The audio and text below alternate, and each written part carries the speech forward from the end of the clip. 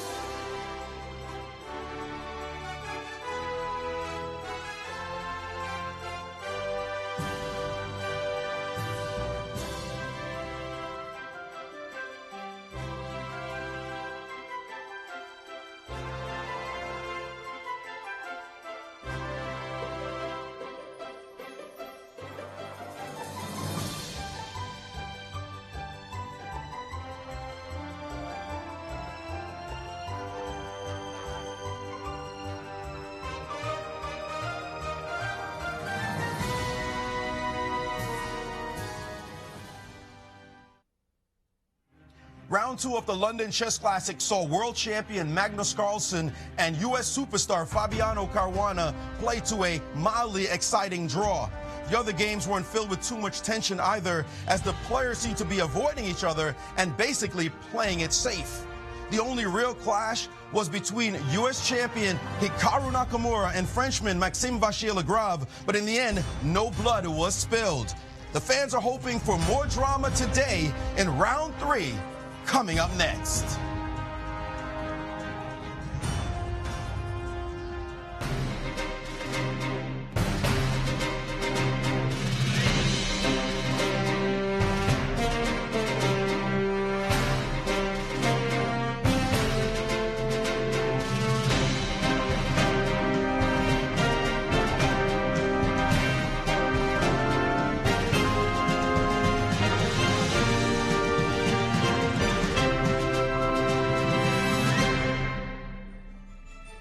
Welcome everybody to the third round of the London Chess Classic, the last tournament of this year's Grand Chess Tour. Definitely an important one, as the standings at the very top are so close. We have live images from the Olympia Conference Center in London, England. And my name is Alejandro Ramirez. I'm here with Grandmaster Yasser Seirawan. Pleasure as always, Alejandro. Looking forward to an exciting round. Hopefully better than yesterday. I certainly will be. Certainly will be. We have very interesting pairings as we have the third round going, and I think we will definitely see better openings. I think it will be more fighting chess. Let's take a look at the pairings and see what we have for today. Oh, the standings first. Well, the pairings here, we have Alexander Grischuk playing against Anish Giri with the white pieces. Maxime Vachier-Lagrave will be playing against Veselin Topalov. And I think one of the key matchups of the day, Fabiano Caruana, who just beat Hikaru Nakamura here in the showdown in St. Louis, will be fighting against him again, but now in London. Another classic matchup will be Vishy Anand playing against Magnus Carlsen, and the wild card, Michael Adams, will face with white, Levon Aronian. The standings after 2 rounds in London, we have Anish Giri at the very top as the only player to have won a game in the tournament so far, with 1.5 points.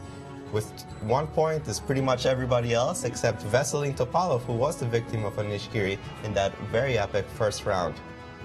The tour overall standings, we have Veselin Topalov still at the top with 17 points. Hikaru Nakamura is following him with only 1 point less, and still with great chances of winning the tournament if they win here in London are Levon Aronian, Magnus Carlsen, and Anish Giri, relatively close behind. Maurice Ashley has more information for us about the key matchup of the day.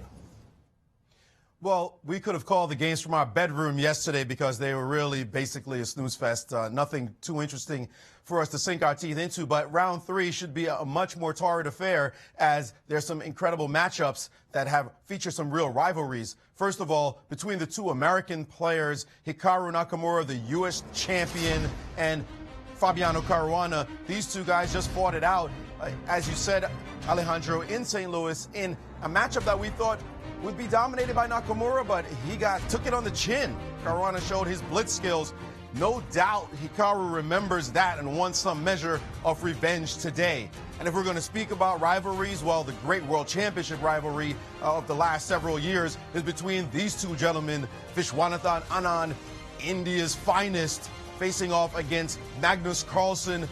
Magnus was defeated in a humiliating style in Norway in the first matchup this year of the Grand Chess Tour, so he remembers that for sure, and all of Norway looking in as India and Norway go at it here in round 3. We should see some very exciting games. Thank you, Maurice. And of course, joining us live from London is Women's Grandmaster Jennifer Shahade. Hey guys, how's that nice warm studio treating you? We're here at the London Chess Classic, the final stop of the Grand Chess Tour, and let's see if we get some more exciting games today. Back to you guys in the studio. Thank you, Jennifer. Looks like a windy day in London, didn't it? Definitely. And hopefully, Aronian was saying something about the weather influencing him in the games. Hopefully it actually comes down into the board and we see some kind of exciting hurricane-like games, because, well, they have to make up for yesterday, I feel. I do too. It wasn't, as Maurice was saying, a bit of a snooze fest for sure, but the rivalries of this round, I think, are going to be a huge influence in the choice of openings and what we're going to see today. Hopefully lots of thrills and spills. Definitely. We're going to have to see exactly what the players choose today. Vishy Anand has played Magnus Carlsen several times. Wow, yeah. And Carlsen is a player that, even though in the World Championship he was relatively stable with his opening choice, actually the one time that he played the Karo kind of did not go well for him.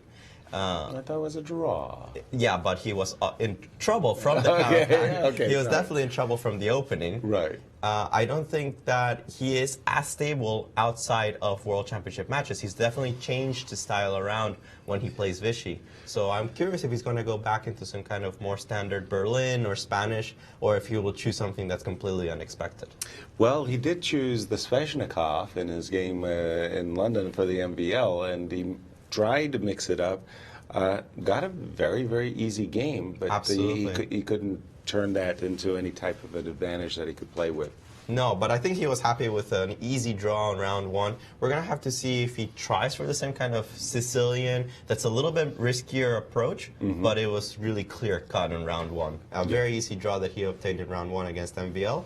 And, well, he was held to a draw by Caruana in round two, and let's see if he tries for more fighting type of spirit here in the third round. And again, of course, the matchup of the showdown in St. Louis, I mean, between Fabi and Naka, I think that that's a rivalry that's going to dominate U.S. chess at least for another 2 years.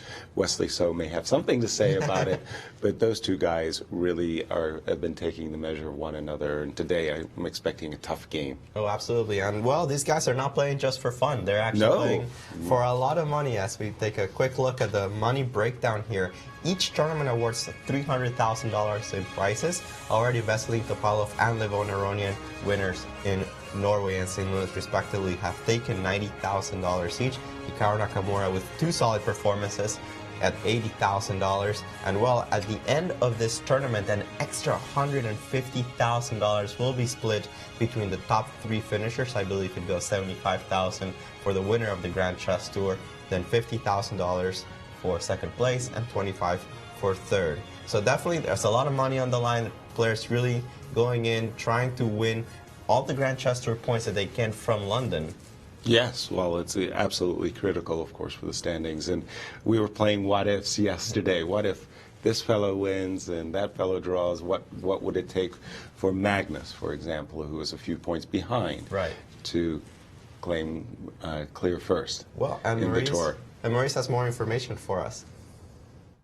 Well, one of the things we get to look forward to in this round is revenge, because every single matchup in this round features players who really have a chip on their shoulder going into the game. First of all, we talked about Magnus and Anand drubbed him pretty badly in Norway, and certainly Magnus remembers that. He was only able to get a draw here at the Sinkfield Cup in St. Louis, so Magnus has got to be thinking, all right, I got revenge on my mind. I've got to get him this time, as opposed to what happened, just to avenge what happened in Norway. Now, we did talk about Hikaru Nakamura and Fabiano Caruana. Although Hikaru lost badly here in the showdown in St. Louis, he has gotten a fantastic record against Fabi. And in Norway, he also defeated him in the Grand Chess Tour. So he's got at least that to be proud of, to hang his hat on.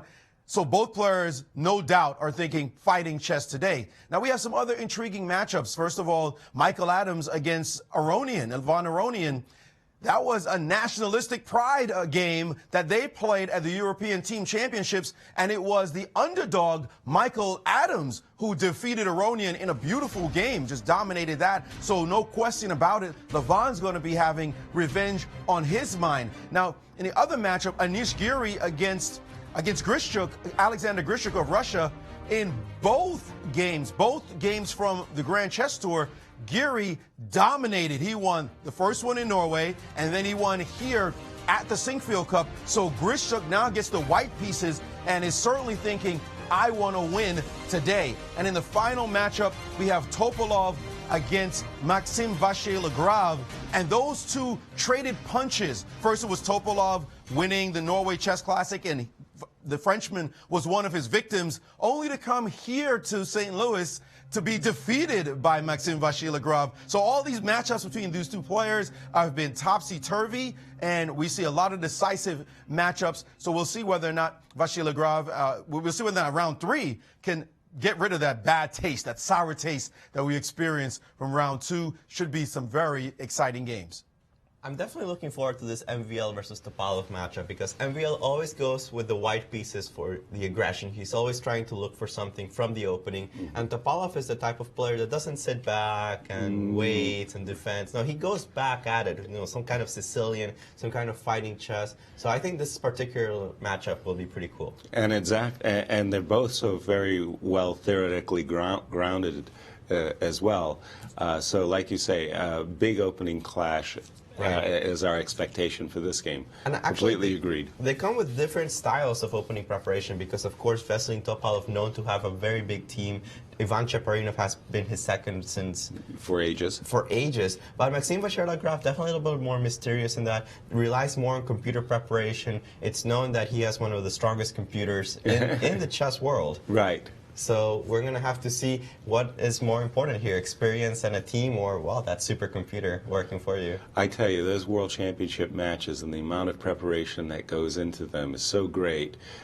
You don't get to play even a fraction of all of your ideas of preparation for them. And these two guys, looking down at 5-time world champion Viswanathan Anand, 2-time world champion, current world champion Magnus Carlsen, and realizing how much effort that they've put into their chess careers and their opening knowledge. It's breathtaking, actually. They're amazing players, all of them. Absolutely. And we have the opening move. E4. Is Vichy going to be accepting that? Remember, he played the English in game 1. Right. Yes. Against Michael white. Adams. Right? Yes. So will Vichy be satisfied with E4? Not quite. Well, at least he'll take it back. I remember that Carlsen didn't take it back yesterday, right? He just left it on the board. There we go. And just on that note, I'm expecting D4 from Vichy. He did play the English, as mentioned, against Mickey Adams. But it was E4 that he used in Norway to defeat Magnus. What's your guess today? I'm going to go with D4. D4 does seem to make a little more sense, I think. For me personally, you know, it's Vichy always plays both. He's more of an E4 player, but, well, let's see. Well, then maybe we switch cameras too. We switch cameras. To the showdown, E4. Oh no, are we going to see a Berlin? E5, and the players are getting underway. If there's one player that I would not like to play the Berlin against, not that I would like to ever play the Berlin, is Fabiano Caruana. That is true. He is unbelievable at finding some kind of advantages in pretty much every variation of that opening, and he's proven it even against world champion Magnus Carlsen. We do have the possibility of several Berlins today, as we have E4 by Vichy. By Vichy as well. And a king pawn defense by Magnus, and Alcane bishop b5, the Rui Lopez. And it seems that we're going straight into My goodness, across the board I'm seeing Spanish all the way. All the way. It's definitely the fashionable thing to do. At least Aronian will spare us the possibility of having all Berlins. And look at that. We do have between MVL and Veselin Topalov. Veselin Topalov, a well-known Najdorf player with A7, A6. Excellent. And he's just played it. But guess what? On the other side of the table, MVL is also a great theoretical exponent himself of the Najdorf. So two of the world's leading Najdorf players battling out. Up against one another. Be great. Outstanding. Now they are going to be playing a variation that's become incredibly fashionable, I would say, in the past 5 years. This variation with H3. I think people are trying to give it names. But as far as I know, still everybody's calling it the H3 Najdorf. H3 Najdorf. And it's such a peculiar opening because it seems so harmless. It seems like a move that a beginner might play, but it has such deep, strategic, well-grounded ideas that it's actually very dangerous for black. The whole point of the Sicilian sometimes is just to control the square D5. Okay. And because in the Najdorf you expect black to at some point go E5, the knight retreats, d5 becomes weak. The idea of g4, The idea of h3 is to play h3 is g4. to play g4, g5, and simply take control of this particularly square eventually. And to kick the knight away from f6, which is controlling d5. Right. A little also deeper point is when you go h3 and g4, you've got this bishop g2 controlling d5 from a distance. There is some geometry there going on. a6 by black on the queen side to control b5 square, h3 by white on the king side to control the g4 square.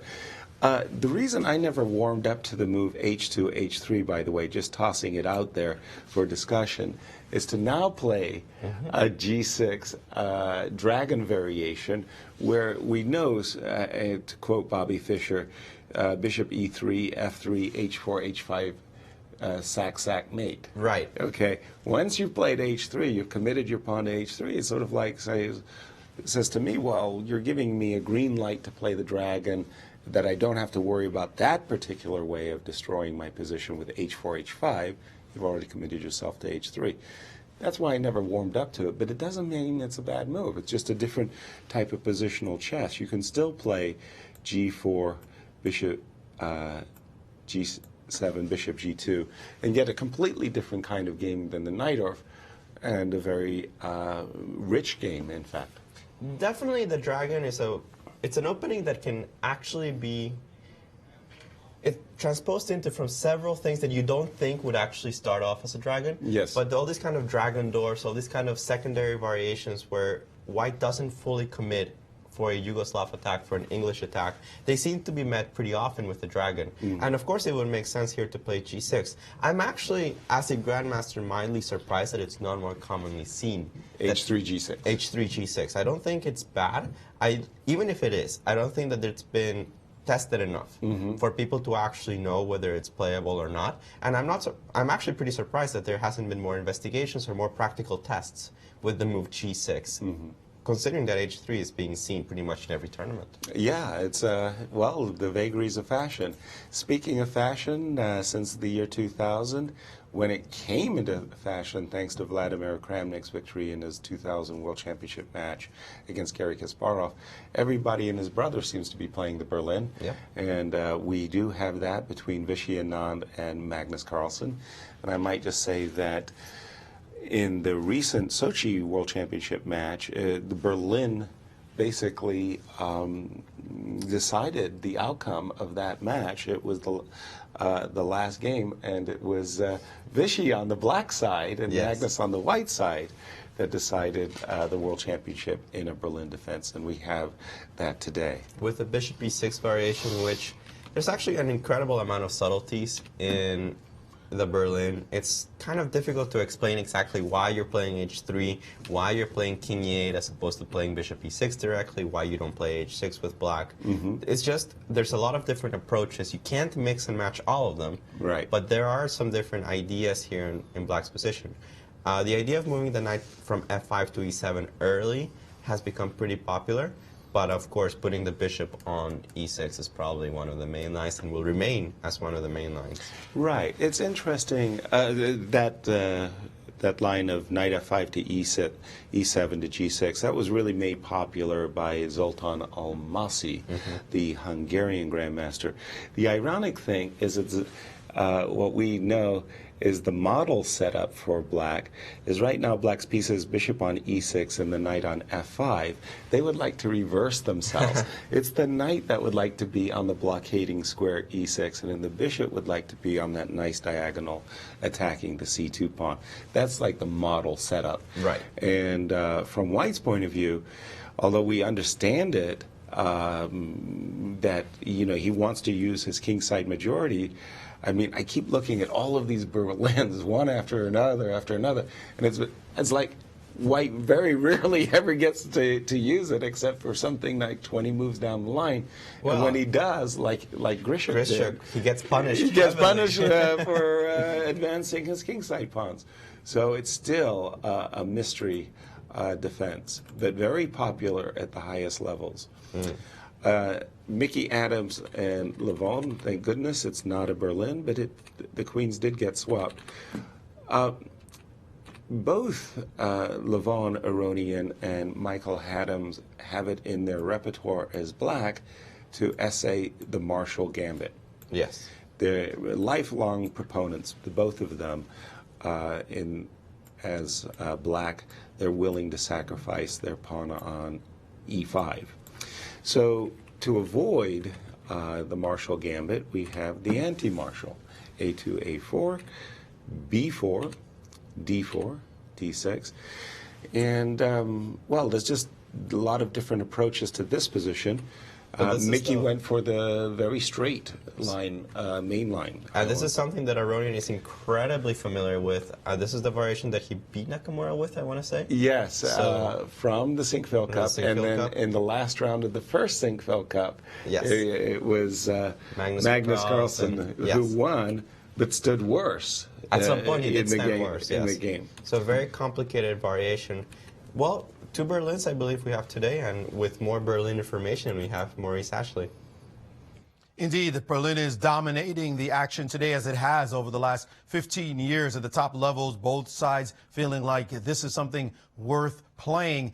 And it's interesting, the story, recent story at least, recent history behind this opening between the players we see here today. First of all, in this position, Michael Adams against Aronian, they completely avoided the Berlin. Why? Michael Adams just defeated Aronian in the Berlin in the European Team Championship. So that's important to note. So Aronian decided, look, I'm not even going to go over there anymore. I'm going to go with the stuff that I like to play, and that's normal for me. So he's getting out of that line. But there's more history on the other boards because Grischuk and Geary are in a game exactly the line and still in the position that Grischuk just defeated Caruana in the European Team Championship. And it looks as though Geary felt like, I don't care about the position you got there. I'm willing to play down to the line. The moves went b6 and bishop to g5. And here Geary is thinking, which is somewhat odd, because no question about it, he saw that game and he must have prepared what he's going to do. And Grischuk stubbornly saying, hey, I remember this position. I'm happy with it. Let's go down this line. And so that game is interesting. And then the other game, the matchup between the world champions, the former world champion, current world champ, Vishwanathan Anand. This position, Magnus decided to avoid the h5 move, which is all the rage right now, and they're in bishop e6 and now rook d1 territory. So the Berlins, the niceties, the histories, these players having played each other, as you mentioned, Yaz, Magnus just defeated Anand from the white side to win the world championship. Amazing what this opening that used to be considered absolutely dubious. And if you think about the fact of the generations, back in the day, we would have said Berlin, yuck, nobody plays that garbage. And then Kramnik wins the match against Kasparov. And this generation, I'm sure, including our newbie here, Alejandro, the youngster, he's probably thinking, yeah, of course the Berlin's good. I never knew a time when it wasn't. Right. I gotta admit, I don't remember a time where the Berlin wasn't considered just a normal mainstream opening. It's funny. Somewhere out there, Arthur Bisguier, a former U.S. champion, Grandmaster Arthur Bisguier, is smiling because his whole career he played the Berlin as black. And I remember in the 1975 U.S. Open in Lincoln, Nebraska, it was a strange U.S. Open championship because one of the top discussions, that it was almost like a panel, a forum of discussions, was by the year 2000, would computers be good? And would a computer ever defeat a grandmaster? And would a computer ever become a world champion? And if a computer would ever become, you know, the best player in the world, what would be the computer's openings, right? Mm-hmm. And nobody would have guessed Berlin because there was Arthur Bisguier playing in the tournament using the Berlin defense. And he had the biggest history of anybody in the U.S. playing the Berlin. And he tried to even convince me that I should take it up. And that was in 1975. Yeah? Yeah. And did he fail miserably? He did. Interestingly, I always felt that Berlin was one of those openings that computers were not very helpful with. Yes. It's like the computer, if you analyze the Berlin, it'll say every move is fine. Every move is about the same evaluation. Yeah. Everything's 0.00. It doesn't really understand when there's danger for black, when there's danger for white, when things are starting to go wrong. then you input more moves, and then the computer's like, oh yeah, that doesn't look so good anymore. Right. It doesn't have a very clear understanding of those positions, I feel. I don't feel I do either, but okay, go on, yes. Yeah, and I feel that it's actually part of the reason that the Berlin is so popular nowadays is that it's very hard to refute with a computer. Exactly. And that because of that, it's given it life, and it requires so much deep analysis that is, as they say nowadays, centaur analysis, with half being the computer, half being the humans. It's not one of those positions where you just let the computer run overnight and suddenly you have an answer. Right, yes. I mean, it defies concrete calculation. And conversely, when there is a position in the Berlin where you can sacrifice an exchange like Vichy did with B5, the concrete analysis of the engine can be a really great asset. Absolutely. It's fantastic. We have a different take. Yesterday we saw Magnus Carlsen playing castles against Caruana and going for this very, very sedate line, knight takes e4, rook e1. Right. So just about everything is being played to combat the Berlin, including d3. I will defend the pawn. To me, it's such a hard move to believe that White can actually get an advantage with playing d3. Yeah, it is questionable, isn't it? I mean, it makes you think, well, you know, as White, you're playing aggressively, and then suddenly you play d3. However, Fabi had a very concrete approach after the move bishop c5, which is very standard, with the idea of knight d4 and trading pieces. Bang! He took right away, takes, and played just knight d2, boldly stating the obvious: knight takes e5 would be grossly premature because of queen d4 with a double attack. But what White's idea, or Fabi's idea in this case, is he's basically going to just put as much pressure on the e5 pawn with his minor pieces, sometimes playing a b3, bishop b2, sometimes playing knight c4. And if Black ends up getting passive, like the knight drops back to d7 or the bishop drops back to d6, Black's not getting a comfortable equality. But a lot of games have been played in this variation, and I think statistically Black is doing as well in this position as he's doing in just about every other mainline defense. Absolutely. They don't even have to take on c6 with the d pawn. I know that, I want to say that it was a Caruana Anand game that he took with the b pawn, right? Right. There was some. That's right. So yes, d7 takes c6 isn't an automatic recapture. Yeah. And it's something like knight takes castles and d5, right? And, yeah. Somehow Anand managed to equalize rather easily. Right. And then this very early, very d5. aggressive gambit-like play by Black, but he's fast with his development. All right, so a couple of Berlins, different flavors of the Berlin. C5 was played very early by Giri. Right, Anish played this move h5. Which follows, I believe, a couple of games, but... Knight drops back to e2. Yeah. The idea here, as we've seen in other games, this bishop is coming to e6.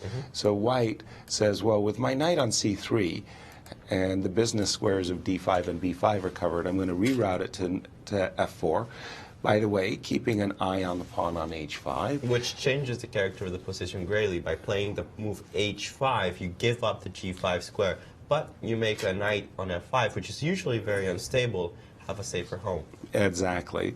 From White's point of view, well, White would like to go knight f4, rook e1, and break open the position, keeping in mind Black's king cannot castle, so anything that opens up the lines of attack, get it going. So after knight came back to e2, b6, this is a coy little move, very, very often seen in a Berlin. Black basically says, okay, I'm ready to play moves like bishop a6, sometimes putting White in an awkward pin. Bishop g5, Grishuk says, my ideal setup for White is to bring centralize my rooks and play for e6. c5, and basically saying, go ahead and do your worst. Right. So how would this go after rook d1? Well, I think actually Maurice might have an idea. Oh, very good. Of how this could go, as he has, well, the opening theory knowledge for us. All right, let's take a look at the database. Well, just checking out ChessBase and looking at the computers, all the databases in this position, the online database shows that Grishuk had this position with the white pieces against Caruana, and in that game, Caruana played the move bishop to b7 instead immediately. This c5, this position only been seen 3 times with bishop g5, at least in the databases, and this move c5 has only been seen once, and it was lower down the rating scale. Not bad players, international master level players play this move as opposed to the more 2600, 2700 choices of choice of bishop to b7. So c5 anew on the board, and it looks as though Grishuk forgot about this game between the players I mentioned. Maybe, again, you know, there's a certain bias when you're a strong player. You think, oh, they're lower rated. We probably won't see that move.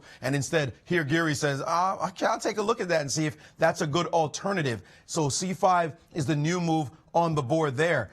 This position between Carlsen and Anand, the typical move after h3, the big move is g4. That is played almost twice as often, or at least has been played almost twice as often as rook to d1. And this move, rook d1, is kind of odd. Already the Berlin is somewhat drawish, or has this propensity to being a draw. The statistics, though, in the top 20 games, there have been 2 victories for black, 1 for white, and 17 draws. What would attract Anand's attention by the move rook d1 based on those results? I don't know, but certainly Carlsen is thinking, wait a minute, why this line? There doesn't seem to be any real bite here. No doubt he likes the g4 move a lot better because now Anand has got his opponent thinking about the position, wondering what does this great former world champ, 5-time world champion, have in store playing this move. You know, Vishy didn't just sit there and think, let me just play rook d1 and see what happens. So Carlsen has to be careful not to fall for any tricks, and he's already deep in thought over his next move and plans. Thank you, Maurice. Yeah, the subtleties of the Berlin, and when you play h6 in one position, when you play h5 in another position, boy, it's very, very easy to get lost in the labyrinth of possibilities. And as we saw once again in the game between Alexander Grishuk and Hikaru Nakamura, poor play by white, and it doesn't take too much. Yeah. The poor play by white, and suddenly the initiative is in black's hands, and it could easily go wrong. Like then it's sort of like game over. Somehow, if black gets the initiative in the Berlin, it seems to be disastrous for white. It's very hard to come back. The pair of bishops are usually very strong. The king is usually weak because he tends to be an overexpanded king side. So you have to be careful as white. It's not like you can just play whatever you want. Right. And if you're trying to get an advantage, you have to have this balance of like making progress while not letting the opponent have too many weaknesses he can work with. Somehow I always had that feeling too where the Sicilian Night Arf was concerned. Of course, we understand the very basis of the Sicilian, open Sicilians for black. You're trading off a wing pawn for an extra central pawn, and I always felt that if white mishandled it and allowed black to get an initiative, then it could easily be a victory for black. Let's take a look at our only non-Spanish game. 5 e4 games, by the way, which is unusual. Pardon me? All of them started with e4. Yes. Not something I've seen in a while, I think. Yeah, and especially considering the inroads that d4 has been making on against e4. So 5 e4 games. So the players have come to play. Yeah. I mean, e4 is throwing down the gauntlet. And against this move, h3, e5 by Veselin Topalov, our tour leader, driving the knight to, well, let's just make it clear, a passive square. The knight on e2 doesn't have many great prospects. On the other hand, you had mentioned if white can just rapidly fire his g-pawn up the board, blast that knight away, you end up gaining control of the key d5 square, which you mentioned. And pretty often the knight on e2 reinforces it from c3. Exactly. So h5, which has become a kind of a standard move in the Sicilian. And at one time, we were just talking about it the other day. Exactly. Yeah. h5, sole purpose of this move to prevent g4, g3, Knight d7, bishop g2, b5, just plain old ornery counterattack. Black wants to develop his pieces, bishop b7, bishop e2, rook c8 as fast as he can. And again, white's knight on e2 doesn't make a great impression, and then suddenly knight d5. Very quick knight d5. Yeah, normally I always thought that white likes to toss in a move like a4, b4, somehow getting some commitments over here on the queen's side before playing knight d5. It's true that black isn't obliged to play b4. He could move his rook, but I have it in my mind that a4. It's usually something you want to play if you can before committing yourself to knight d5. I guess the problem would be after a4, just throwing it out there as an idea. Yes. Maybe you just can ignore it and play bishop b7. Okay, there you go. That's a different approach. Bishop b7. Now you have to do some calculation. I'm not entirely sure, but it looks good. AB, rook takes. And I was thinking about taking with the bishop, so as to not be forked. Or even taking with the queen might be also I thought your idea might have been this check. also possible. Yeah, but I was looking forward to doing something against this d6 pawn. But I'm not sure how you can do it. Exactly. Knight c3, I take knight with the bishop, I think. Or with the bishop, Yeah. sorry. You take with the bishop. Whoa. Well, it's too early in the morning for us to get really tactical, eagle-eyed, but there is a trick with queen d5. I've got some evil intentions of making a discovery against the queen. Oh, absolutely. Yeah. But I have knight c5. Oh, you're still in there with a punch. Knight c5. This one or the other one? I apologize. I actually don't know. You were waiting for me to make your move, were you? I get it. Nice. No, but here's something fishy because maybe taking with the bishop was better on an a8. Okay, we'll go back. But it is an idea, which is just to leave the b5 pawn and ignore. You know, I hate it when I make a threat that my opponent ignores. It's sort of like, it wasn't a massive threat. It's definitely the worst when you think that your opponent has to react. Right. And then they just ignore it, and you miss the fact that they can ignore it, and you're like, what? Did I just waste a tempo? Yeah, what am I doing? But, okay, just to continue the line, because we're having a little fun, and it helps wake us up. How does it go? I was thinking about taking with the bishop here. Foregoing completely. Queen a5. Yeah, I mean, why necessary. Why bring my knight into the game? That's a very good point indeed. Bishop takes. Well, let's continue the line. Just bishop takes, knight takes. Queen d5. Now I have, I think, much more. Well, let's see it. A couple of what options, the heck? I think. What the heck? We'll just toss that out there. Clearly, the idea, what I'm trying to do is get this knight to step backwards so I can swipe a pawn. That's what I live for these days. Is the pawns. winning a pawn or two. Well, I'm easy. I'm not going to give you two. One might but not today. Not today. Maybe knight 7 f6. See if I'm actually running into some trouble. This guy is, well, it's... Get some checks, but I don't see anything decisive. And you know how the Sicilian goes. If I'm not getting mated, I'm doing okay. I know. That's the way it is with a lot of Sicilians, isn't it? Yeah.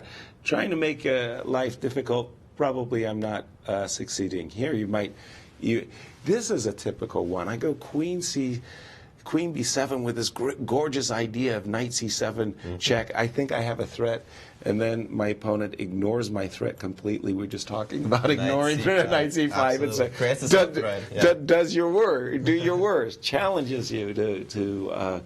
But this is the nature of the Najdorf, and that's why it has made it one of the most popular openings and defenses for the last 50, 60 years. And I guess that's why a4 is no good. Sometimes these dynamic ideas in the position trump a simple threat. All right, but after knight d5, knight takes d5, e takes d5. Well, e takes d5 would be the standard dynamic kind of pawn structure that we usually get in the Najdorf. And I wanted to explain this very quickly for the viewers. This is a very strange structure, and understanding it has cost a lot of people. I A think. lot of time. A lot of time, and a lot of We're not going to points. say careers haven't been ruined either, but okay. But it's such a weird structure, specifically because h5 and h3 have already been committed. A very normal approach for black is to play the move f5, e4, expand in the center. But f5 now comes at the cost of completely losing the h5, the g5 square, Yeah. because h5 has already been played on the board. Okay. On the other hand, because g3 and h3 have been played, f5 on the other hand becomes stronger. Weaker because it gives up g5, Right. but stronger because f5 now h4 is a threat. Right. So these variations are very tricky to play. On the other hand, on the queen side, black is weaker because he has already committed to b5. c6 is already something that he has to worry about in case A dream square. a dream square for a knight. Right. So it's quite double-edged. And the subtleties of the specific position change so much. I mean, even though the structure is the same, just where every piece is, where every pawn is, it changes the evaluation of the position greatly. Dramatically, yeah. To the point where here MVL did not take with the pawn. Oh, really? Yeah. Interesting. He recaptured with a queen, which is basically a kind of a way of giving up a tempo, I would say.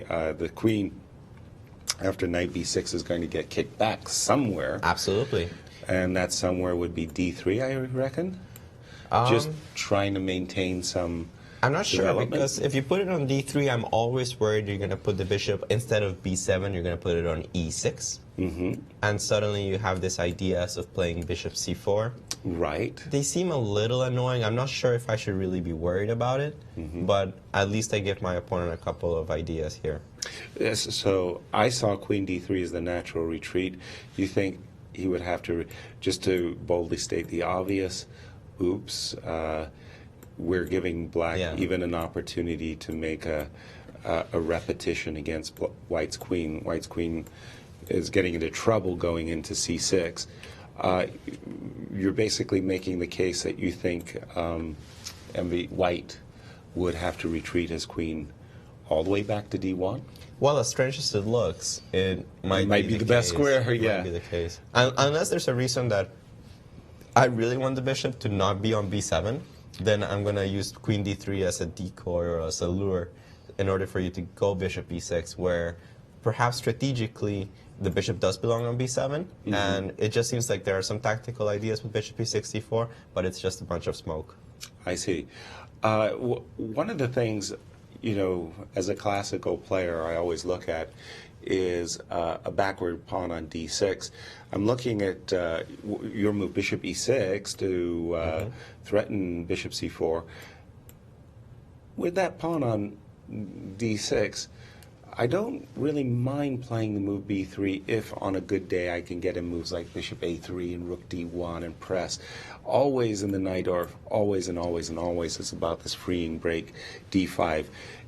Mistimed, it's very good for white, or poorly timed by white, it can be a great counterpunching weapon by black. My overall take, though, is if you're not going to play e4 takes d5, I think the positions are actually quite suitable, perfectly fine for black. I don't see any real problems here for Vesely and Topalov. Still some subtleties. And actually, instead of playing knight b6, Topalov played the move rook b8, which I guess makes more sense if you're going to put the bishop on b7, because perhaps your knight wants to go to f6. f6 and pressure the e4 pawn. And again, this is a great example of the feeling that you need to play the Najdorf. It Right. doesn't come through a DVD. It doesn't come through just looking at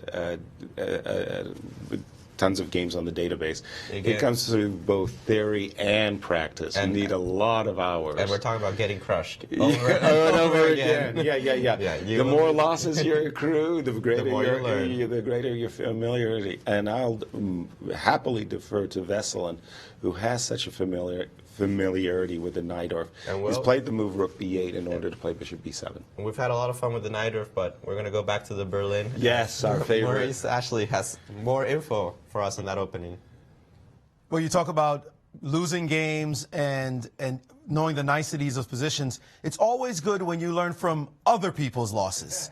And in this case, it seems as though Giri has learned from Caruana's loss. We mentioned that game that Caruana lost to Grishuk, and they were following that line. Let's just take a look at what Caruana did, and then we'll go back to what Giri is doing to change it up a bit. Caruana played the move bishop to b7 in his game, and this was the response, rook a d1, and now he played this move. Very important point, bishop to e7, offering a trade on the e7 square. Grishuk obliged, and then played knight f4, and now comes the move c5.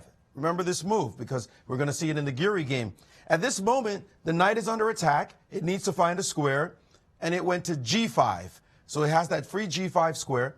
And now after rook h6, c3, controlling the position, and now f6, dramatically changing the structure on this side. Remember, white has a 4-2 majority on this side. That's very important. This 4-3 is not that great for black, and especially without his dark square bishops, he can't really say he has an advantage with the two bishops. So after this trade takes, king takes, the knight plonked itself down on the e6 square. We see these knights protecting each other. And after rook g6, which seemed a bit unusual for white now, a bit uncomfortable for white, no problem, said Grishuk.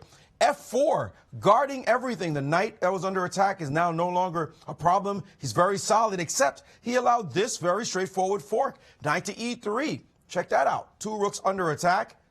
Bam, rook to d7.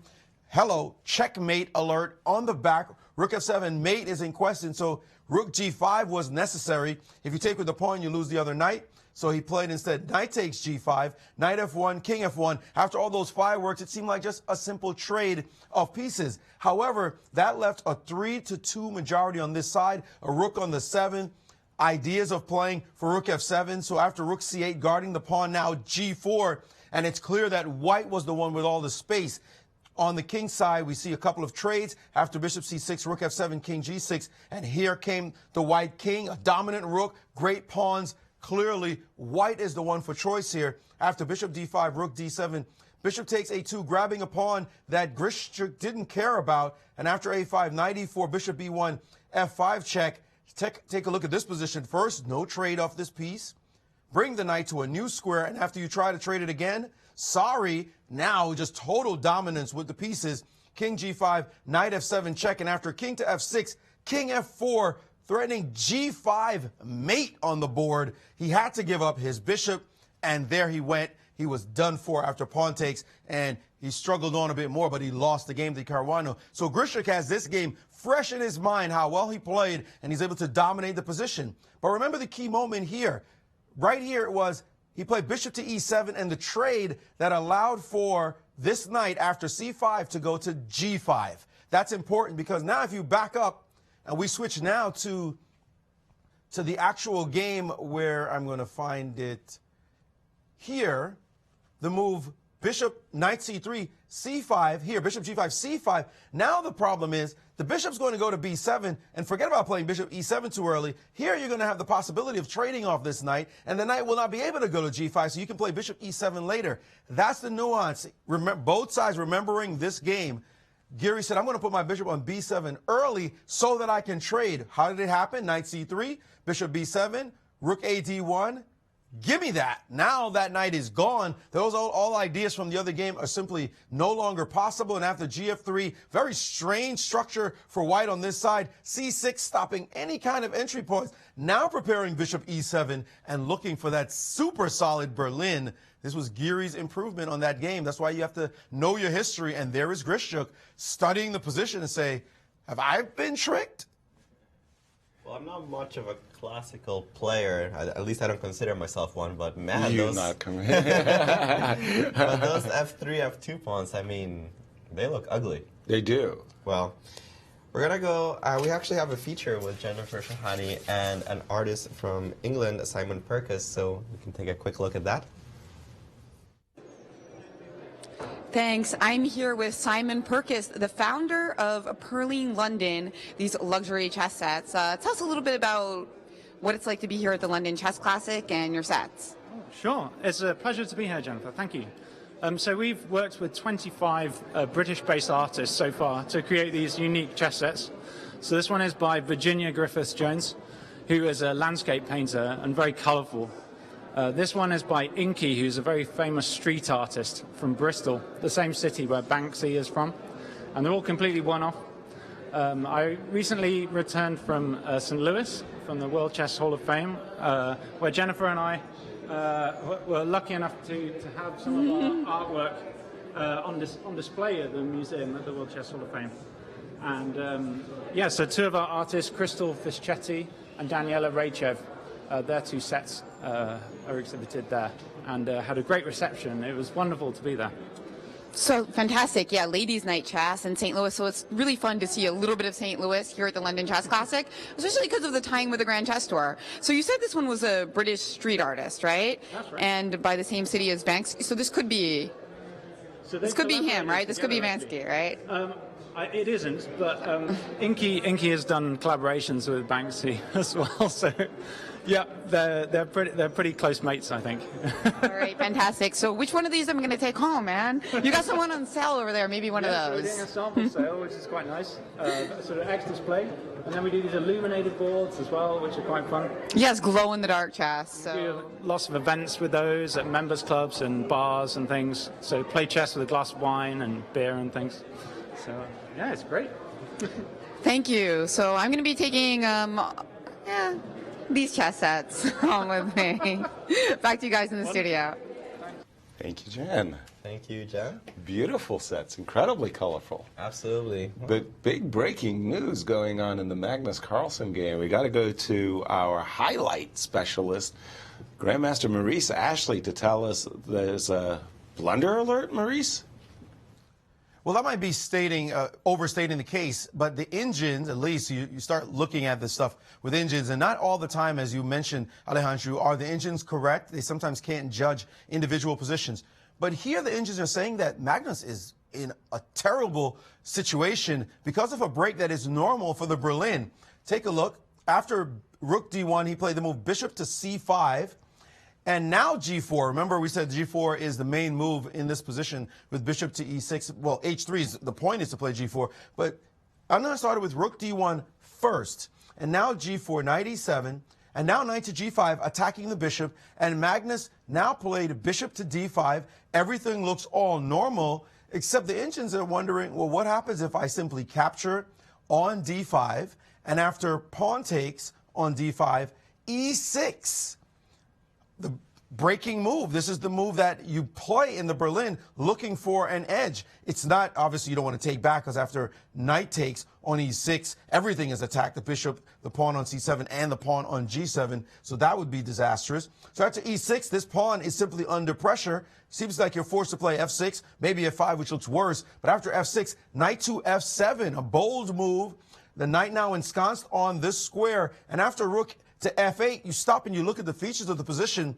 This king cannot get out the middle of the board because of this pawn and knight combination. And black's pieces, although they're solidly blockading the position, there's no real activity for them. The engines now give bishop F4 to try to tie you down even more. And of course, C6 will give the D6 square for the knight or a bishop or just for the future. And you wonder, how does black get out of this position?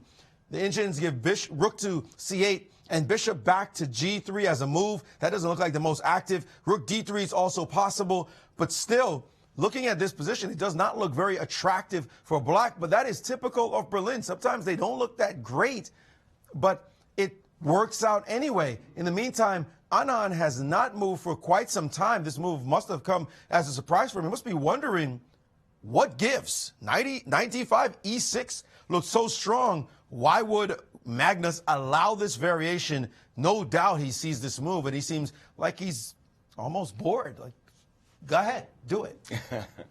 Well, Magnus has always had that California laid-back cool, you know, and he just kind of like, he rolls with the punches. But inside, his mind is churning without question as he's calculating these variations. And this variation that Maurice gave, again, the computer's extremely good at finding very, very forceful moves. And first impressions are very nice for white. Maybe I'm missing something too. No, I just followed the analysis, that knight on F7, pawn on E6. It's just very strong. It's a very nice bind that white obtains from this particular position. I have the feeling that Magnus has something else in mind. It's hard to believe that a player like him would like to defend such an unpleasant position just because? I mean, he had other options. Oh, without question. So again, it all looks like a very forcing play. We do have this situation on the board. If you take on d5, I think you have to take with the pawn. If you take with the knight, you're basically in a Berlin without any of the compensation. The two bishops, some good blockade, and you things lose your like light squared bishop for free, which is something that white is chasing around all over the board. Right? to try to eliminate, yeah. and you're just giving it up as if, yeah. No, I'm assuming as well that c takes d4, d5 is the forced. And then, as we say, I mean, white is absolutely aspiring to play this move, e5, e6, the normal breaking move. Yeah, there's no chance of taking on e6 with any kind of compensation. Clear. So all of these moves look very forcing indeed. Yeah. Now, on a good day, I mean, okay, sure, this knight actually a bridge too far, okay? There's no coming back. But the knight, for the moment, is nicely protected. You don't, as Maurice said, like to play a move like c6 because then you're just giving up the d6 square for either knight or bishop. I think this the bishop looks really bad for black after bishop d6. Yeah. Hence, mouse slip. I apologize. Rook c8 to guard the pawn on c7, and now the bishop dropped back according to the computer. Bishop g3. That was the computer's move. But I really like that move. You always have the option of playing f4 sometimes. That's what it's all once I about. move my king. To play f4 and f5, and Right. also the bishop drops back so that knight g6 is never a tempo. You can't move the knight without cost. Yeah, it now you will have to cost you the d5 pawn. I mean. You have to come up with a move here for black. Exactly. Whereas white's moves are very simple: king g2, f4, f5, and I'm yeah. taking over the game. Even as Maurice mentioned, rook d3 moved the other rook into the game. And sometimes a rover to the queen side. It seems like black's so desperate that you want to sacrifice on f7, not because the knight's particularly dangerous, but just to be able to actually play something. I just don't see what he moves. Exactly. So, and same thing Maurice mentioned. You can give back the exchange. You do get a pawn. Black will play c7, c6, but as we say, two results. Yeah. Maurice, nice piece of analysis there. Well, there are some points to recognize as well.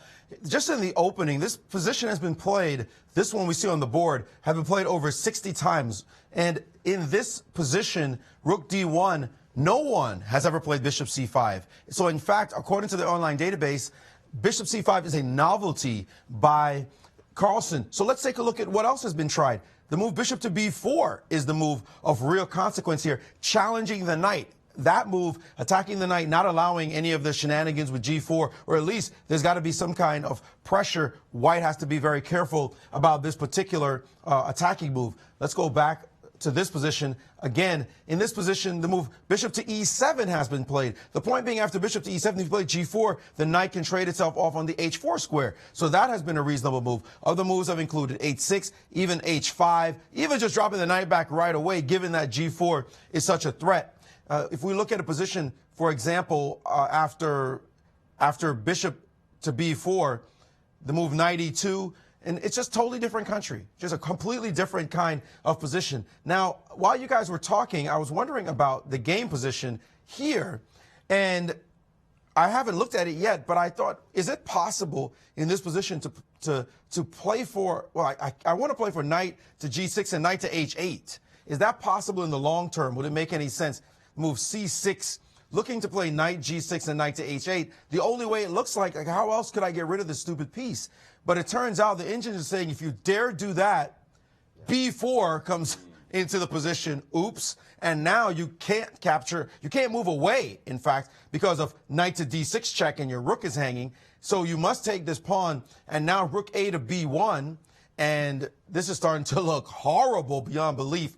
If I don't want to move my bishop, for example, with a5, where we know this thing is going to get attacked, you still have to move the bishop and keep control of this square. Bishop to c5, and now rook b7 is one good move. The engine's also screaming bishop to d6 as another, and this is going to be all she wrote. This position looks terrible beyond belief. So no easy move. It looks like the exchange sacrifice will be forced.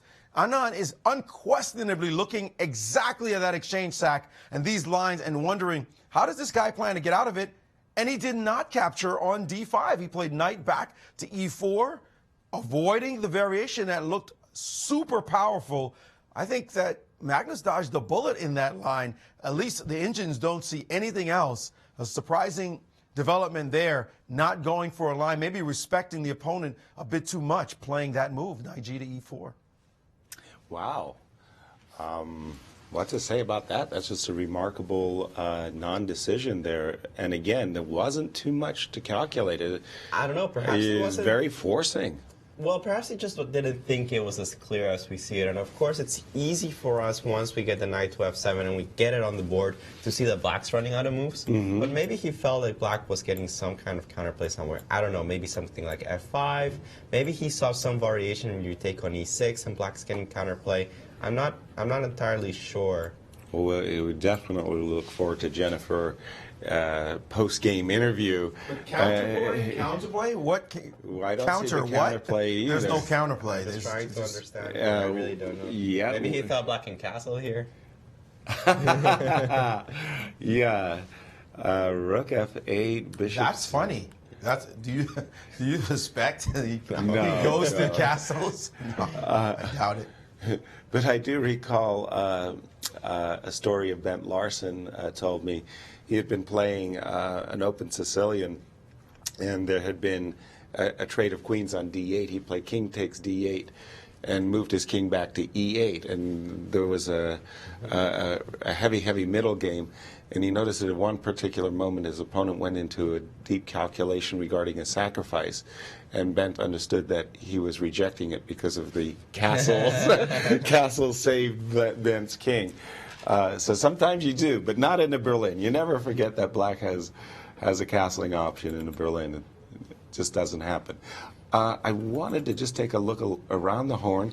Again, a different flavor, a different approach to the Berlin was seen in the game between Fabi and Nakamura.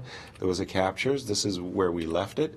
Queen e7 by Hikaru, shoring up the e5 pawn. h2, h3, very common move in the Spanish. Yeah, particularly because you want to put pressure on the e5 pawn. You don't want to give up one of your knights.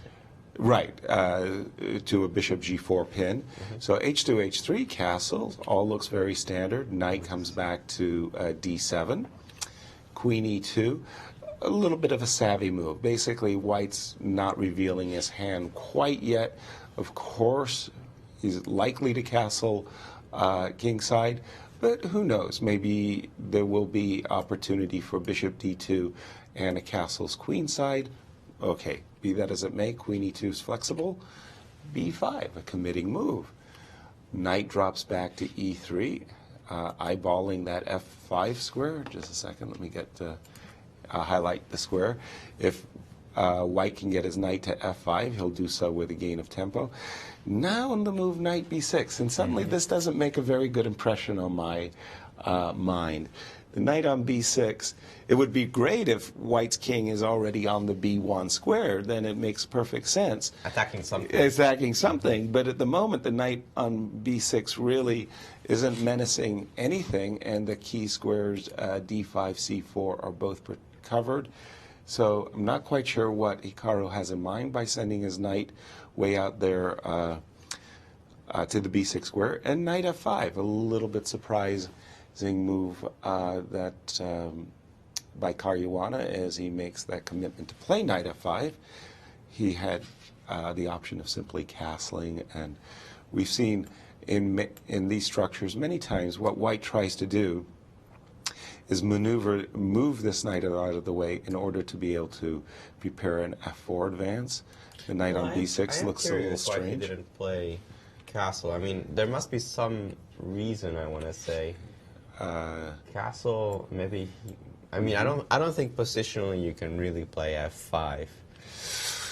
Whoa, deep breath, right? Did I say I'm not a classical player? Yeah.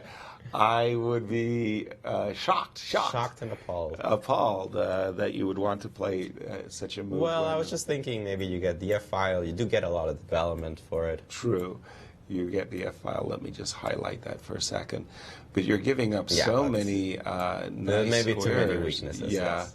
that the queen could in the words of Maurice, post up on the e4 square. No, okay, this doesn't look that good. That doesn't look that good. But yeah, definitely castles was Or natural. 9 out of 10 dentists who play chess recommend castles. Yes, I think so. Right. That was an American commercial joke, by the way. Knight f5. Okay. Also looks very forcing. Yeah. If you have to play bishop f5, I don't think you really want to. Well, let's see, your knight gets d5.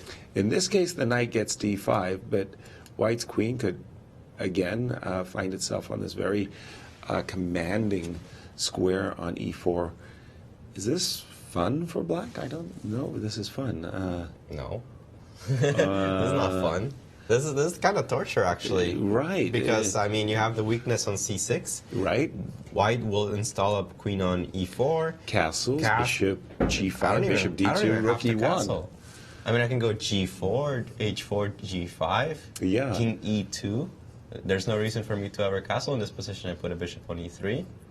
Not a Completely- classical player. Yeah, not are a you? classical. No, but I like what you were saying a moment ago. Put your queen on e4, castles, play rook to e1, force black to play f6, and then on a good day, you know, g4, g5. But in the meantime, black's structure looks scraggly, let's put it that way, I'm not really sure what the plan is. for black. Yeah. Yeah, where are you getting counterplay? It seems to me, again, this knight is a bit misplaced. Put it over on the d6 square. So let me just play a move for black for a second. I'll play rook e8. But you don't have to play rook e8. I mean, you can play knight d5. You're not really threatening the pawn. Right, but I have a different idea in mind. Okay. Well, for the moment, I'm trying. Maybe that's a strong word, but I'm at least aggressing towards the e5. E4. Yeah, e4. So queen comes posting up. Queen e4. Right. Queen d6. Castles. Let's just put that guy in the board. So I was looking to reposition the knight so that maybe I could play knight f6 and e4 and solve the problems in the position that black's facing this way. I'm still not a big fan of black's position, by the way, even if I'm getting in all the healing moves that I can. I don't like it either. I mean, maybe Wow. it's okay, but I personally don't like it. Maurice, what's your opinion on these weird Berlin structures? Yeah, we're learning a lot today for sure as the players give us a chance to explore deeply these positions. Great being a commentator. You get to analyze and you watch the world's best players as they debate the nuances of these lines. And then you get to do it with the engines as well without suffering any pain. Again, we said, learn from other people's games. That's what the secret to chess is. Well, this position, I have to remark, there's something that I'm remembering. A tendency in Anand's games to really like his knights. If you look at a lot of his games, particularly this was shown in the World Championship match he played against Gelfand, Anand loves to play the move bishop takes knight, even sometimes completely unprovoked. He seems to really prefer knights to bishops, the structures that you get in those positions. Take a look at that World Championship match and just pay attention only to the exchange bishop takes knight and see how often Anand played it versus how often Gelfand played this particular exchange. It's something like 2-1, if not even more. Anand really prefers his knights and will keep them on the board for a long time. And we see he has already played bishop takes knight. It was typical in the Berlin. But here he had the chance to play that variation that included playing knight takes bishop. If you remember, he had this just a second ago, and he did not play it. Instead, he played the move knight back to e4. Now, bishop to b6, and the opportunity arises yet again. He's played king g2 almost automatically as though he's planning to play the f4 plan. The engines don't favor this move that much. And in fact, they think a4 was the right move, challenging this bishop with a5. Now, you might see that move and think it's actually about a5. There's another point, being able to bring the rook up to the a3 square. So after a5, stopping any demonstrations, again, knight takes bishop. You have to not care about your knights that much. And after c takes d5, knight to g3. What is the point here? Well, he does have a maneuver bringing his rook up to the board, but more critically, this knight is headed to h5. Remember, castles is not playable, so knight h5 is going to be a problem. You have to put your rook on g8. White also has a potential plan of playing b3 and bishop to b2, and that's going to be a strong square. You can never play g6. Well, if you do, you give away all the dark squares on this side. Why? The bishop has roamed to the other side of the board. Here, the Indians really like the plus that white's getting. Very easy play. Maybe defensible for Carlsen, but certainly a bit of trouble for him and have to be challenged with. But Anand seems to be avoiding those discussions entirely and has instead played the move king to g2. And surprisingly, at least from what I expected, after king g2, rook to d8 was played, and now he's gone away. Again, the Indians are screaming. Knight takes d5, by the way. He's played the move bishop to f4 instead. This, the Indians are not as impressed by. They're waiting for moves like h5 to come in, or even knight g6 attacking the bishop. Really interesting play. It would be, sometimes you don't want to get too deeply into the opening discussions with the players, but I would really hope that Jen talks to Anand about these particular moves, because they're very surprising given what we've seen the Indians suggest. So still an interesting game, to be sure, but there are moments here that really will be debated by other Berlin theoreticians in the near future. No question about it.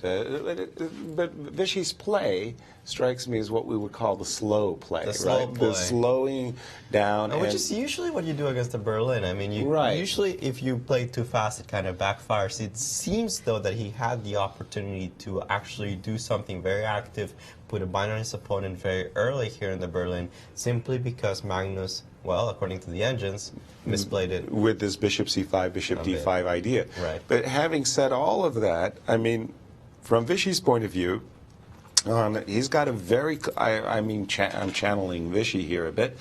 From Vichy's point of view, he's got a very clear and clean idea. He's going to drop his bishop back to g3. By the way, just to say, boldly state the obvious, the problem with the immediate f4 was that the rook on d1, I can't do it. The problem with the immediate f4 was that the rook on d1 needed further protection, because bishop takes e4 check, knight takes e4, rook takes d1 was clearly Magnus's threat. So the move bishop f4 protects, connects the rooks together. And Vichy's idea is to drop his bishop back and then go f4, f5. And I understand the computer wants to play h5. Bishop would drop back to g3. And, you know, in Vichy's mind, what he's seeing is, how are you going to stop the trundling of the pawn up to the f5 square, keeping in mind black's rooks aren't connected, and black's king still hasn't found, well, pardon me, the black king's rook on h8, hasn't found its way into the game. At the moment, all the business squares along the h-file are covered by white. It seems that there's a possibility that Magnus isn't in as much trouble as he could have been, but he's still not completely out of the water. I do think that Vichy still has a more pleasant position, especially for being a Berlin. We'll have to keep an eye out on this one as well. The Indian player will try to increase his pressure against the world champion. We'll take a look as we are back in a few minutes after a short commercial break.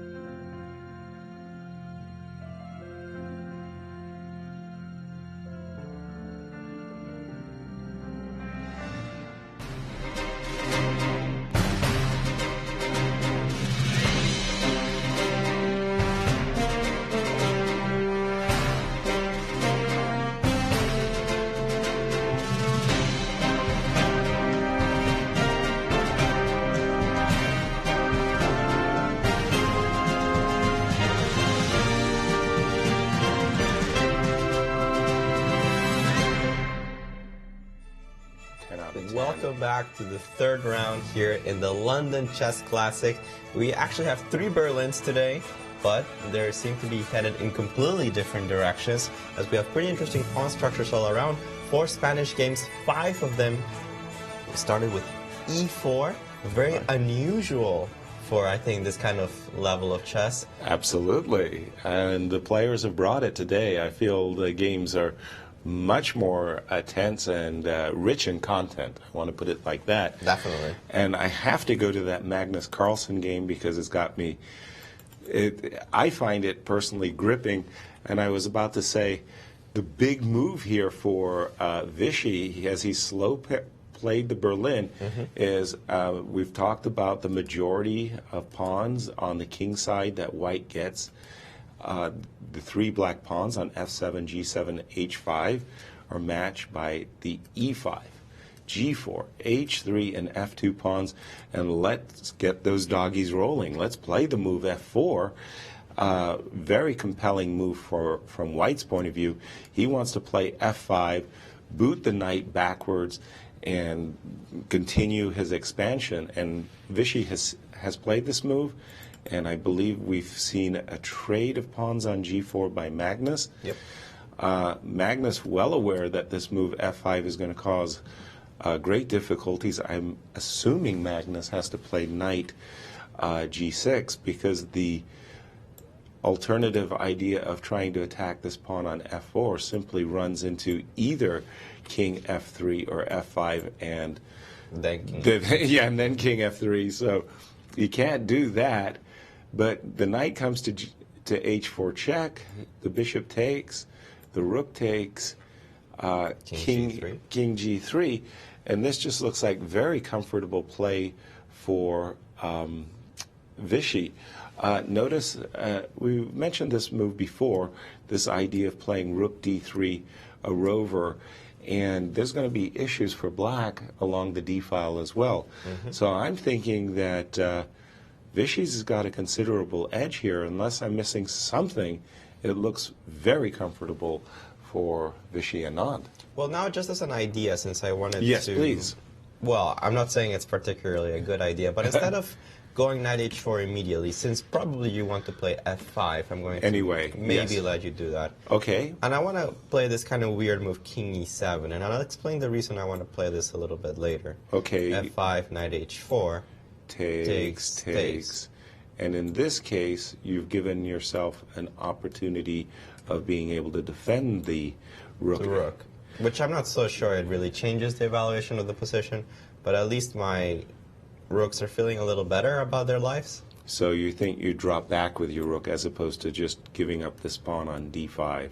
I mean, I was kind of hoping to create some kind of play with the bishops. I was actually planning on playing rook dh8. Rook dh8 and going for it. Okay. At some point you have to. Yeah, sometimes you just have to bite. Right. And I'm not so sure about this position, actually, because, well, I don't think it's a free pawn. I have more than enough counterplay with the rooks on the h file. Okay, let's have some fun. Let me take this guy, check. I'll definitely take back. All right, good wise decision, as we might say. Classical chess player. Classical chess player. Okay. I'm excited by the opportunity of getting a free hit against the king. Let me toss in this check. Okay, I don't think I have a choice. The choice. Yeah. You got to take it. Check. Oops, that was a mouse. I shall boldly go forward. Yes, there you go. Up and the now board. you want to go knight g5. I do. King takes f6, and I'm assuming you want rook takes d5. I'm not sure. I was knight f3, rook takes d5. Let's go with rook takes d5. That's really good for you. That's because the most knight, exciting option, at least, the right? knight definitely is controlling a lot of good squares, and my rooks look a little silly. You've doubled rooks on the h file. I'm not convinced it's that bad for black. I mean, you have king still, g6 here in this position. Yeah, exactly. And then f6. Yeah, I wanted to say something similar to that as well. Yeah, I have c6 also coming. Yeah, it's not completely just play on one goal, but it's... It looks good for white. Yeah, it's definitely fun because there is again, Jennifer and I just love showing every possible type of checkmate that could occur when we get this opportunity to show them a nice one. Rook F1, very straightforward. I suppose you would want to trade that guy. Well, I was thinking F6. Oh, F6 right away. Ooh, boy. Okay, so 2 players are have their own ideas. Okay, so the knight is booted backwards. That is for sure. Okay, after Rook H1, I don't think Black has any problems. That is a good point. Rook H1 and the initiative. The Initiative did somehow go away. And let's see, could I have done anything a little bit different? I threw out F6 check just because, you got to look at the forcing moves first. Right. The rook captures I didn't like because I could walk into a mating net fairly easily myself. Oops. Definitely. That wasn't very attractive. And here you got some counterplay. Yes, Maurice. Could we re-explore that line just because I was watching along Right, and I got a little sure. confused. Let's take a look at the variation you just looked at again with G5. Yes. And let's just analyze that a bit more carefully. So if we can get the board. You got this position, takes, because I really like White's activity here. Rook over to F1, F6. Whoops, not F. that C6 was the nice one. F6, yep. So Knight forth. F3. Knight F3. And here you He guys went mentioned Rook H1, I think. Rook, maybe you have to check. You can't check for. Yeah, because can't you trade here and play Knight H4 check? Am I You missing could, but I'm not so sure the Knight on F5 gives you enough to claim solid advantage. The king, I guess, is dropping back. We get normally. No, I'd rather. Oh, sorry. Oh yeah, I guess I need both. In order to, You want your rook on D7 and your knight on F5, and you've got. So what happens if King F7, Knight F5 first? Knight F5 first, and then I guess king comes to E6. That slippery black king. I'm a little bit concerned that there's going to be some counterplay along the. Why does my mouse some counterplay against these pawns? Your rook could come to C1 or B1, and for some weaknesses. What if Rook D2 now? Rook D2. Now we're going pretty far, but I have the feeling that even though you have a nice knight on F5, That's about it. That's about it, yeah. Yeah. Rook B1, Rook E1 also probably was okay, just to avoid some counterplay. But definitely Interesting variation. Now this is very far-fetched. I mean, this King E7 move looked very interesting to me, and this is the game position, but it's very and I do want to do the humble brag that King E7 was played by world champion Magnus Carlsen. Good. Well, he's a very good player. Not bad. It's only natural he would find your move. Yeah. So by the way, guys, it looks as though these games are heating up, despite being, as we say, boring Berlins. That was the perception of the Berlin at some point because there's so many draws. But in fact, the Berlin has proved to be very much a fighting endgame for Black when White really tries to do anything. It's sort of like the hedgehog. If you press too much, you could be stung. And one game in particular that simply looks like it should be drawn because he was able to equalize so easily is the game between Grishuk and Giri. And take a look at this. After the trade on F3, remember, bishop takes F3, doubling the pawns. Grishuk played F4 after this bishop E7 challenge, and Giri willingly undoubled the pawns with bishop takes on G5, F takes G5, and guess which move? King to E7 also played in that game as well. But this is what you'll find interesting because Grishuk continued with the move knight to D6, and instead of trading, King E6 was played by Giri. Suddenly the king is a fighting piece down the board, and now you take a look at this line. Knight takes F5, king takes F5, rook to D7, making a splash against those piggies sitting on the 7th rank. Well, rook HF8, this is now just projecting a variation because he hasn't played knight takes F5 yet. But rook to F8 is possible, and suddenly it's White's pawns that are under attack. The move F4 creates certain weaknesses, and now Black can play very calmly the move A5, giving this rook nothing to attack. If you try to attack anything, let's make a trade. Remember, this rook is tied to this pawn, and these pawns will drop as well. So now if you avoid the trades, well, here he can play rook to D8, threatening to come into D2. This rook is tied to this defense, and it's black who has the sheltered king in amongst the white pawns. So Giri, it may seem as though he's playing for equality, and this game may still be equal-ish. But Giri's the one that said, look, my king is a great piece. It's a fighting piece in the middle of the board. And this, with the king on E7, we see the king on E7, as you mentioned here, as well, Alejandro. That's the thing about the Berlin. The king looks like it might be a problem. And a lot of beginning players, when you can trade queens and cause the king not to be able to castle, you say, oh, yeah, I did something special. But it's known, if there are no attacking pieces, that king in the middle can become a fighting piece, as we're seeing in these games. Absolutely. In the Berlin, many endings that we've seen over hundreds of, not thousands of games, Black's king, if it ever gets a good blockading square, including E6 and especially F5, can really cause White a lot of problems. I don't like the move F4. No, I would probably myself. Give up a pawn? No, I would, yes, give up a pawn, but trying to get it back. I'd probably play rook E1 with aspirations of playing E6. And again, that rook on the 7th is formidable, and I don't like putting the pawn on F4, just giving Black's king such an easy target. Not so easy for Black, by the way, to win a pawn. King takes G5, E6.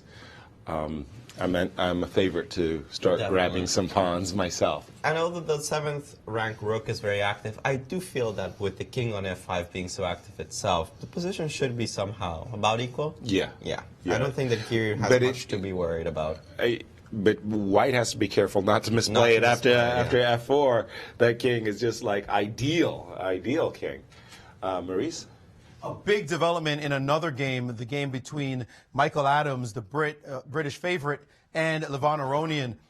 This game, if I asked you what pawn break is Black playing for, you'd probably wonder, what are you talking about? F5 doesn't look like it's untapped. Should we be preparing those breaks?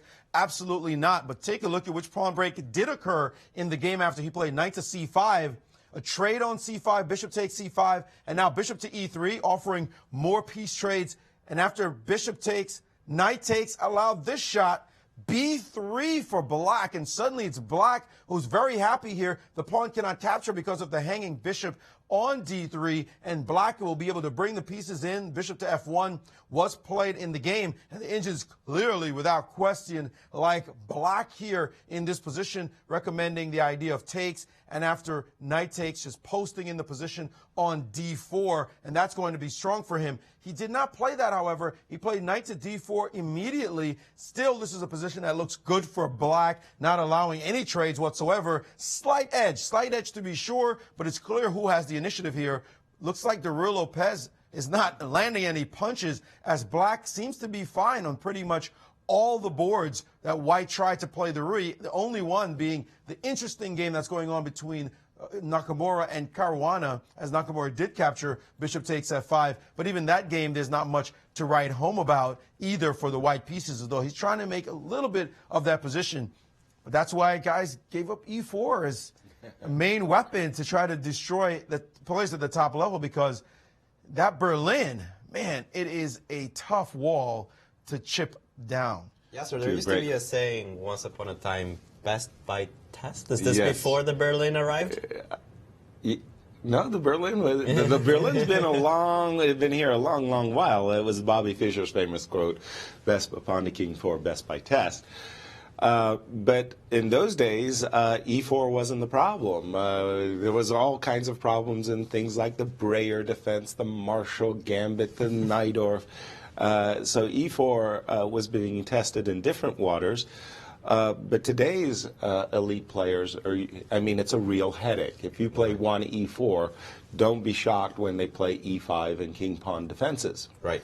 Yeah. And we're not talking only about the Berlin, which has definitely surged to, I think, #1 popularity amongst top players, but also other solid systems. I mean, the Breyer still, I don't think, has been refuted at all. Exactly so. Extremely solid defense that a lot of top players still use once in a while. Right. And I mean, with really good results. And I really like this knight d4 move from Aronian. It looked more natural to me than taking on c2. Me too. We're always talking about not releasing the tension unless you need to. And in this case, I mean, you cannot possibly play c3. Because this pawn on c2, you monstrous. Yeah, if I was setting up this position, people would change the color of the pawn on c2 to a white color pawn on c2. You say, how the heck did this pawn salmon its way down the board to get to c2? This is a real pain in white's throat, as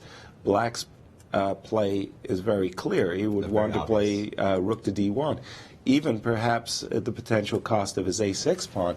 That pawn on c2 is more than very dangerous. Which, by the way, I think the pawn on a6 is what's keeping white in the game. I mean, there you go. There's this big weakness on a6 that black cannot get rid of. It will be a permanent weakness. The bishop on f1 will always be targeting it. It's very difficult to trade these bishops. But that's the only thing that I think is keeping Adams from just being clearly worse. And so that he's only slightly worse. Right. Yeah. I'm afraid that from Mickey's point of view, he's probably obliged to capture this pawn, not let it live on the c2 square, knight takes b3, and just do something like rook a3. Again, like you say, this is preventing black from concentrating all of his pieces on along the D file and giving him a good game. Still very comfortable play for Levon. I don't think Mickey will be pleased with the outcome of the opening. Maurice. Well, we talk about how the engines are often confused about the Berlin, and sometimes they assess the position as better for white when it turns out that in the long run the position will be quite fine for black. Well, Alejandro, despite your suggestion of the move king to e7, it looks like the engines don't like that move and think that white still has a real edge here, but it's going to be in the main area of the move that Anand seems to be avoiding so far, which is the move knight takes on d5. Get rid of that ornery bishop. But let's start with the move rook to h1. You still want to play the move f5 in the position. And the key point here is if you were to play the move bishop to d4, the engines want to play knight takes. Give me that piece. And after c takes, don't worry about it. We're going to play knight to c3, keeping an eye on this pawn in the position so that the rook can't quite leave, and not minding this endgame at all. This position does not look like it's a big edge for white, but the engines really like the possibilities here. I find it somewhat hard to believe. It seems like black should be able to handle this minor piece ending, but if you look at this position, white does have the big edge off the extra pawns here. He's going to be able to play the move f5 and then be left, as far as he's concerned, with a rook and bishop against knight and rook, which is often a superior ending. That's the Bobby Fischer ending, as it's called. And then maybe get an f5 and put some pressure on the position. Really interesting here. It's still, I find it hard to believe black with no weaknesses is that much worse and is not going to be able to defend this position. But still, for the moment, the engines think that white is actually better. Actually, that endgame really scares me. Yes, yeah, I do. I'm really scared for black in that position, specifically because after f5, I don't have a square for the knight. I think there's a lot of variations in the Berlin where black does take on c3, but still they're in a lot of danger. And I remember a couple of Karyakin games that he played with black, where he plays an early takes on c3, and he just narrowly escapes defeat by having some counterplay on the queen side, taking all of those pawns while he's getting destroyed on the king side. Strangely sharp play in the Berlin. And I feel like in this position that Maurice was showing us, there was simply no counterplay whatsoever on the queen side. It was all white advancing on the king side, and because of that, and because of the experience I've seen of players playing the Berlin with this structure on c3, bishop against knight, I would be very, very scared. Oh, I agree. Chances. I agree. And the move rook h1 does make a big impact. Big impact because, once again, what else is black to do other than this bishop on b6 is fine as far as it's concerned, but it is on an empty diagonal. There's no target. So bishop d4, knight takes d5 check, pawn takes d5, knight dropping back to c6. I mean, I wouldn't take that knight. Yeah, I'd probably not take. I'd probably play some move myself, like c7, c6. Yeah. But when you just, your first reaction is, oh, this is probably okay for black, but just look at it a few more minutes, let the actual mechanisms of how are we going to deal with F4 to F5 start to sink in, and then you go, wait a minute, that bishop is actually pretty monstrous yeah. on G3. It's supporting E5. It may go to H4 with a check, cause some severe embarrassment. Rook H1 was played by Vachier, as we just had Very on camera, impressive. so it's going to be a difficult defense, it seems, for Magnus anyway. And again, this is very impressive play. When you slow play against the Berlin, and so far, Vichy's done it very masterfully. A big hat tip, Maurice.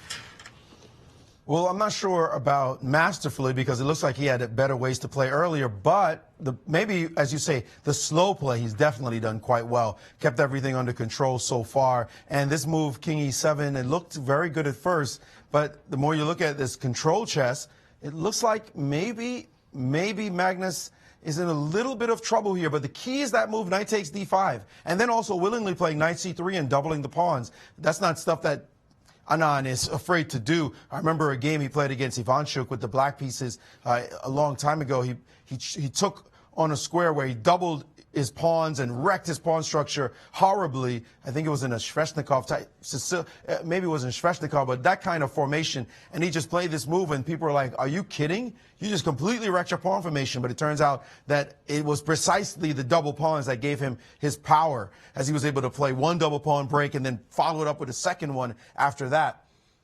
Look at this game. Strange things going on in some of the games. This one, we saw the capture on F5. We talk about this exchange in chess, bishop takes F5, being very important, taking bishop takes knight. And now the move knight D7 to defend the pawn. The Indians like F6 in that position. Knight D2 by Caruana, looking to put the knight on E4. And again, the bishop outside the pawn chain, or at least leading the pawn, leading the charge. We saw this in the game with Anand and Carlsen. Not sure what this bishop wants to do. Look what Nakamura did, bishop to B4, suggesting the move C3, which was played, and now bishop to A5, heading, of course, to B6. It was just on C5.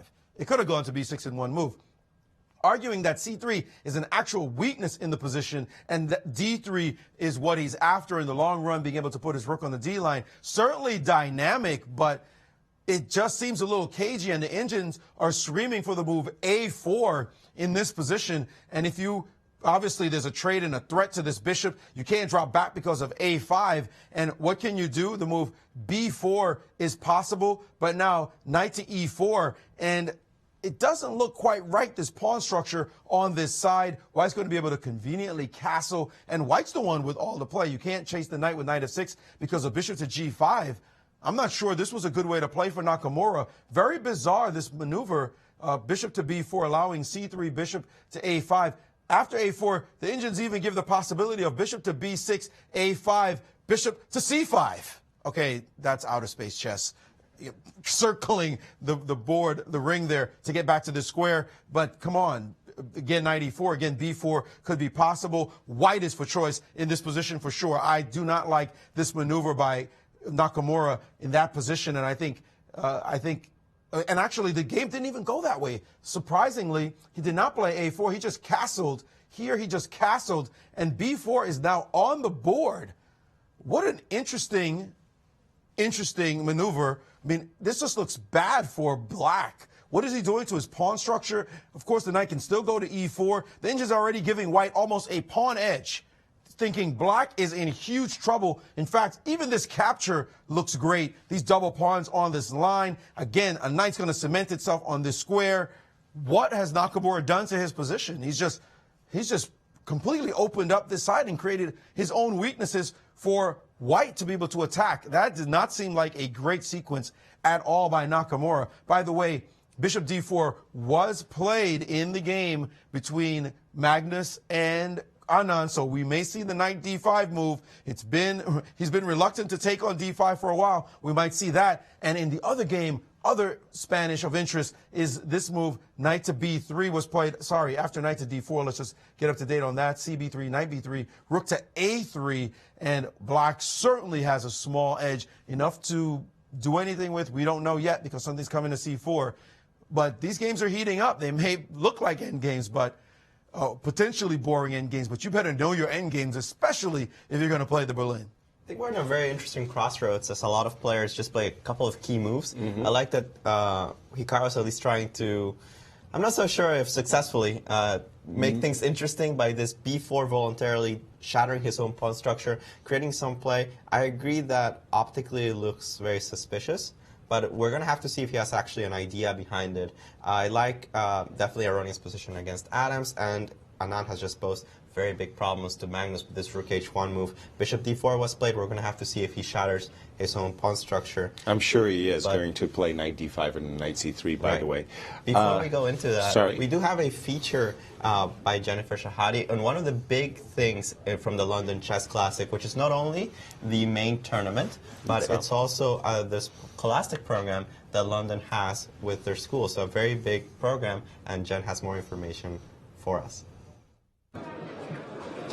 Hey guys, thanks. I'm here with Latifah Messensparks, and one of the great things about the London Chess Classic is all of the work that we do with kids. So can you tell us a little bit about that? You're a chess teacher, right? Yeah, I work at a school and I run their chess program, and we have over 100 children at the school, and it's really wonderful.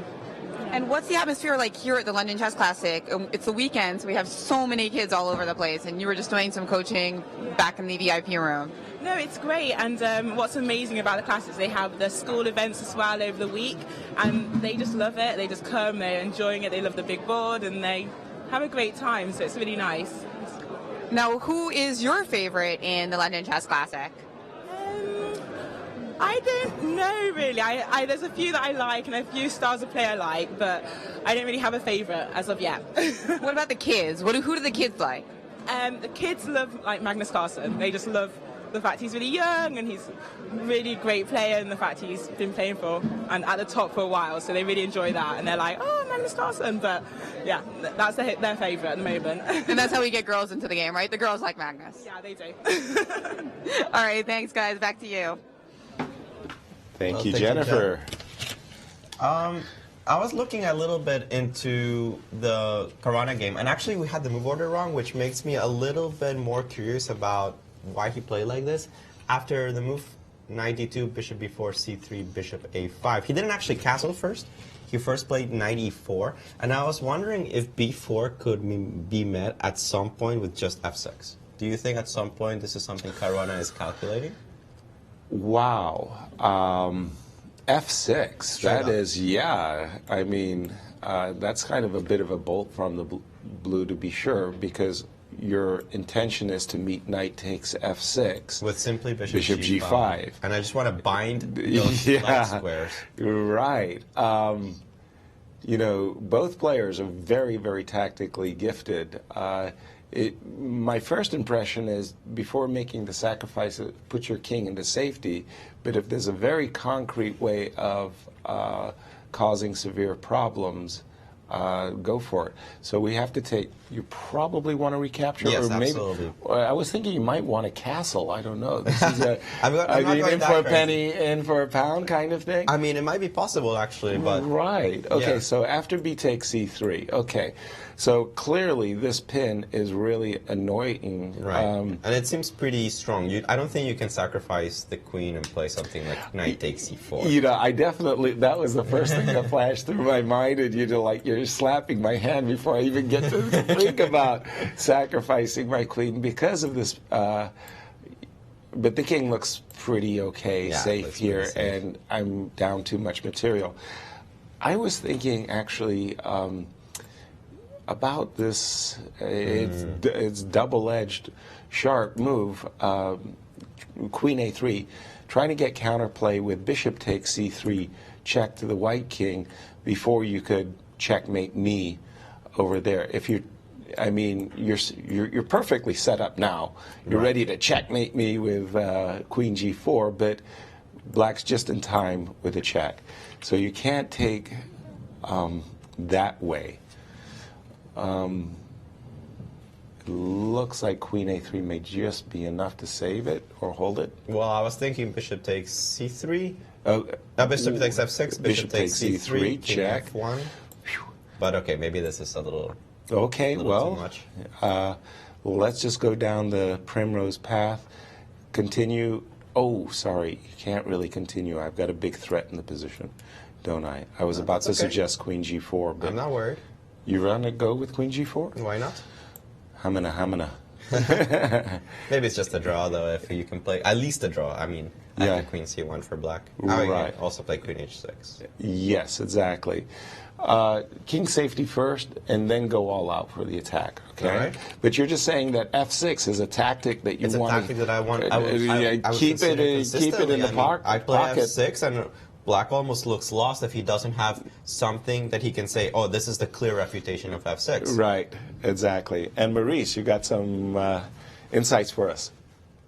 Well, he did castle in that position instead of going for f6, but that position looks wonderful for white. White's not even doing anything extra. Black just seems to be giving white everything he wants in that position. So no need for aggressive play. But in this position, we talked about Anand. Is he going to be reluctant to give away his knight for the bishop? Well, this guy's pretty good. He said, I'm taking this piece now. Time to milk the cows. Knight to c3 is on the board at the moment, and he's willing to go into that endgame we have been discussing. And you might ask the question, well, what if it's just a massive trade? We just trade off these guys, and because our pawn's under attack, let's kill this guy, and let's just trade off this piece, and what's the big deal? Well, the problem is handling this position right here. How do you get your knight back in the game? If you try to play the move f6, well, now e6 lands on the board, and this horse is out to pasture with no way to get back home. So this is a challenge in the position. The engine's giving a big edge, with a piece up, actually, evaluating this position as a whole piece up for good reason. You can't get the knight in the game anyway. In any way. So after bishop takes c3, b takes c3, rook h1, rook h1, now there are problems. f5 is coming, rook is coming to the square h7. If you play something like rook g8, you're groveling already, trying to keep the position together with knight back to f8, and now a check on this square, and suddenly you see white's pieces are just growing in strength and power. This position looks really bad, and if Magnus allows this trend to continue, he might see his second defeat in the Berlin at the hands of his nemesis, Vishwanathan Anand. And he would drop, by the way, in rating incredibly to the 2820s. Now, Magnus would be basically 60 rating points, about 60 rating points off his all-time high. The players have been shedding ratings for a while now. If you look at the top 20 list, the players, it seemed like they were growing. We had all these 2800s. Topalov went there, Naka was there, Fabi was there, but now Magnus is the only one there at 2832. If he loses today, he'll drop into the 2820s. Topalov is already down to 2790s. Kramnik, out of nowhere, has surged. He looked like he was on the downswing. He's now number 3 in the world. And Anand is down to 2795. Of course, a victory today would push him over 2800 once more. You see the rest of the players on that list. Fabiano all the way down to 2787. He was up at 2850s on the high rating and the live rating list. But Magnus dropping precipitously. This one, the loss today, would just be a shocker and be miserable for him. So he's feeling the tension of the moment, and Anand looking super cool, like he feels like he has this one under control. Well, it's not something I thought I would say about 1 year ago when we had all these 2800s, but Yes. if Vichy wins, we get another 2800 in the world. It would not just be Magnus Carlsen, the only 2800. Well, again, Vichy has been so underrated. His achievements has just been towering. And when he came back to become the challenger by winning the candidates tournament and qualifying himself for his match with Sochi, he played sublime. Phenomenal. It was really a great event. And, you know, World Championship matches, you know, each one has their own particular flavor and stories. And I felt that somehow when he played his home match in Chennai, that he was under much, much greater pressure than Magnus. And I don't think, we saw the best of Vichy in Chennai. Sochi was a much closer match, but when they play together in tournaments, like great elite tournaments like the chess tour, Vichy seems to be much calmer, both at the board and in his way of play. He seems to just have great positions against Magnus and puts the world champion under pressure. Well, it also reflects on their scores. Magnus Carlsen, from their 2 World Championship matches, is +5 against Vichy. He won the first one 6.5, 3.5. That's +3.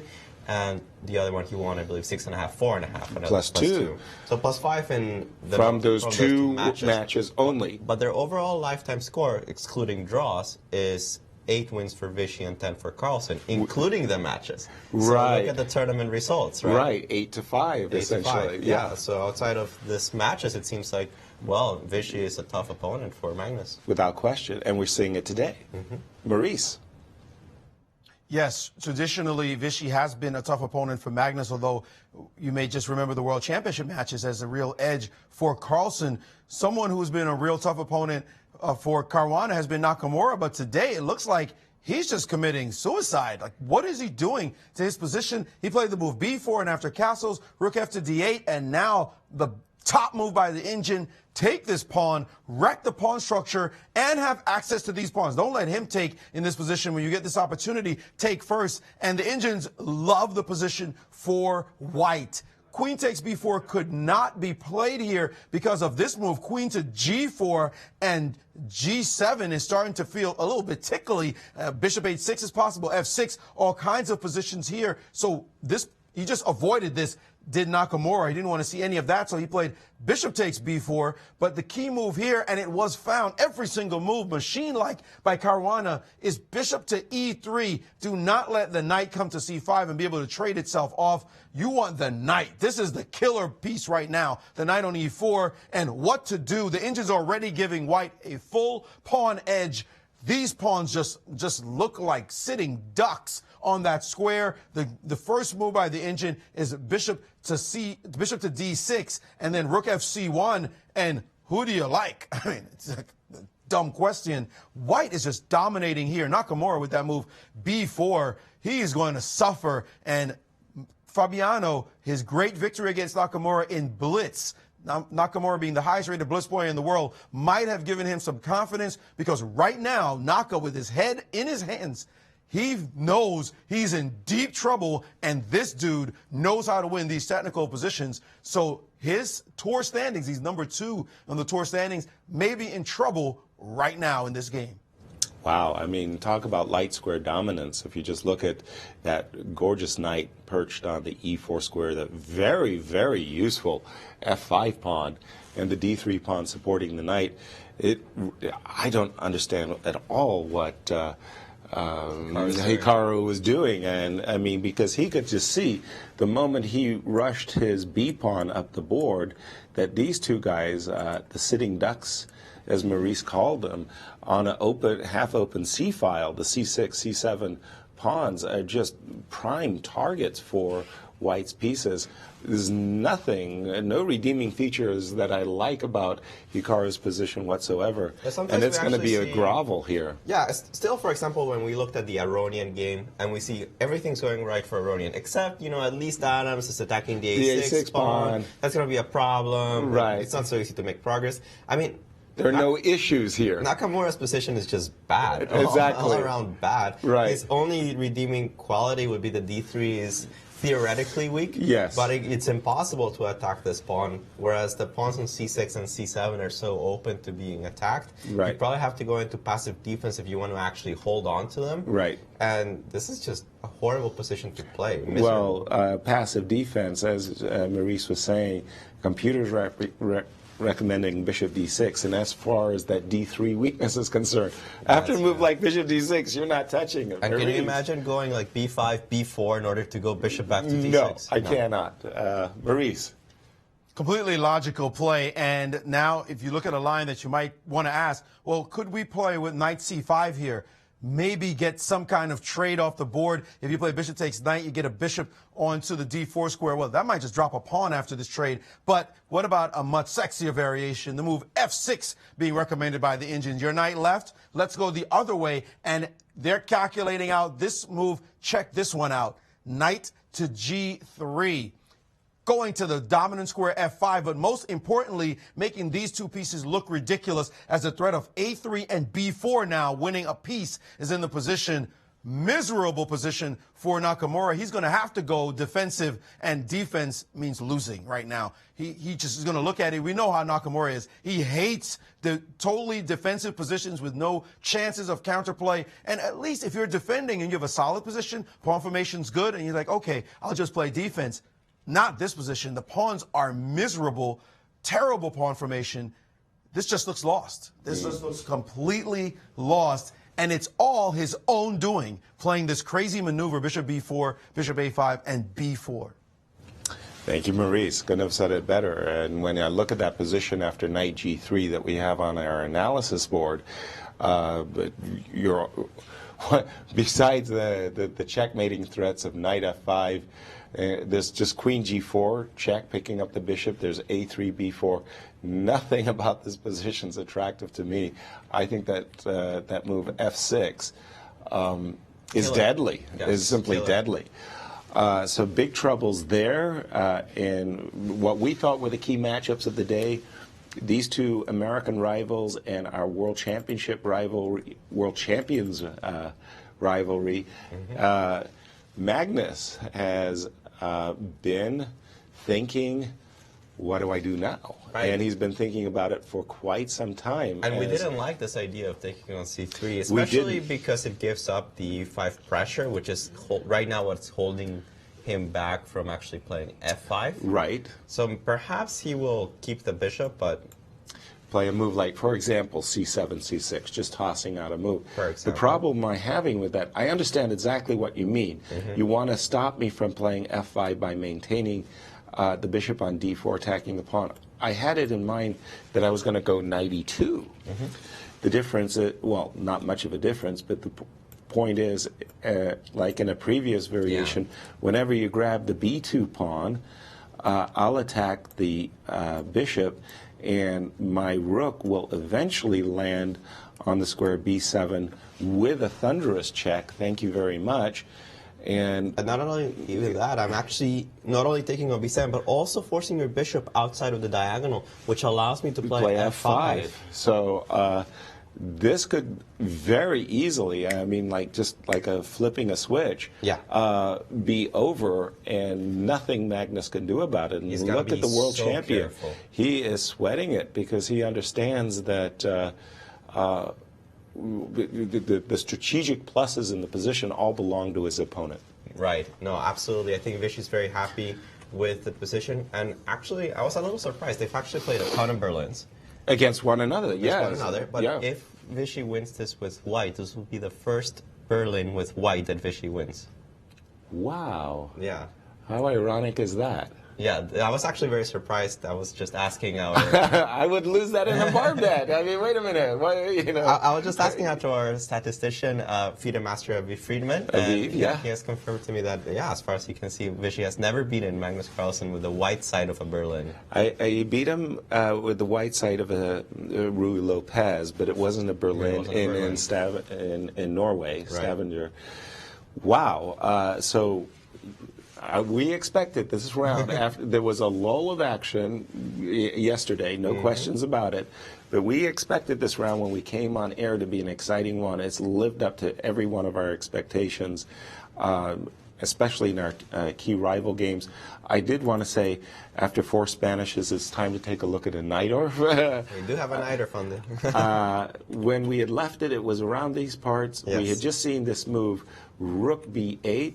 I had suggested knight b6, but rook b8 was Topolov's choice. Bishop e3, bishop e7, both players showing just development. Queen d2, voluntarily dropping back. Normally speaking, I like to wait for my opponent to push me back. I don't. Although in this case, he's going to do it. Okay. I mean, there's no chance he doesn't. Okay, Yeah. Queen D2. I've spoken before that this move E7, E5 chase this knight to, not oblivion, but definitely push the knight back.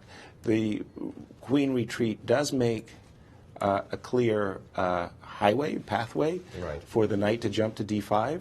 Knight came to F6, castles. King H2, just tidying things up, tucking the king away. Always useful, definitely. All right, and Bishop B7. Bishop B7. I'm wondering if instead of Bishop B7, it would be possible to consider the move, I mean, maybe a little crazy, but to play B4. B5, B4. Yeah, and the reason I want to play this Well, is clearly, to just keep the knight out. to keep the knight honestly hemmed in on the E2 square. If I can be so bold, if I throw out the move C4, asking you a key question, to en passant or not to en passant. If you don't en passant, then there's never going to be a D6, D5 break. If you do, then you might feel there's some kind of a logic glitch. On the one hand, you played B4 to stop the knight from coming to C3. On the very next turn, you're encouraging the knight to get to C3. On the other hand, you open up the rook, and That is true. They got some interesting ideas. And of course, now any variation in which the knight actually does jump to D5 and I take back with the knight, it's much preferable for black. Since, Right. Yeah. Yeah. You want to have that majority. Interesting. You're more of a Sicilian player than I. I don't think B4 would have been. Well, it might have been on my list of candidates, but Bishop B7, as well as Bishop E6, Yeah, very natural. appears to be more natural, putting pressure on the E4 pawn. The knight did go. Now the rook slid over to C8. Normally speaking, after the move B4, knight to D5. Oops. Again, I'm having just a little trouble with my mouse. Maybe it's my hand. These positions, I remember Daki, that is, of course, John Nunn, really favoring these positions, liking this pawn on D5, liking the two bishops, being able to play A3, being able to play F4 as something he enjoyed doing. Absolutely. Okay, so that we didn't see that move. Instead, we saw the move Rook C8, very, very sensible. Every Sicilian player's dream, either to sacrifice or at least to keep white honest. By pressuring C2, A4, B4. I guess taking on C3 was too much, too Sicilian? Well, let's have a look. Maurice called this the money move in the match between Deep Jr. and Gary Kasparov, but of course in that match, White was obliged to take with the pawn. In this case, I think I can take with the queen. It might not be enough. That's a whole exchange, right? No, Knight takes one E4. pawn. E4. Well, I thought I was going to do nasty things after some Queen trickery. D3. Then yeah. Then yeah. Okay. Then yeah. Fair enough. Okay, that wasn't played. B4, knight D5, knight takes D5. Don't we have E takes D5 on the board yet? I hope so. Since it's okay. Yeah. Pawn on B4.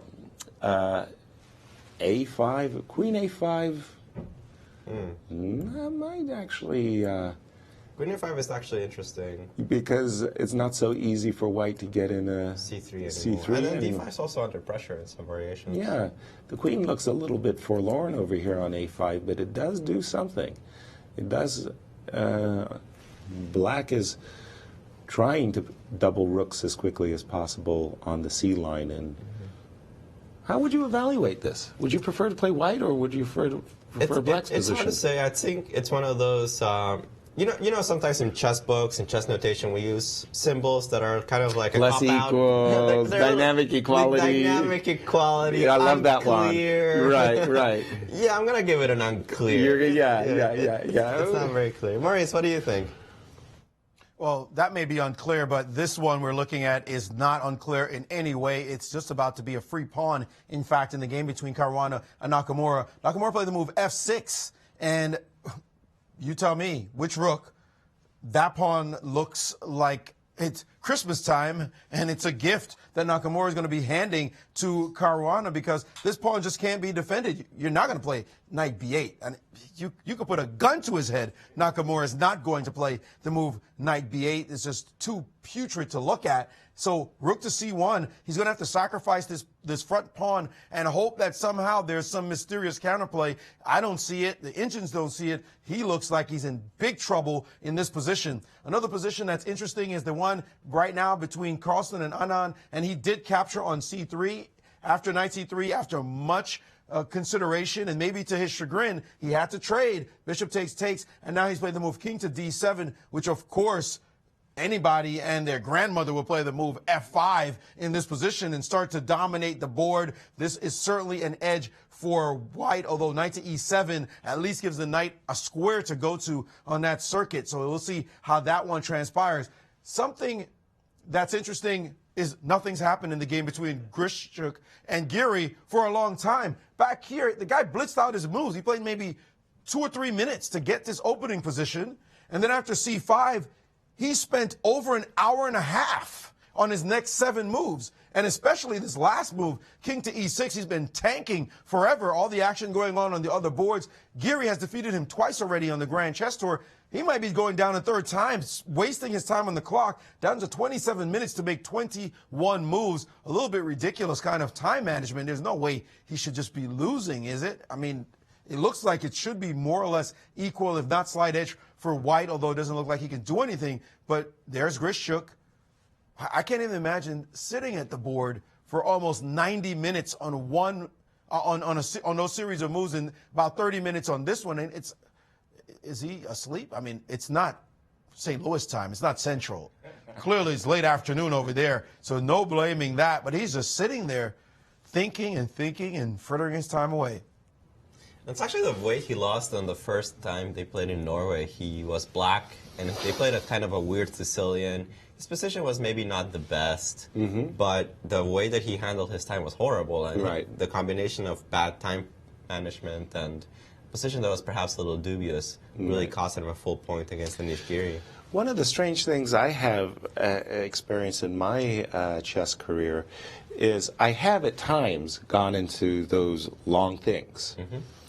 I'm talking the 20 minutes plus. Yes. Okay. I don't think I ever had, the 60-minute thing or the 70 or even the 80-minute thing like a Viktor Korchnoi or somebody else or even an Alexander Grishuk. But oftentimes the journalists ask me after the game, Yasser, what were you thinking for 60 minutes or 40 minutes about?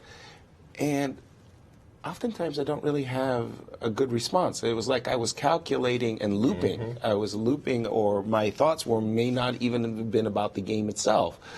Something else was on my mind. Here in the Grishuk game, I'm sure that Alexander Sasha is looking at this as his main line, right? He's gotten here, trading on f5, king takes f5, rook to the 7th, rook to f8, rook e1, and maybe he's trying to discover in himself, am I playing for a win? Am I playing to draw the position? What am I trying to achieve? Are we sure that's what he's thinking about? I'm pretty sure. My first impression was that he was thinking about f4 immediately. Without the knight trade. Yeah, because there's a double attack on e3, and I was wondering if you can just go f5 or something like this. Although I don't know if this changes anything. Sorry, you're saying that you're ready to allow this fork? Yeah, but I think I have f5 against it, so I'm not really worried. Maybe you go king e7. I like your move, king e7. Yeah, and I don't know, maybe he's thinking about something like this. f6, check, something like this, yeah? Something along these lines, I have no idea. Trying to justify it. Yeah. That's a possibility too. And after, the reason I really didn't like the move f4 was I was afraid that whenever we do get this trade, Black's king just posting up against that f4 pawn was going to be so advantageous for the second player as white. I would be very reluctant. Right, and I was thinking maybe rook e1 here. Rook f1 to e1, very good. Not ready to meet. Knight takes d6 check with a discovered check against the Black King. Right, and that pass pawn on d6, that's suddenly becoming quite annoying. Very good, very, very good indeed. I like that as, well, then it's interesting. Then maybe you're right that f4, a move that I've rather been dismissive of, deserves consideration. I'm not sure if it's 90 minutes worth of consideration. 90 minutes. But it was just this position that caught my eye because, again, this king looks very good on f5. It's attacking g5. But just because of the specifics of the position, e5, you know, let me just put a few more moves on the board for just a second. I just wanted to give an example where, you know, this roving king could be a liability. You know, like there could be some. I think Richard issues. still has a lot to think about in this position, and I can. And see he's been why. thinking about it. Yeah, but I do expect him to actually move at some point. He's down on time incredibly. We'll take a commercial break, and hopefully by the time we're back, we actually have an answer. All right. She's been thinking for so long.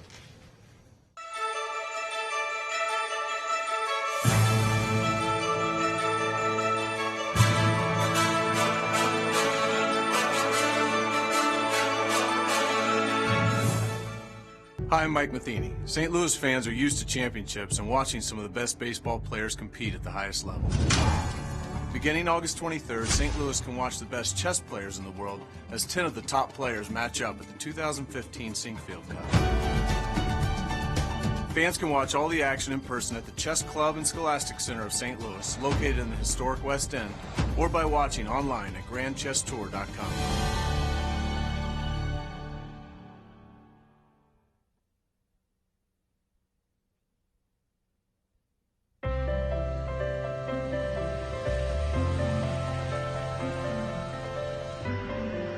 You could fly to Venice or Paris or even Copenhagen. You could fly all over the world. But why? When you could just come to St. Louis. Your trip begins at ExploreSt.Louis.com. Hi, I'm Mike Matheny. I've been part of some great clubs, and now I'm part of another. The Chess Club and Scholastic Center of St. Louis, right here in the chess capital of the U.S. Our world-renowned center is dedicated to teaching, playing, and promoting the sport. Because chess has been proven to enhance academic performance, our Scholastic Outreach program now works with over 100 schools. So whether you've played for years or never before, come experience all that chess has to offer.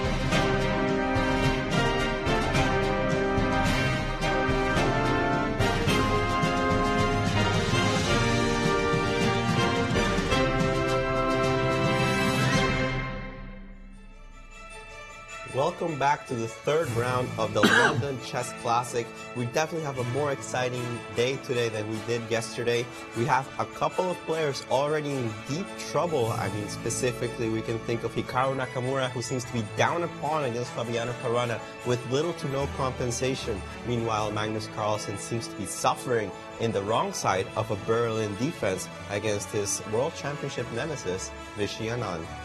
And while we were on break, a controversy erupted amongst ourselves, the grandmasters here in St. Louis, as to Fabiano's way of winning the pawn on c6. This pawn on c6 stands out like a sore thumb.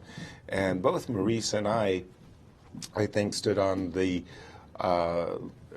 perspective, take that pawn with the rook. Put the rook on c6, any rook. Just bring your rook on over to c1. You capture that pawn. Just a second. Let me... Queen c... And Fabi went and did it with the queen.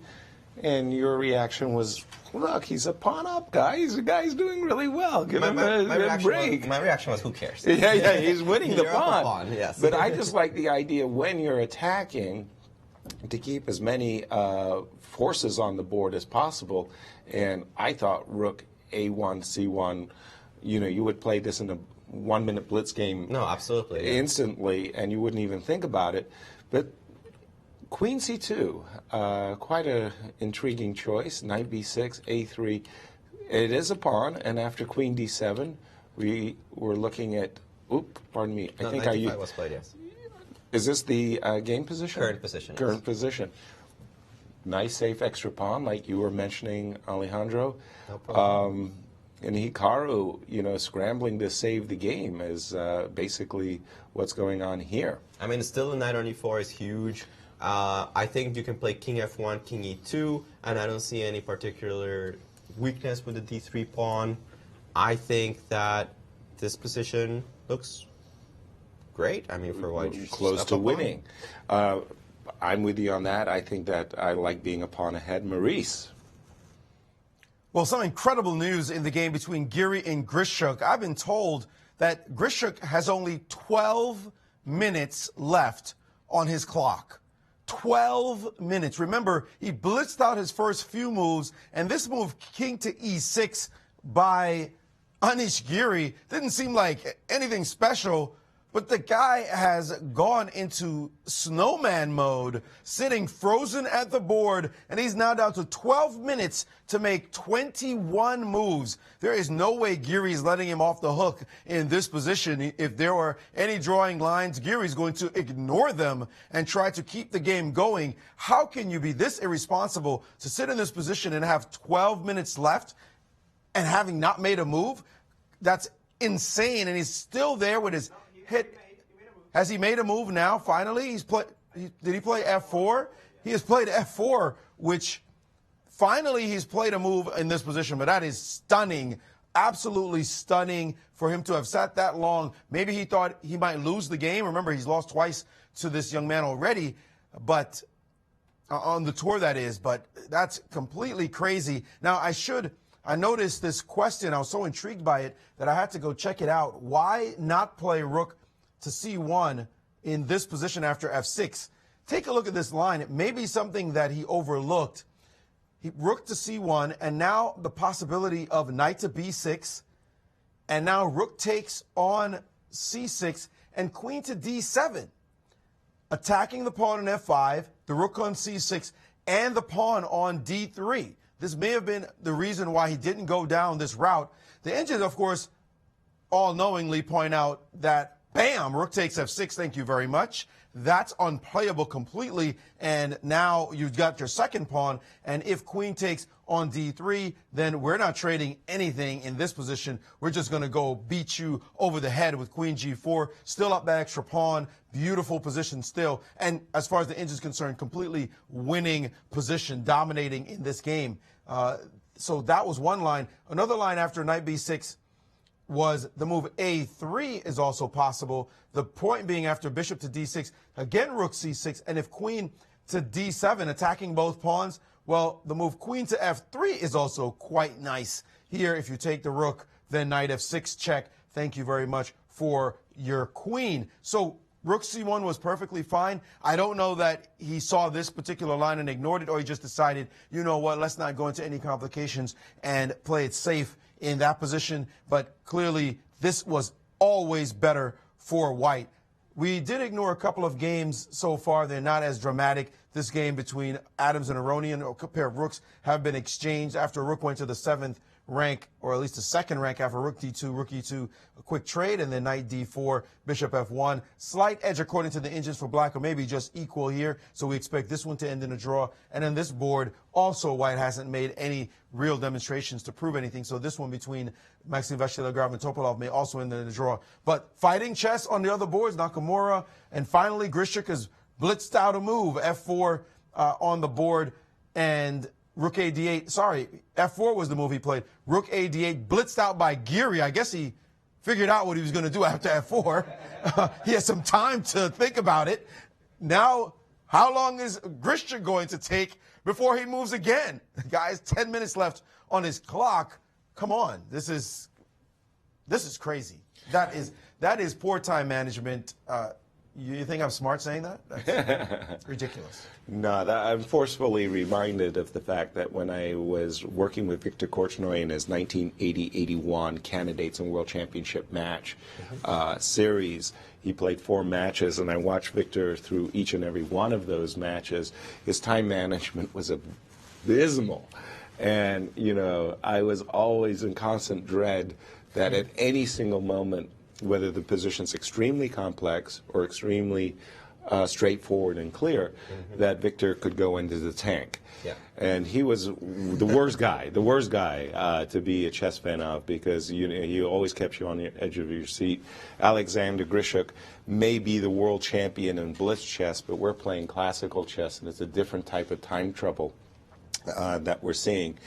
And for Grishuk to do this is really, really irresponsible. And he has made a move. Let me just bring that board up, that game up on my board as I Do you feel find it's it. slightly frustrating when you're playing a game and your opponent thinks like this, and he only has 10 minutes left, right? Right. And still, objectively, the position is equal. Yes. And you see that if you sharpen things, there's a very high chance you actually lose. Like, it seems like this shouldn't work. Right. But your opponent, you're like, well, he has like no time. There's a ton of moves to make until time control. Right. Should you go for that variation was objectively best and probably just a draw, or sharpen things and hope for the best? Do you feel it's an uncomfortable decision to make over the board, and it's something that you feel just on instinct? Yes, I do, because I'm a bit of a gambler as well. I like, if my opponent's going to behave irresponsibly vis-a-vis his clock, I like to take advantage of it, and as Maurice was saying, if there were some clearly drawn positions, to avoid them and just to let the opponent err. By the way, he has played rook on f1 to e1 in the position, and I think it's Anish Giri to play. Yes. I'm sure Anish is considering the move knight to d4 with the double threat of check, forking king and rook. That would win an exchange, as well as knight takes c2. Unfortunately, I don't think knight takes c2 is that much of a threat. I think Let's I'll see. happily give you the pawn, but yeah, you never know. Maybe not so happily. Maybe not so happy? So you're sitting there saying, okay, let me play a move like king f2 to dodge the first threat? Or would yeah, you like rook e4? I wasn't sure if rook e4, just since it dodges both threats. Both threats, yeah. Okay, so let's take that one back and let's play rook e4 and let's go down the primrose path. Yeah, this is Anish Giri now taking risks. This is in what we were order talking about. to take advantage. Okay, and here we go. Ready? Check. Check. Boom. Boom. King goes back. Now the question is how to continue. It's not actually so clear. If you play f6, Six immediately you at once. still got that cozy. Whoa, you were going. Or you were thinking that I got the cozy square? I wasn't sure about the cozy square. Well, you're threatening g6 and closing down the side, so And you that have to would- take Right. rook at g8, and I wasn't Right. sure I had anything concrete here. So you're saying rook f1, Rook takes g7. rook takes g7, rook f6 check, and this King is d7. also a cozy King square. d5 also, Yeah. Not so clear. Sharp as sharp can be suddenly. All three results are possible. Yes. It feels like somehow white should be better, but it could easily rebound. But there's a lot of complications, and I actually don't see how white's better. Okay, so, but you got this, but you're a pawn down, but you're facing the knight just simply coming back, crawling back to d4 and saying, I'm a pawn. Now I have a 4 versus 2 majority. Things could get wild here. Right. Well, Maurice, what do you think of this wild complications? Well, the engine's saying that actually Geary played badly. The question of the wrong rook. He should not have put his A rook on D8. He should put his H rook just because of the line that you just showed, and his king would have been quite safe with no problems. But this one is different. The engine's saying in this position, king to H1 being the key move. You guys just showed that line with knight to D4. King H1 is the most nuanced of all the moves. Knight takes C2, F5. I know, King H1 of all moves, right? Crazy chess. Agreed. King to E7. And now the move F5, F6. F5 goes to F6. And King E6 takes on the square on G7. And after rook to G8, now the move rook to F1, winning. Game over. This is the key move now. So you have this problem. If the king were on G2, knight E3 check, and you got big issues. But now rook F6 check is coming. This rook is guarding D5. The king is not escaping. And taking on E5 will allow a knight to take on F7 with check, picking off a rook. This position is completely busted. What to do? If you bring your knight back, rook check.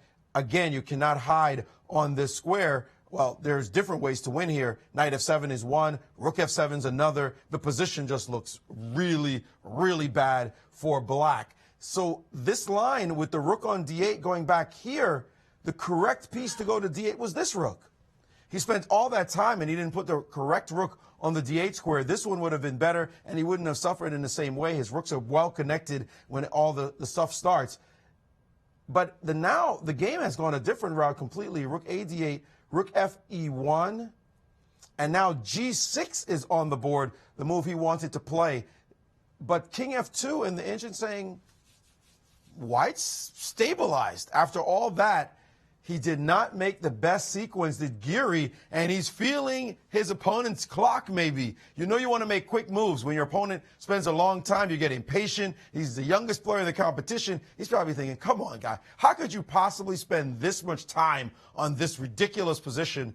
And when he got to the board, he made an off move, the problem of the wrong rook, and has allowed his opponent to get a slight edge. And Grishchuk now training his sights, and he sees what to do. King up to F2. And simple advantage. He's like, all right. For what? I guess I'm a little better. Yeah, sorry to interrupt you there, Maurice, but the webcams, and by the way, that's beautiful views of the players.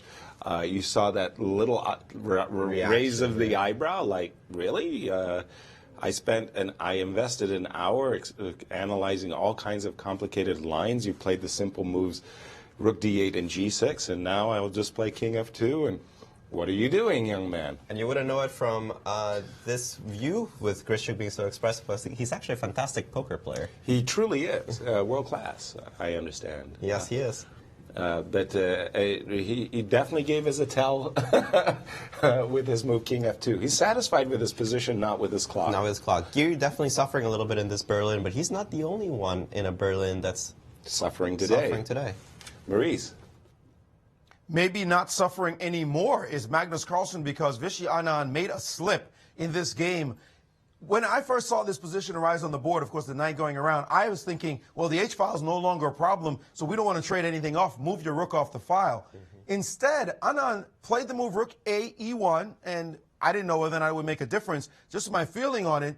And then this move was played rook to E8, and the engine saying, forget about this side, get pressure, attack the B-pawn or move the rook over. Instead, he played this very quiet move. We're talking about slow chess. He's still in that mode. Let me dominate. And the engines went, oh, no, that's bad. Because now rook takes on H1, rook takes, and knight to C6. And suddenly it's Anand who's being attacked on his pawns. The position is stabilized. This pawn is simply hanging, and what to do? If you play actively with rook down, well, just simply knight takes on e5, and those proud pawns are gone. You've got your own weakness here. It's check to the king, by the way. This ending is nothing special. And the other possibility is what he played after knight to c6. He played rook to e1, and the engine's now giving several moves to be equal for Magnus. Knight to a5 to c4 will be one very simple one. There is no more bind. There's no more problems. Anand has simply frittered away his advantage, and Carlsen is back in the fight. Wow. So just a small slip. It was but very a significant strange, slip. very strange to me that he actually decided to exchange rooks, because when you think about the very basics of chess strategy, you think of space, you think of pieces, and a very simple concept: when you have more space, you don't trade pieces. Precisely. And one of the reasons that you don't want to trade pieces in this position is that black's rooks are kind of awkward. I mean, you can obviously put one rook on e8 in order to attack e5. The other one is not so clear because, as Maurice was pointing out, the h-file is dead. I mean, there are no penetration squares, and an open file is only as valuable as the penetration squares on it. And in this case, there are none. So the h-file is completely worthless for black, which makes me think, okay, of course, white wants to keep both rooks on the game. I was actually very surprised he played rook a e1 instead of I would play rook h e1 and then figured out what to do with the other rook. Interesting that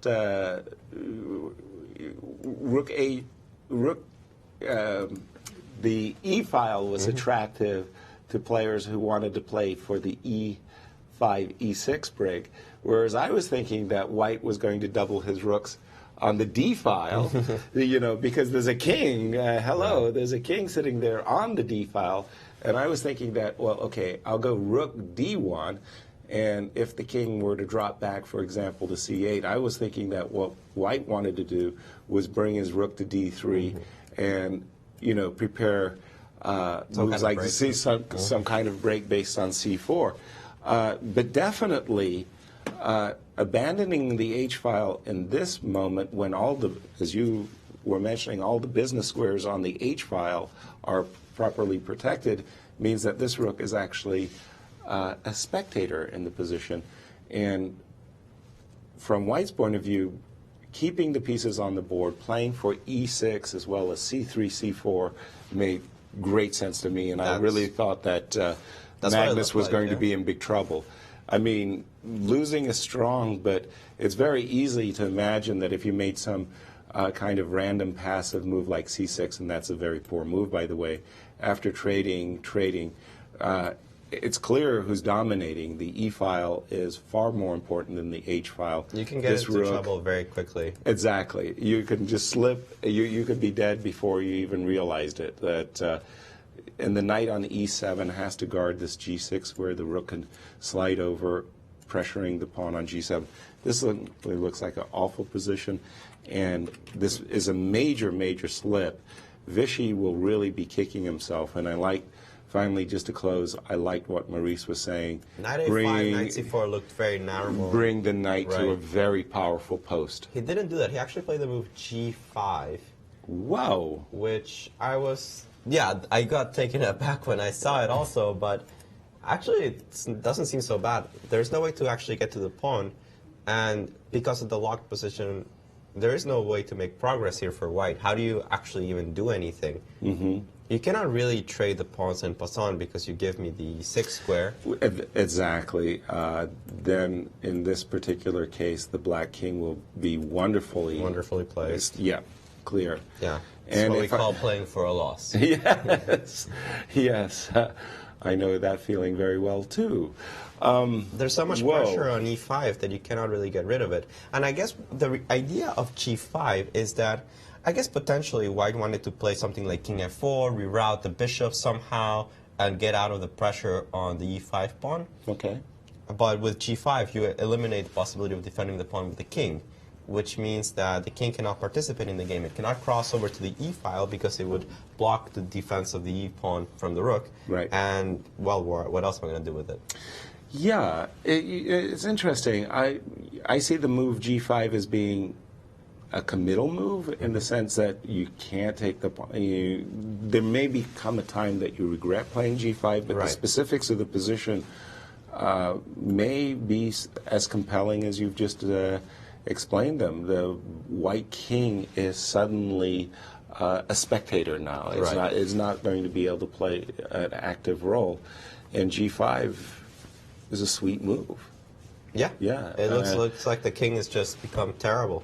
Yeah, I can't help but feel that Vichy is kicking himself. His slow play was paying dividends, but then suddenly forgot to collect them somehow. And big turnaround. What happened in our other rivalry, the American rivalry? Has Hikaru managed to get any play whatsoever for his pawn? No. We left it around these parts. We thought that White was just a pawn to the good. Yeah. Yeah, and he's just played the move bishop d6 to f8, intimating that once this knight does move, whether it be to e7, hitting a pawn over here, that the pawn on d3 could be a target. You know, I always like such move in such positions. You know, like just do it, nail it down. We'll defend the pawn right away, and we'll ask Black how he intends to get because, I mean, at any point that you actually target the d3 pawn, you still have to be able to make sure that c7 is defended. Yes. And that might take a while. The exchange of weaknesses of c7 and d3 will almost for certain favor White, as he'll be able to not only trade a couple of pieces going to an endgame that is clearer to exploit the advantage of the pawn, but it also gives him more access in the 7th rank, something that the d3 pawn doesn't give Black access. Once your rook's on d3, it doesn't actually do anything. It's not attacking any new targets. Right. For this reason, I think that d3 is easily defended, because you're going to have to deal with the fact that c7 is more important than d3. Exactly. And also, after knight e7, you do allow White to play his knight to c5 with a tempo, which also defends d3. So no counterplay for Hikaru, no compensation whatsoever. As Roman Djindjiashvili likes to say, White has pawn and the compensation. Very, very nice quote. I love that by Roman. So after king f2, by the way, in the Giri game, now it's Gary's turn to go in the tank, as maybe he's starting to realize, what do I do now? Well, he has a couple of problems in his position, clearly, and the main one is what to play in this position, or what to play at all. He doesn't really have a plan. His knight on f5 is as good as it gets. I don't think it can be rerouted to anywhere better. And he has a lot of problems coming up with the rooks outside of where they are right now. The rook on h8 is stuck. I would like to double on the d file, but you can show us why that's impossible. And then I think that Black's just better. He would like to play the move... White is just better. Yeah. Sorry, White is just better. He would like to play the move rook takes d1, but you got this intermezzo, knight g7 check, which should not win a piece. Well, it should win a piece, actually, yeah. King e7, rook takes d1, and... Over. It's just over. Yeah. I mean, the knight is trapped. But the time that it takes you to actually capture the knight with, for example, king f8, I can take a pawn, I can activate my rook to d7. It's just way, way too active. I mean... Yes, this is it's winning. Clear. But going back, without the move rook d7, you...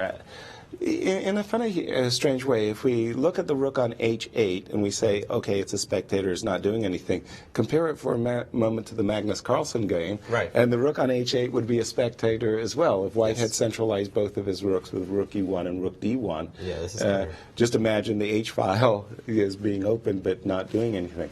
So Anish Giri in trouble. A little bit of trouble. I mean, it's nothing clear yet. Also, Grischuk would have to figure out a way of making progress, which to me is far from obvious in this position. Double rooks on the d-file? You could double rooks on the d-file, but I mean, even then, are you really going to have...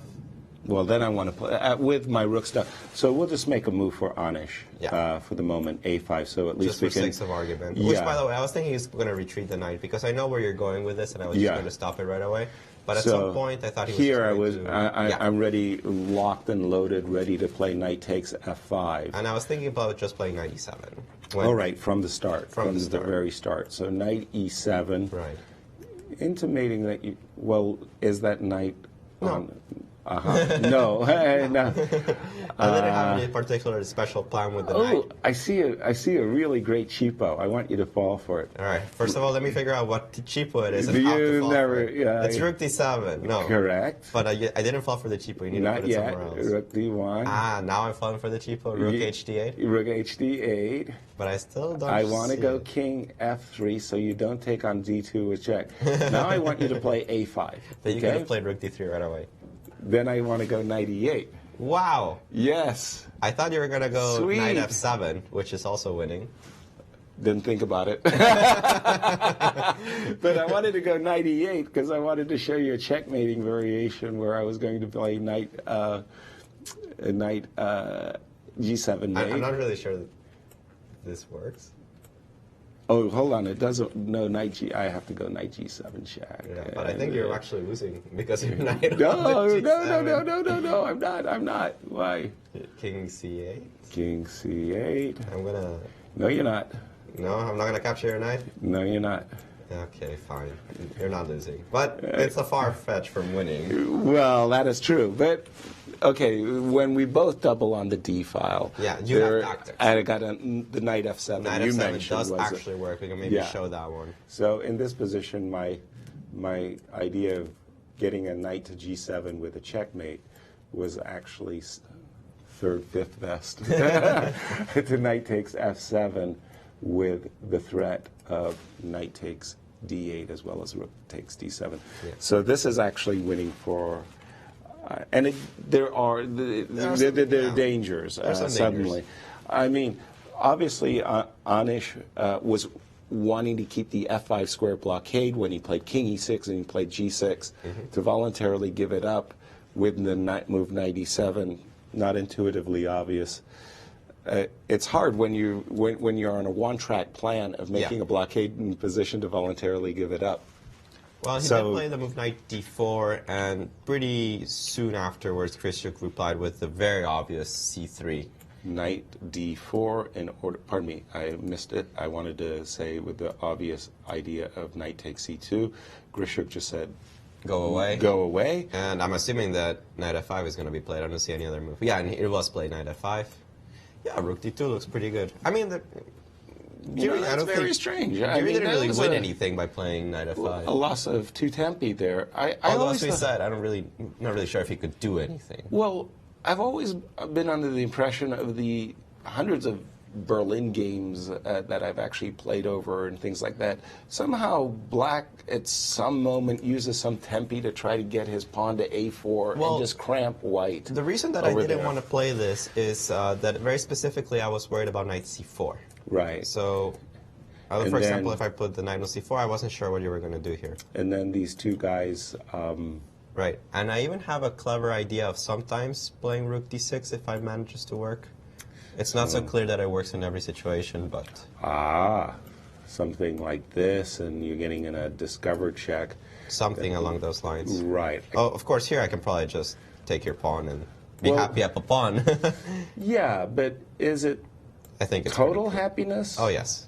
Ooh. I am ecstatic. You're ecstatic. Knight B3. Knight B3. Yes. Yeah. Yeah. That's a good knight. That's game. That's game. Yeah. Very good.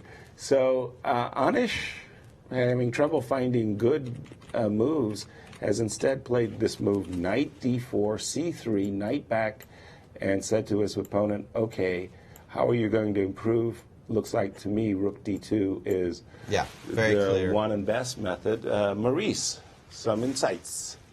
Clearly not playing well is Anish Giri. That rook move, the wrong rook on D8 is costing him. Another game that has erupted is the game between Maxim Vachier-Lagrave and Vasyl Topalov. In this position, after a trade of bishops, he played the move H4, Queen F6, and then he left with the move Queen B5. What are you going to do about your queen side? And the bishop is certainly hanging, so he played Queen to E7. Remember, he just played Queen F6, now Queen E7. What is he doing? Well, after Queen takes A5, he played Rook to C2, and it's this position where Maxim MVL is thinking about it to wonder what is on the mind of his opponent, because obviously Queen takes B4 looks like a delish pawn, like thank you very much. Why did you go down this route? Now, there is a maneuver you might think, well, why not bishop a6, attacking the rook on f1? Maybe that's the point.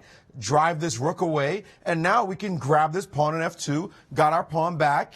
Interesting position, maybe attacking down here, until you see this wake-up call, queen to b6, hitting the rook and hitting the bishop on a6, and oops, that's it. Black has to bail with rook takes g2 and hope that he'll survive this endgame after bishop to b7. Not looking good, two passed pawns. This pawn could start to rush down the board. Maybe he might argue compensation here, but certainly difficulties for black, except if you go back just a moment and black is just a little bit patient and decides, you can't do anything anyway, I'm going to play the move queen to c7. Now that's a deep move, very deep computer move. The point being that now there is no rook to c1. Bishop a6 is coming. That's the next move on the board. But not only that, a rook is going to land on b8 with threats down to the b line. Very hard to even find moves here for black. For white, that is not just absolutely not even easy. The move bishop to e4, trying to chase the rook, runs into rook to c4, queen back to e1, and now the move f5, and black is starting to develop some energy in the position. If you go back, he's just going to come after you, and there is counterplay for real by black. Very interesting play by Topalov. We know he likes to sacrifice pawns for the initiative. Looks like he's doing that right now, but his opponent is cagey. He knows about this Topalov trickery, giving you a pawn. It looks like you get a pawn, and then you don't really get it. So he is stopping to think his MVL in this position and not grabbing that pawn on b4 right away, although he's preparing to make some sort of move in this position. We'll see what happens, as this game has definitely gotten a bit sparkly. Yeah, with that more heated. Powerful rook on c2, I'm starting to definitely like Topalov's position. Yeah, and I like pawns. I'm a big pawn grabber, but that looks a little bit too much. When you go queen takes b4 and you just kind of like cogitate a bit over the move queen c7, you start to realize, well, wait a minute. Rook b8, bishop a6. The rook is already powerfully posted up on the second rank. You never want to see your opponent doubling on the second or the seventh, especially against your king. You suddenly start to hesitate about grabbing the pawn. I would seriously hesitate going into this. And actually, MVL decided not to go into these variations. Played the relatively more passive rook a c1, at least getting rid of, or trying to get rid of this rook on c2. Okay. Oops. Sorry. Well, we're going to have to see Topalov how he replies to this. He has actually more than one option. He can even play the move b3. He can play the move rook c8. He can play a lot of stuff here. Actually, he can move the rook. Yeah, I don't think he can take on b2, right? That's the one. Whoa, is it so? C7? Is it so clear that I lose a piece after queen d8, turning the tables? Who's pinning who? There is queen b6, and but I can move back to a8. Yeah, and then the question is, does this a pawn give me enough compensation? Very rich. By the way, tactical position as well. Yeah, very strategic. strange position, actually. Because both players have rooks on the 7th. Not a common theme. And bishop on a8 could be either extremely good or just simply terrible. Yes, I mean, one of the two. A very complicated position, actually. Yes, very sharp. Just real quick, we're going to, for those viewers just joining us, we're going to update the standings here in the London Chess Classic. After 2 rounds, Anish Giri, the only player to have won a game, did it against Vasyl Topalov, leads with 1.5 out of 2. Seems to be in a little bit of trouble currently against Alexander Grischuk, but the Russian has almost no time left on his clock. Everybody else is still at 1 point with 2 draws. Lots of tournament left. We have a total of 10 rounds in this event.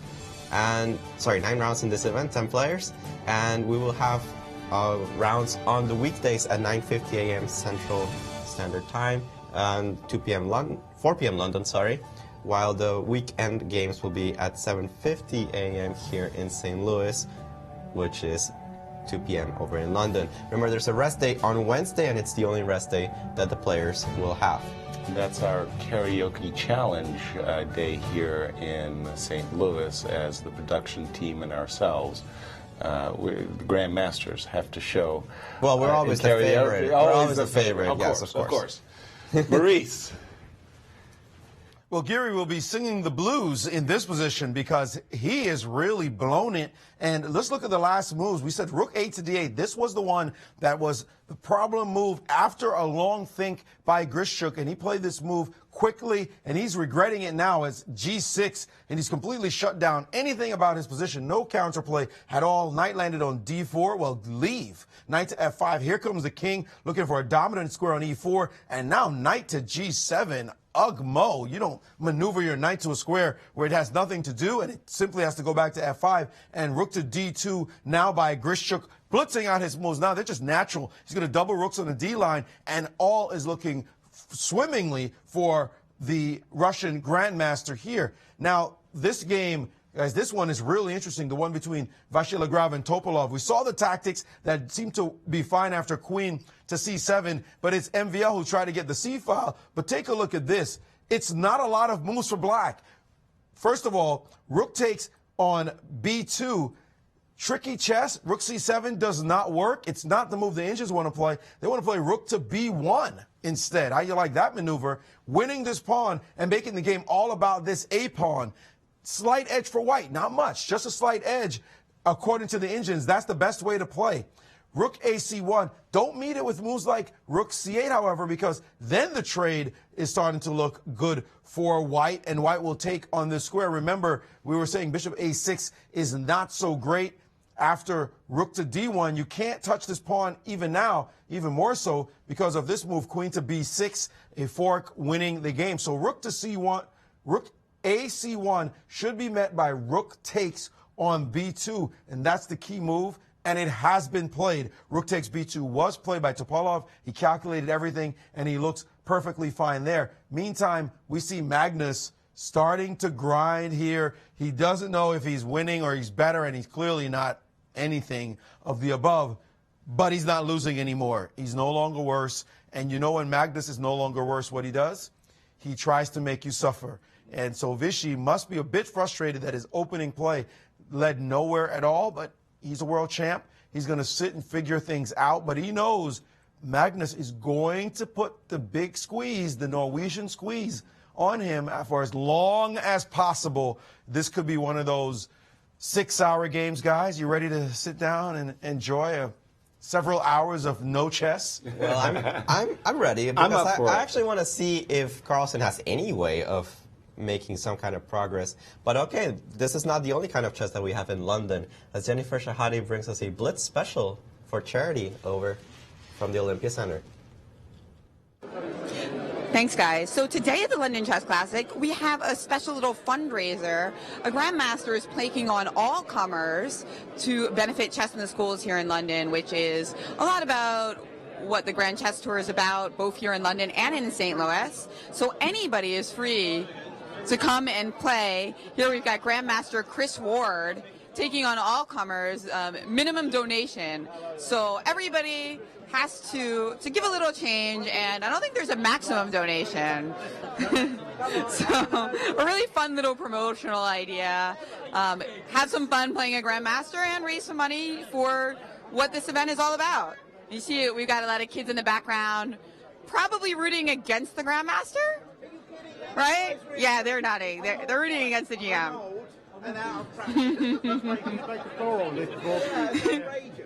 And it seems like this is going to be a tight game because the Grandmaster's not so sure how it's going to go.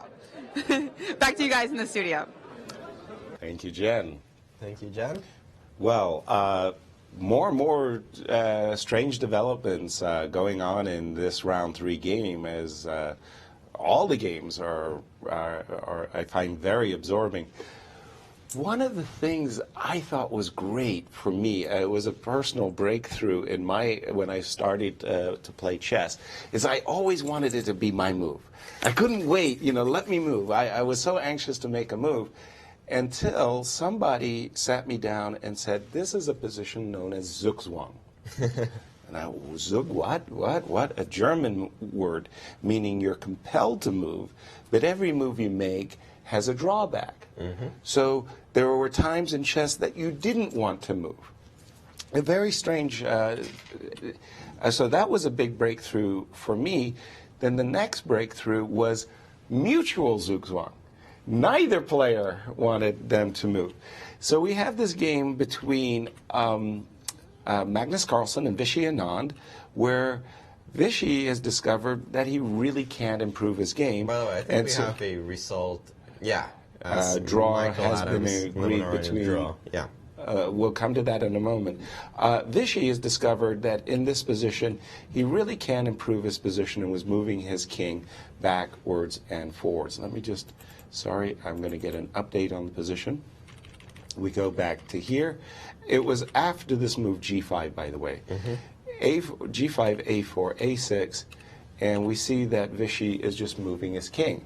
Magnus has also moved his king back and forth. So it kind of seems like neither player can make progress, maybe a draw by repetition, but then suddenly we see this move Rook E3. And I was trying to understand that maybe Vichy is heading for E2 and D3, so he built a bridge for his rook, but now suddenly I'm looking at this move Knight A5, and the knight is coming to, the knight massively improves its position by bringing itself to C4. Why is this massive? Because of a different idea. I'm really hating my mouse today. I think I've got battery issues. Once the knight gets to C4, instead of the square C6, notice that black's king can easily come up to the square C6. Then black wants to play B5, capture the pawn with his king, and then he's got a very, very powerful passer, his A pawn. So I'm saying suddenly it's Magnus now in, well, I'm not going to say command, but I am saying it's Magnus for choice. From a position that we really, really liked what Vichy was doing throughout the first 20-odd moves. Yeah, definitely a complete 180 of the position. I think we saw at some point, it was just kind of like 90 degrees. I mean, Vichy, okay, he blew it and he had a position that was maybe drawish. But now that you get a knight on C4, and you still don't have the possibility of playing E6 or F6 or doing anything useful, it does seem like suddenly I would be considering how to bail out if I was white. I mean, I'm still sure that he has some way of drawing the game if you go Rook E1 and then maybe something like Rook H1, Rook H5 at some point.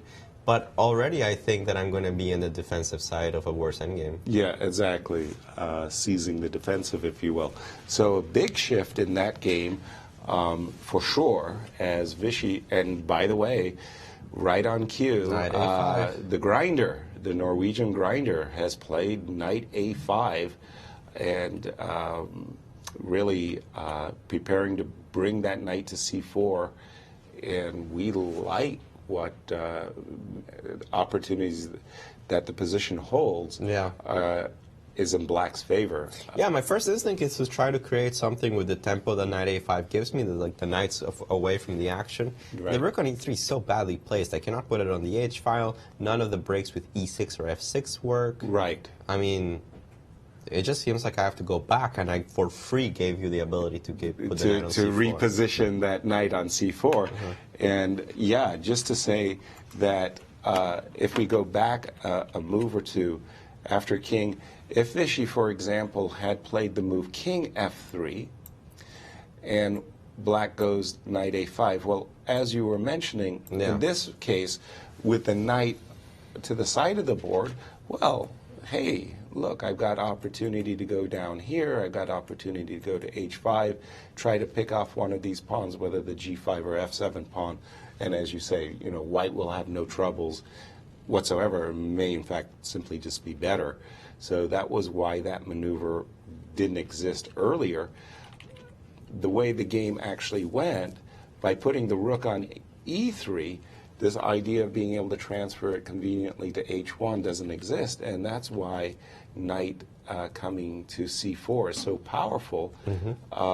We get the same position, except suddenly the knight is transferred. And that is a very, very significant difference. Right, the knight is simply better placed on C4. It's not in the way of the king, which, and it actually has easier access to come back in any case that the white decides to play e6. Right. If you have any of these e6 breaks, the knight's actually better placed on c4. You can always go back to d6. It can always go back to certain squares where most pawn endgames would be simply lost. Right. So I recall a game that I played as black. It was the first time I actually played Anatoly Karpov. Pardon to me. interrupt you real quick, as we have Jennifer Shahade with the first player to draw today, Levon Aronian. Hey guys, I'm here with the winner of last leg of the Grand Chess Tour, the Sinkfield Cup, Levon Aronian today. Everybody played the Berlin, but not you. Yeah, I mean, I've had a bad experience with Berlin lately, so it's time to play my favorite line. Were you happy with the result? Yeah, it's okay. I thought I was the one pressing, but... And if you had to play the same opening all tournament for both colors, what opening would you pick? Definitely... Adam's both had the same answer. This is going to be a great tournament. Sounds more... I hope. Why the Marshall? I've been playing it for quite some... good memories. Why do you think the Berlin has such a sustaining popularity at this level? I guess many people dislike it with white. You know, they don't like to exchange the queens so early, so that's the reason. It's not that the opening is so great. It's just that it puts you in a mindset. You know, you don't expect to get such position with playing e4 with white. You expect to attack, and then you have to play the end game where you have to be very precise. So Kramnik started it, and 15 years later? Yes. Well, I mean, there were other people who played it, but not on the highest level, of course. Great. Well, thanks. We've got Levon Aronian here at Grand Chess Tour, and we'll be looking forward to the rest of your games. Lots of Marshalls. Hopefully. Levon Aronian is actually one of those players, as we mentioned earlier in one of our early broadcasts, he never really deviates from his openings. I mean, once in a while, wow, he plays a Berlin, but it's still always when the opponent plays e4, you can immediately guess he'll go e5. And he has excellent results with it. But another player that I like is relatively consistent is somebody that does not play e4, e5. It's Veselin Topalov, as he prefers the Sicilian setups. And perhaps you can tell us a little bit about what's been going on in his game against MVL. Well, indeed. I've got myself so immersed in that World Championship matchup of Magnus and Vichy that I didn't pay enough attention to Adam's Levon. And you're absolutely right how loyal Levon is to his e5 defense. Let us see. When we have left it rook b1, rook a2, queen takes b4, bishop coming to this a6 square, obviously trying to get white to move his rook so that the rook takes f2 is vulnerable. The f2 pawn is vulnerable, pardon me. So I'm assuming queen b3, inviting this major piece ending. Right. Like this. I don't think this offers white anything in particular. There is a passer in the position, so he has the more dangerous pawn. It shouldn't be enough. It shouldn't be enough. But still, I would say that white's the one pressing. Exactly. So I think you would run something more clean-cut with the black pieces? Right. I would probably play a move like rook d2, keeping this attack alive, so to speak, and wanting this rook f2. Now, Maurice was saying that there's a tactic that if you do take on f2, that we've got this queen b6 type of opportunity for the double attack opportunity. The bishop is attacked as well as the rook. I'd be compelled to give an exchange. This a pawn is scary, but for the moment, there's not a lot of pieces around white's king. But is there really that many pieces attacking the king at the moment? Well, there is about to be. I mean, all right, let's see. I want to see rook d2. Or I play rook d2 in this position. Yeah, the bishop attacks the rook, of course. Rook d2. The bishop drops back. So basically, if you go whole hog, which I won't, which you won't, okay, with your a pawn, I'm going to go e5, e4, and try to post my queen on e4 or even my bishop on f3. And I definitely understand that. He has to be very careful here as white. Right. The battle lines are really being drawn. And who can attack quickest? Yeah. And we do have queen b3 on the board here in the MVL game. We have to see if he goes for this kind of ideas. He could also play it more simply by putting the other rook on d1, and I think that forces some exchanges. How so? Just a second before we come to Maurice. If you go here, here. You have to trade rooks, I think, because if you go rook e2, you're not threatening anything. Right. So rook takes, and... Well, I have a passer.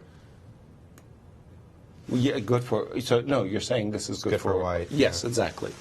Maurice, your insights, please. A really big development in the game between Grischuk and Giri.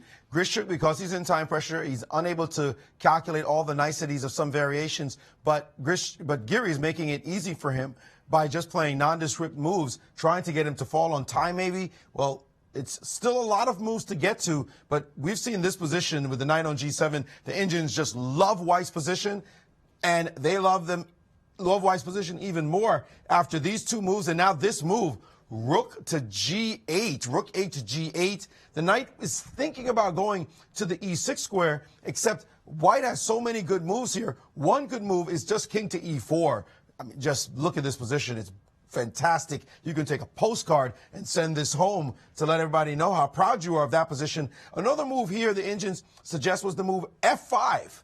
Take a look at that break. f5, a very dangerous move to have to face for Giri. If knight takes on f5, this king and pawn ending is disastrous after full-scale trades on the square on d8 and now king to f4, and you start crying when you see this position as Black unable to create a passer on this side. White's just going to take this and then play e6 to create his own outside pass pawns, and that's going to be very difficult for Black to hold. The Indians are giving dead lost, as a matter of fact. So rook h8, he had the chance to play f5 or king e4. Quickly he played a4, and he's certainly going to look at f5 again. No doubt, a lot of tension right now for him. But he can also wait. He can play with king to e4 as well. It's high time for this rook to leave this file, but he's scared to do it because rook might land on d7. So this game is topsy-turvy in a way that it's hard for Grischuk to settle his nerves, knowing how bad his clock time is. He's at 4 minutes with no increment, needing to make 13 more moves. So it's not easy for him to just find the most committal ideas like an f5 move. He has to really calculate it well. Meantime, Giri's looking at his position and thinking, what did I do? He's got to be joking. He has to sit there now for all this time and suffer in this position. But the tournament leader in real trouble right now in this game.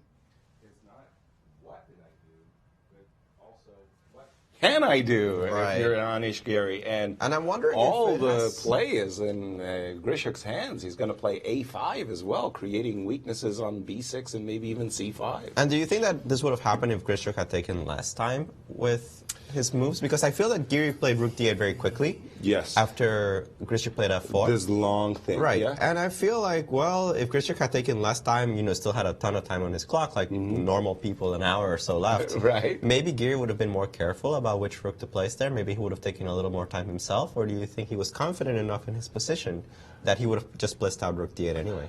Probably the latter, because I just don't think that Anish appreciated that there was some very concrete... He felt so satisfied that he had his knight on f5. He may have just kind of switched off his brain a little bit there, saying, well, with the knight on f5, White can't do anything. I've completely neutralized, not being aware that there were some very, very concrete dangers, and he's suffering. Maurice. Definitely suffering.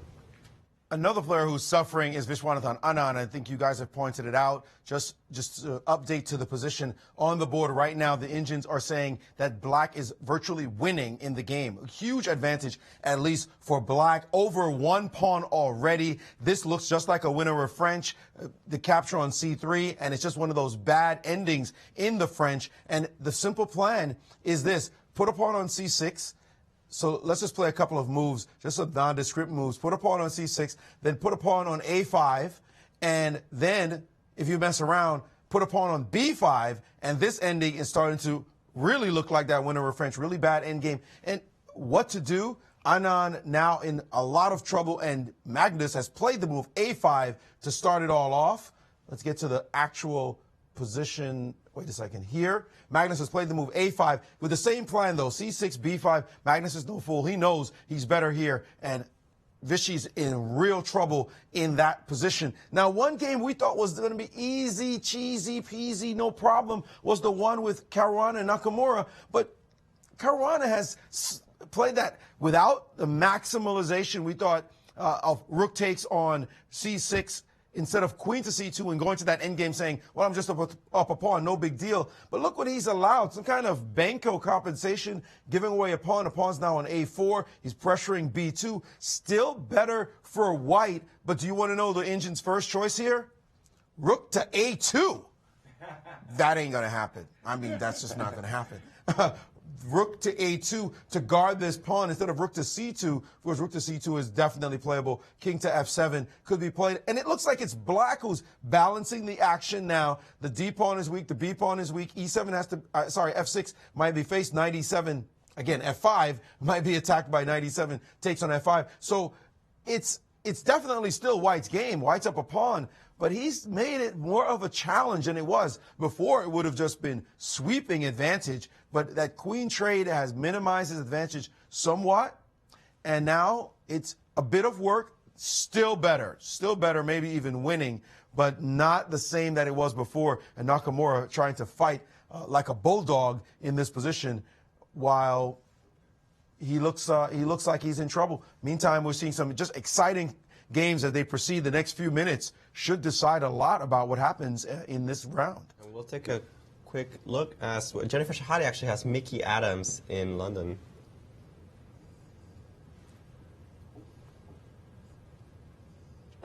Hey guys, I'm with Grandmaster Mickey Adams, Britain's #1 player, and today a draw against Levon Aronian. Tell us a little bit about the game. We saw a lot of Berlins today. Yours took a little different wrinkle.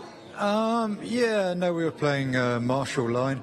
No, I don't know. I had some hopes. Levon had good results in this line, but I thought he was maybe not playing it so accurately. But today he was very ready again. So I'm not doing too well with the openings. I keep on going into preparation. I think he was very comfortable. But I sort of had some chances because always this pawn on A6 was a bit vulnerable. But I think a draw was a fairly normal result, of course. Now, if you had to play at a tournament and you had to play one opening the entire tournament, what would you pick? One opening the entire tournament? Well, I don't know, because it's better to be white than black, no? Oh, you have to play. You have to play with both colors. Oh, okay.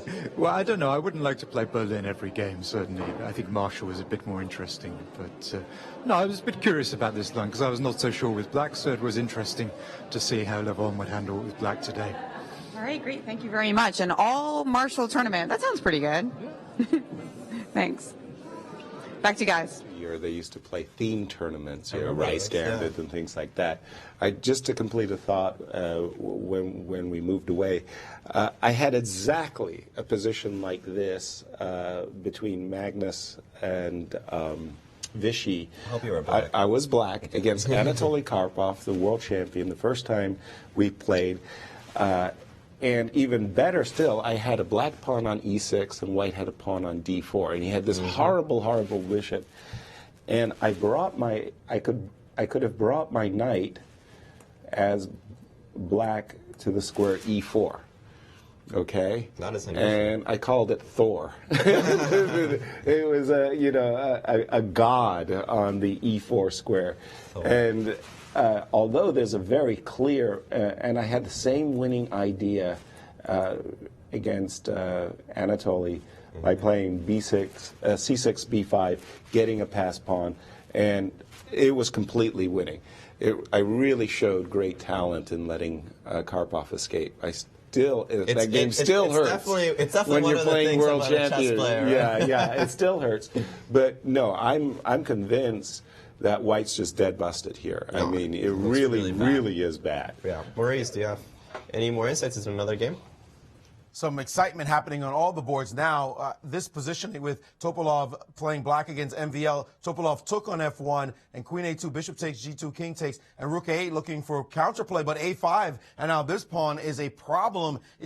Remember we talked yesterday about if you have a queen and a rook in the passed pawn, it's better not to be the D pawn or anything that's close to the king. This king could come over and maybe help out. In this case, no such luck. The pawn is as far away as you can imagine, and it's not so easy to slow this pawn down in this position. If you try to stop it, let's say with the move rook to A6, so let me blockade and put my queen on the other side, well, you face immediate death after rook to B8, king H7, and queen to E2, hitting the rook and mating on H5. That's all she wrote in that position. So not so easy to slow this pawn down. If you play queen to A7 attacking the pawn, no, we're not going to defend it. A6 is just fine. You cannot touch this pawn because of bam, rook to B8 check, and you cannot capture, of course, because of your queen. You move your king. We're going to borrow your rook. We'll give it back to you next game. So this position is busted. So instead, he tried for counterplay after A5 with the move E4, looking to get E3 in, and MVL said, that's not going to happen either. I'm tying it down and now preparing to push the pawn down the board. A rook might land on B7. Very nice position for white here. Topalov, the tour leader, feeling the heat in that position. The other game that's of interest is this one. What happened here? Again, we talked about just being lazy in some way, just grabbing the pawn on C6 and trading queens. Now it's Nakamura who's fighting back mightily, putting his rook on B3. He's still worse. He has to be a little bit careful, does white. Although this ending, what do you think about this position after rook to D1? There was a possibility of sacrificing, I think, here on this square. Takes on the D3 square. The point being now king takes D3, knight to B4 with check, and be careful because king C3, you're going to go down the board. The position actually gets very sharp quickly. Rook to D3 check, king C4, rook to D4 check, and counterplay for black as this rook is hanging on the square. Too tricky, actually. I'm sure he's not happy with that position. And again, Geary sitting on this position with 34 minutes to 4 minutes and 36 seconds for his opponent to make 13 moves. What can he do there? A lot of drama on these boards as we get to a critical situation for so many players. And, of course, Anand suffering mightily. So looks like there are going to be some decisive results other than unlike yesterday when the draw and peace broke out everywhere. This one, the players are out for blood. Keep an eye out on this game. So we'll take a very short break, and we'll be right back as well. It's definitely going to be decisive results, I think. Oh, yes.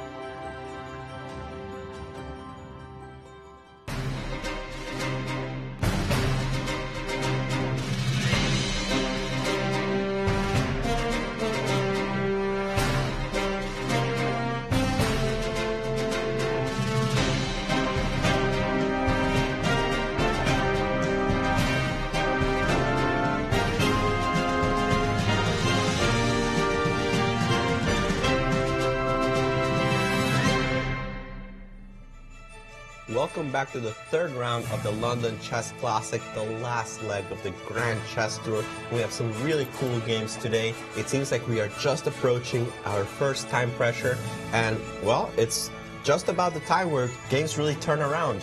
Exactly, and some sharp positions.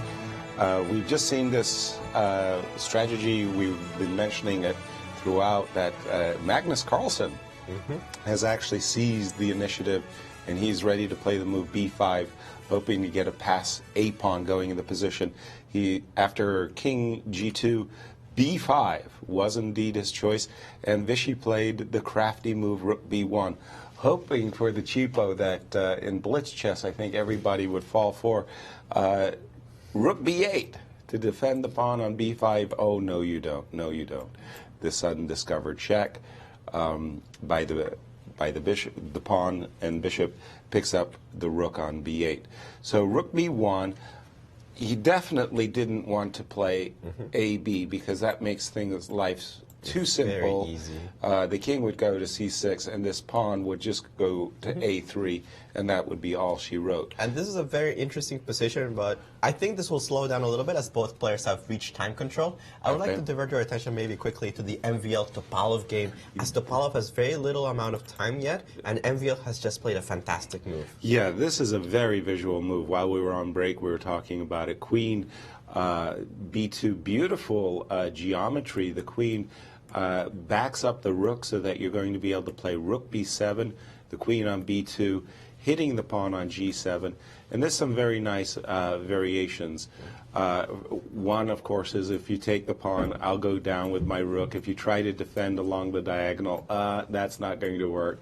I'll trade queens, pardon me, and just simply play a winning rook ending after rook g5. That's all she wrote. As far as I can see, it's 2 extra pawns. Doesn't seem to be any hope for Topalov. A very paradoxical move, this queen b2. You just put the queen on d2. Right. Defending the pawn on a5, and now you suddenly let it go. Exactly. So that and in case of rook takes a5, there's this very nice line where you go rook to the 7th, I attack your queen, you attack my queen. But suddenly when I go queen b5, oh dear, you have this horrible realization. And I think we're going to have this on the board, as Topalov did take on with the rook on a5. He did? And MVL blitzed out the move rook b7. I don't think there's a choice but rook a2, which has played. So the players have caught up to us, and now this queen b5 also blitzed out by MVL. Seems like he has calculated everything. Topalov against the wall, not only in the position but on time. He has to make, I believe, 4 moves in 2 minutes. Okay. So he only has 30 seconds per move to defend a very annoying position. He has to make sure that by the time they reach move 40, he isn't completely lost. Well, exactly. I mean, here the only thing. Oh gosh, there's not even a hope of perpetual check.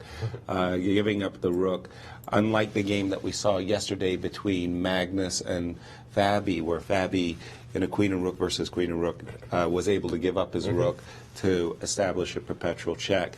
In this case, there's nothing. The queen can even come back. You get 2 checks, and yeah, then you can resign. Exactly. So, but rook a2, queen b5. If you go the other route, if you try to go queen here, well, I'm first. I get my checkmate in before you get your checkmate in. And as we see on the webcam, Topalov reaching only 1 minute on the clock right now. Okay, but what to play? What to play? I don't really see a move. Maurice, what is your defense here? Well, I looked at this position and I felt like Topalov would not be able to do anything after queen to b2. He would not find the best moves. Queen takes on a5 was his best. He has now sacrificed on f2. That's no defense at all. That is basically resigning, not having enough time on the clock, trying for some random perpet. He did have a sequence here to play queen to c1, which would have saved him. I use that in air quotes as well. He would have been able to put his queen here on h6 and only go down a pawn in this position after queen f4. A dead lost position, but not as bad as what he's going through right now, which is just going to be a rook down. He's desperate. He knows that this position is lost. He's just played this move queen down after a rook sack. Might as well, it turns out, play like this since he's losing anyway. His check down, no question. here, queen back to e2 is simple. Just drop the queen back.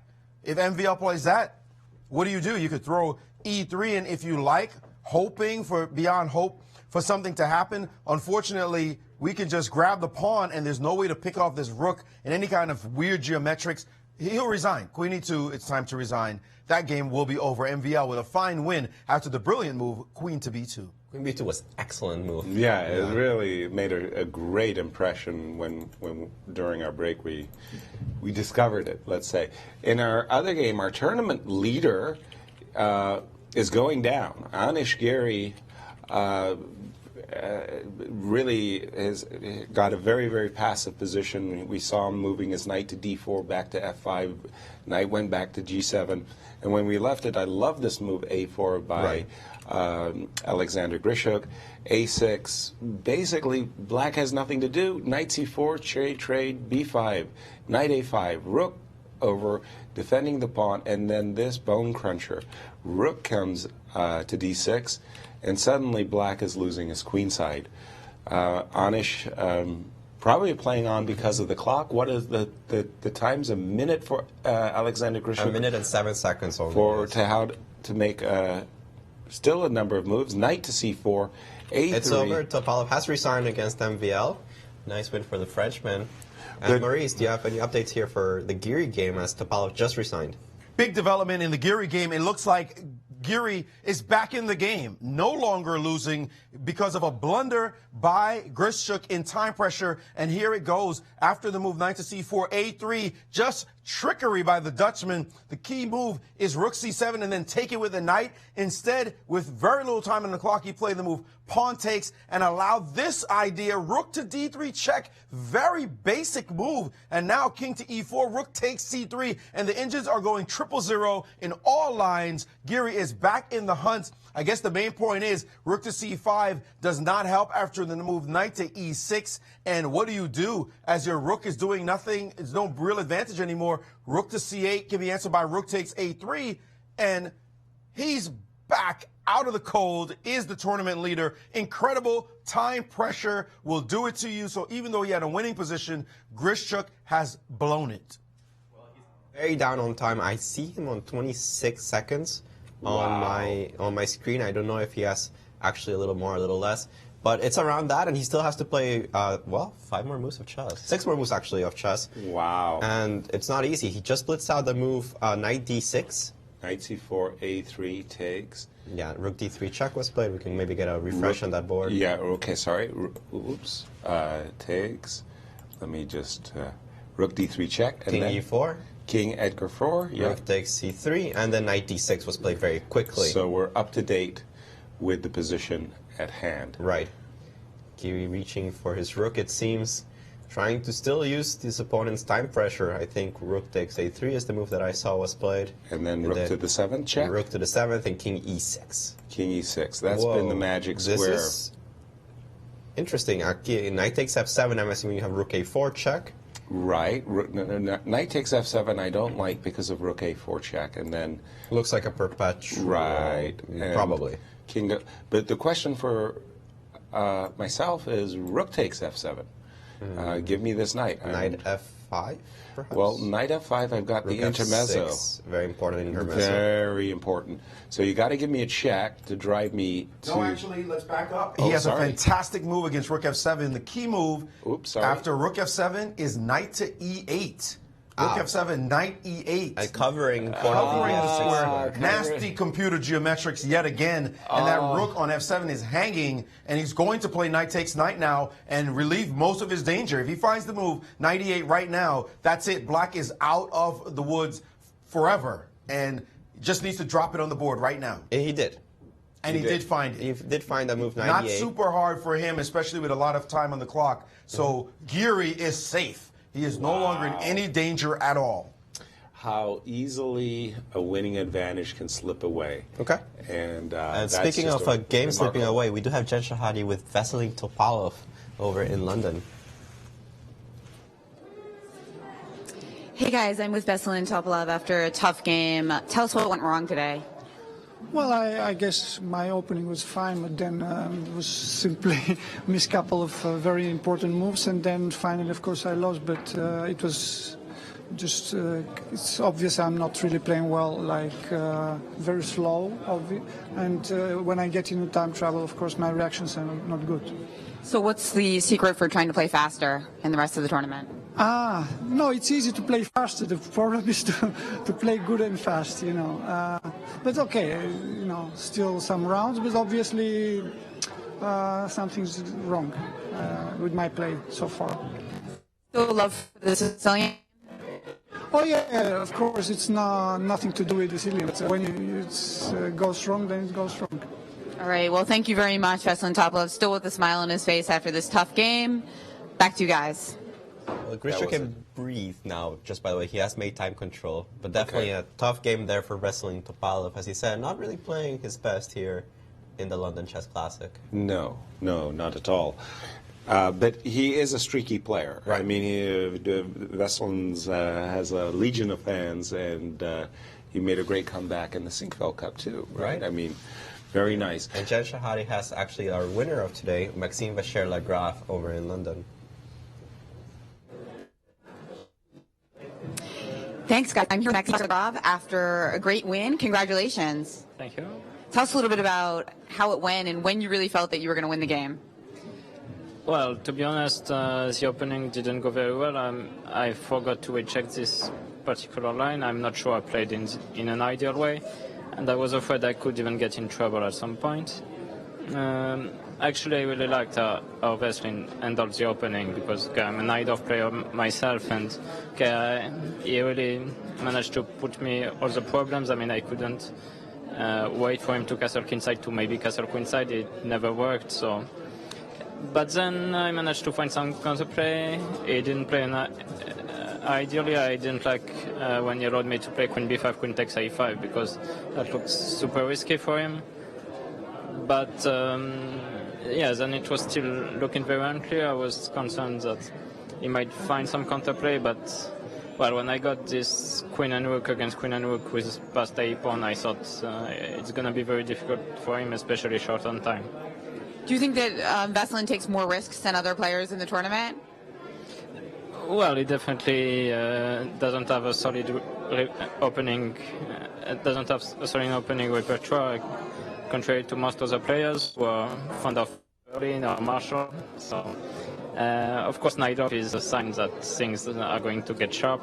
But well, I mean, it generally works quite well for him.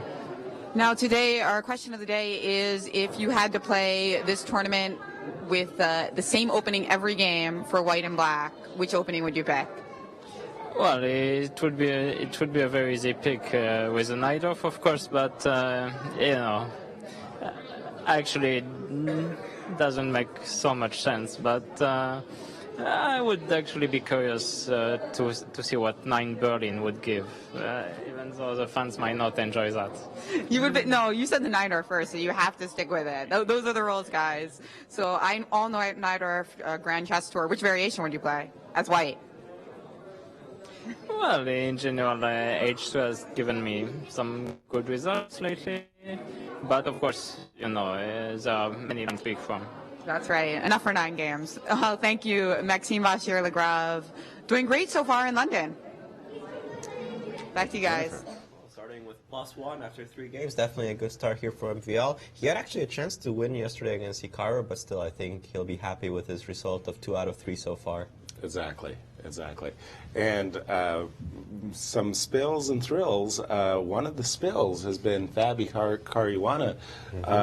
We were very, very pleased with his pawn-up position for quite some while, but of late, well, he's just spoiled his position and spoiled his advantageous position and allowed, as is typical of the ever-resourceful and clever U.S. champion, Hikaru has maximized his possibilities, and Caruana hasn't done much with his extra pawn. His extra pawn is, let us say, the B2 pawn. He still has an extra pawn, and it's obvious that the game's not over. I mean, it's no. It's not like Hikaru has equalized completely. It's not like the game has finished, but it does seem like Caruana has not made anything with his pawn so far, that Hikaru has been allowed to establish a certain amount of pressure, kind of out of the blue. He really didn't have to give this kind of counterplay to his opponent. And, well, I mean, I still rather take white just because you're up a pawn, but I would rather have taken white 20 moves ago. Yes, certainly the advantage 20 moves ago was much greater. But why do you feel that this position still offers, I mean, after this last move, bishop d6, just a second, the bishop, Hikaru is not just hinting, he's actually threatening himself to play the movie.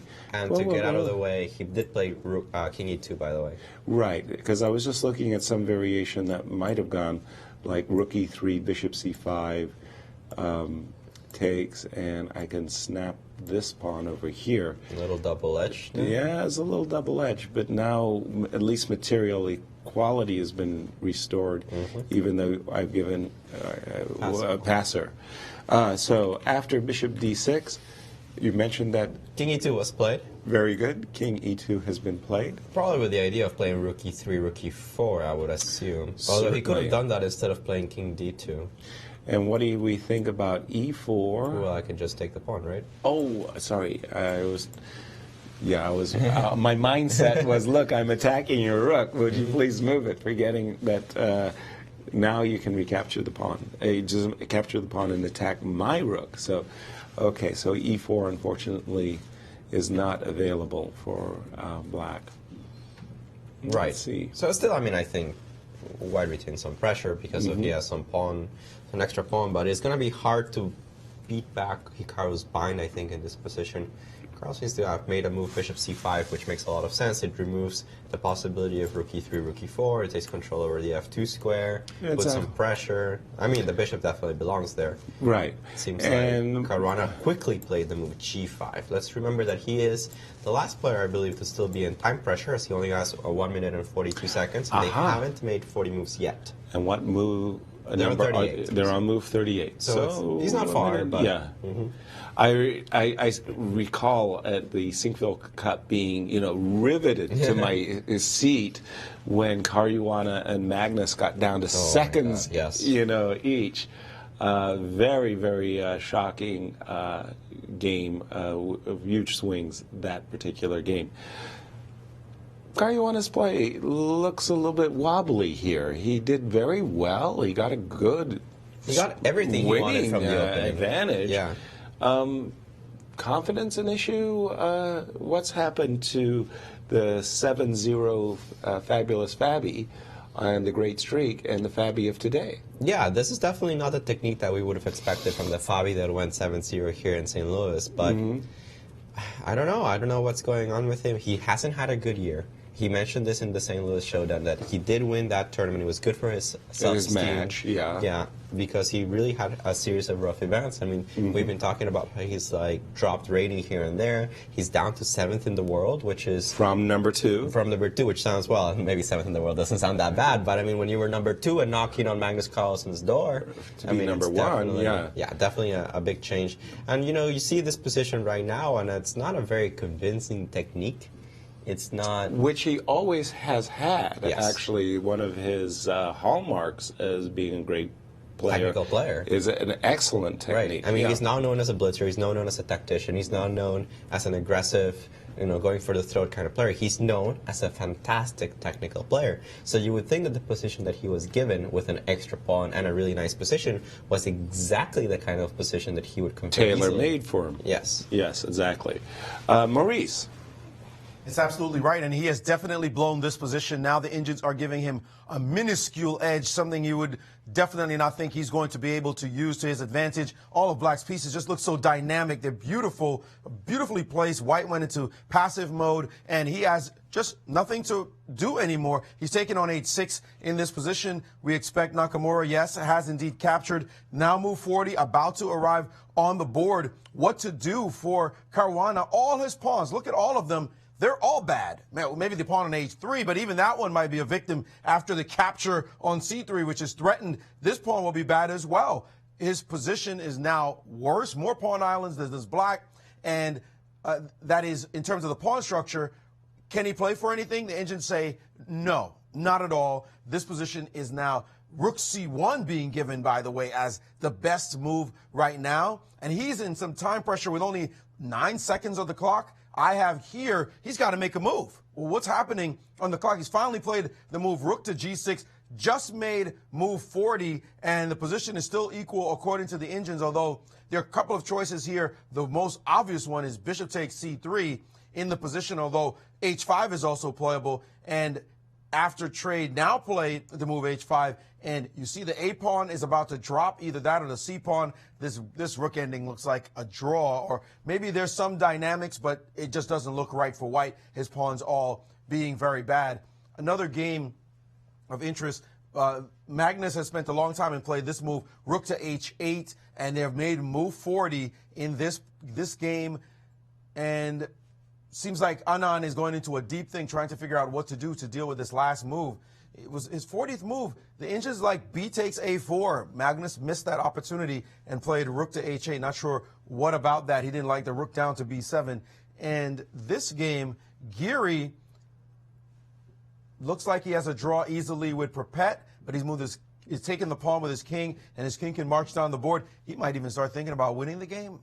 I don't think so. I think there should be a draw if they play correctly. Yeah, Anand is not in such trouble now. I don't actually understand the move Rook H8. Maybe sure the great Yasser Seirawan can explain it to me. The great because Yasser Seirawan will not be able to explain to our fascinated viewers. Why not take the pawn? Because, again, this knight on C4 is such a great piece. You want to go A3. Doubtlessly, Rook B7 I don't think works. You just kind of push the pawns, right? Right. Now the question is... E6, maybe? Well, I was thinking that you may have to get your rook back. But you don't do it on time. Because if you go Rook H7, A2 Yes. is simply winning. Because after Rook H1, I have knight E3, knight takes C2. Sweet. Well... So that would be... No. Just a second. Those are two connected pass pawns. Yeah, but I have a rook. You do have a... You're not even threatening anything after F. And if you go the other way around, I have king up. So, well, I don't mind you taking my rook. The problem is I hate the fact that you've got another 8 pawn in the position to back it up. I am sure I'm gone here. With my king not being able to come up into the game, my white king, that's over. So there was something thinking E6 that... instead of, Rook B7 is fine. I mean, I guess this was the idea, right? Well, maybe... King C8? Hold on just a second. Pardon me, apologies. Takes... did Vichy have some... E6 trickery. Yeah, trickery. That's a good word. I like that word. E6 trickery that Magnus didn't like, that he felt that... I'm not sure this works. I mean, I have king D8. F6, you're throwing up perpetual at least. Yes. Back and forth. Well, E5? So no more perpetuals, right? E5 locks out the bishop, and knight on C4 is a monster. It's a Thor. It's a strange name for an octopus. Yeah. And so maybe some miscalculation here by Magnus. He just... Okay, but I want to see this Rook B7. Yes. King C8, Rook takes F7. This doesn't work, and then I go E6 here. Oh, pardon me. Now you go E6. Okay, I'll go A2. And then do your worst. Check. Okay, now I have to pause. I walk into a discovered check. No, then I lose my rook with check. I apologize. I had nothing to pause. But this is just a perpetual. Oh, this is now your perpetual. Okay, I can't. Okay, I need a good move here for black to avoid the perpetual. Yeah, because in the variations where you lose the rook, I'm queening myself. So you don't have enough. Got it. I got you fully. I thought this was the idea. Maybe not so clear. It's a darn good idea. How does it go? A2. Yeah, Rook C7 I think is okay. Rook C7, king. Rook E7. Rook E7. And I am afraid of no man. Because you will get to play E7. Yeah. I got a girl, but now I'm a long way from giving. You don't have to necessarily panic and give up your rook. But I can. Which, by the way, I can. And I think I'm that's just completely fine. All right, too. So, E6. E6 move. So, could I have done something about this? Could have taken on the E5, but that looks wrong. When you get your rook to A7, my A pawns aren't as powerful. So E6. I don't know. There might be some specifics in the position, but it doesn't feel right. Yes. If I move my rook, I'm not sure where I should. But yeah, but now I'm starting to think about beating that's you. A very, yeah, I get my... I play F6, maybe. Check. F6 now. Well, E7 is just winning, right? Oh, E7 picks up my rook. Oh, yeah, gosh. E7 is just winning. Okay. Yeah, I'm not so sure, actually. The computer says it like P takes A4, so clearly we're missing something, and I'm we sure certainly are. Maurice will make us look like fools. All right, Yes. go ahead. Go ahead, Maurice. Make us look like fools. No, I was the one who asked, why can't you take on A4? The engines didn't give that, because taking on A4 actually is equal. Sorry about that, guys. That's just my buffoonery in that position. Actually, what the engine is like is either knight D2 or give me this pawn on E5.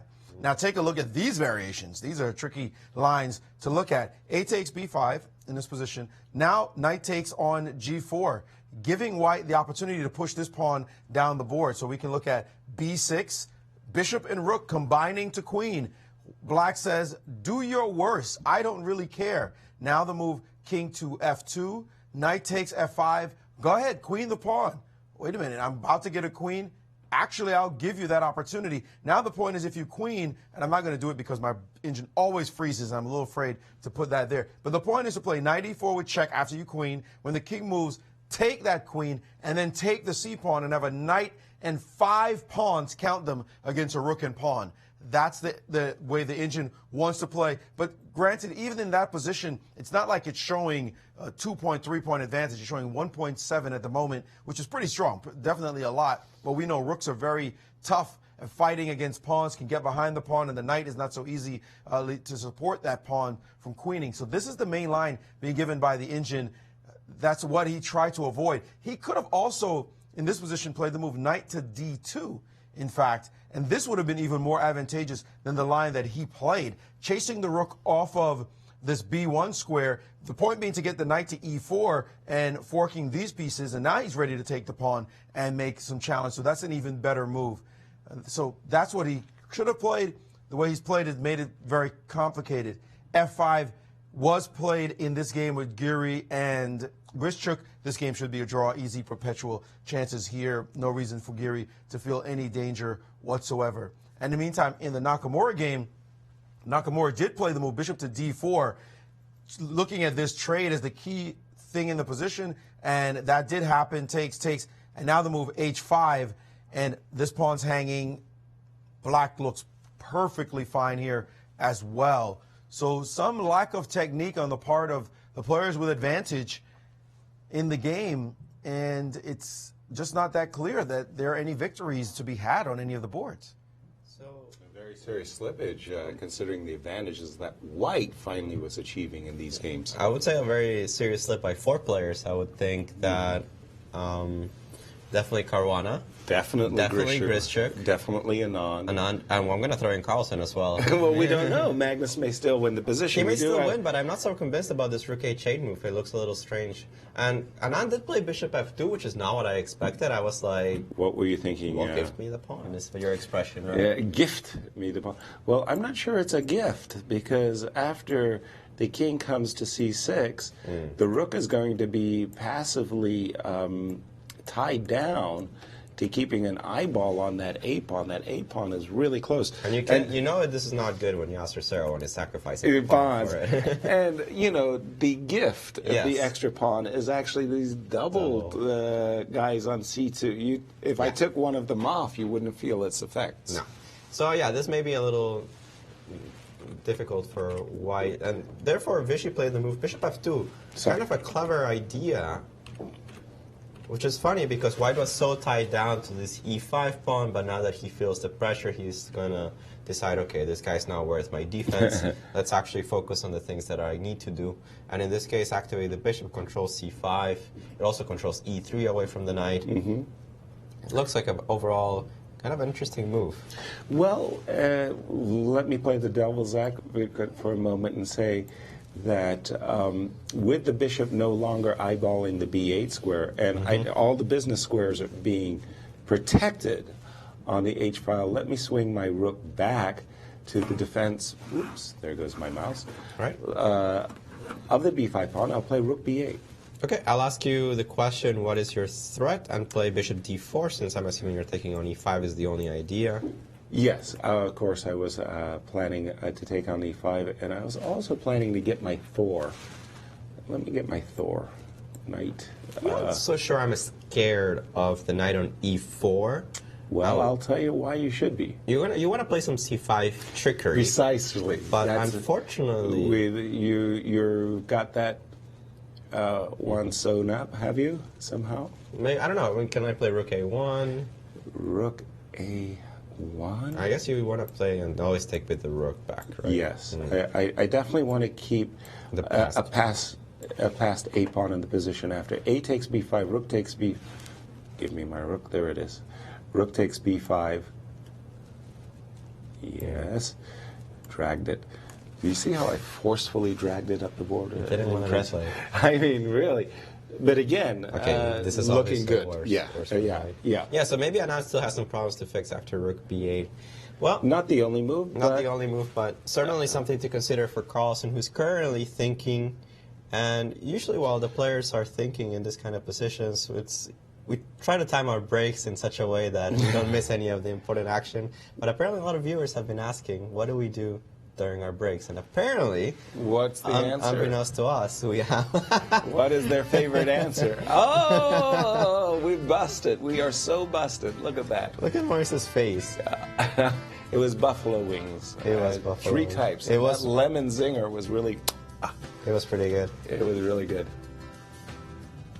It was like animals who hadn't eaten in weeks. When they saw those buffalo wings come out, man, I had to run in there. Everybody was attacking that food, so I had to get my plate really quick. I got a penalty for holding because I was holding Maurice back more. Let me get ahead of you. So somebody suggested an orderly line by rating? That was my suggestion. Really? Yes. You don't say.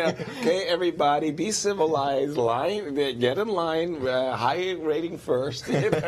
Nobody listened. I hate that. Unfortunately. But we did have a very good discussion while munching, and the discussion we were having is how impactful a result for Magnus would be in this game. Absolutely. And what it would have meant if Vichy had prevailed. Yes. So because Magnus has been having such a sloppy year, seen his rating sink, a win by Vichy for the tour for all kinds of reasons would have been a real big blow for the world champion. Conversely, if Magnus can pull this game out where he stood very, very badly, probably losing at one point, and turns that into a victory himself, he's right back in the tour, in the thick of things, and gain a big swing on the rating. Well, also important is to realize that everybody was talking about it when Carlsen lost to Topalov a game, that had he actually made the move on the board, which is the obvious move, check, you know, he would have made it his opponent. We're talking about Stavanger game one, round one of the inaugural Grand Chess Tour. And that, a lot of people said, huge swing. And a lot of people said Magnus Carlsen, because of that loss, went into a streak of losses, a horrible Norway tournament. Right. Some people say that's not the case, that he just was going to have a bad event anyway. You know, completely up for speculation, but it is clear that losing or winning can put you in a certain mood. And I mean, Magnus is also a player that's very streaky. You see him go 5 times in a row winning. He did so in Vaikanze when he won his tournament. I mean, he didn't do it because he started off very well and can maintain the lead. He started terrible. Right. And then he went on a tear. He beat everybody on a row. Right.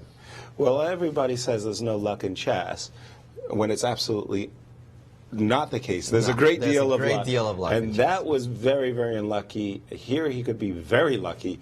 So I agree with those who felt that that was a huge swing.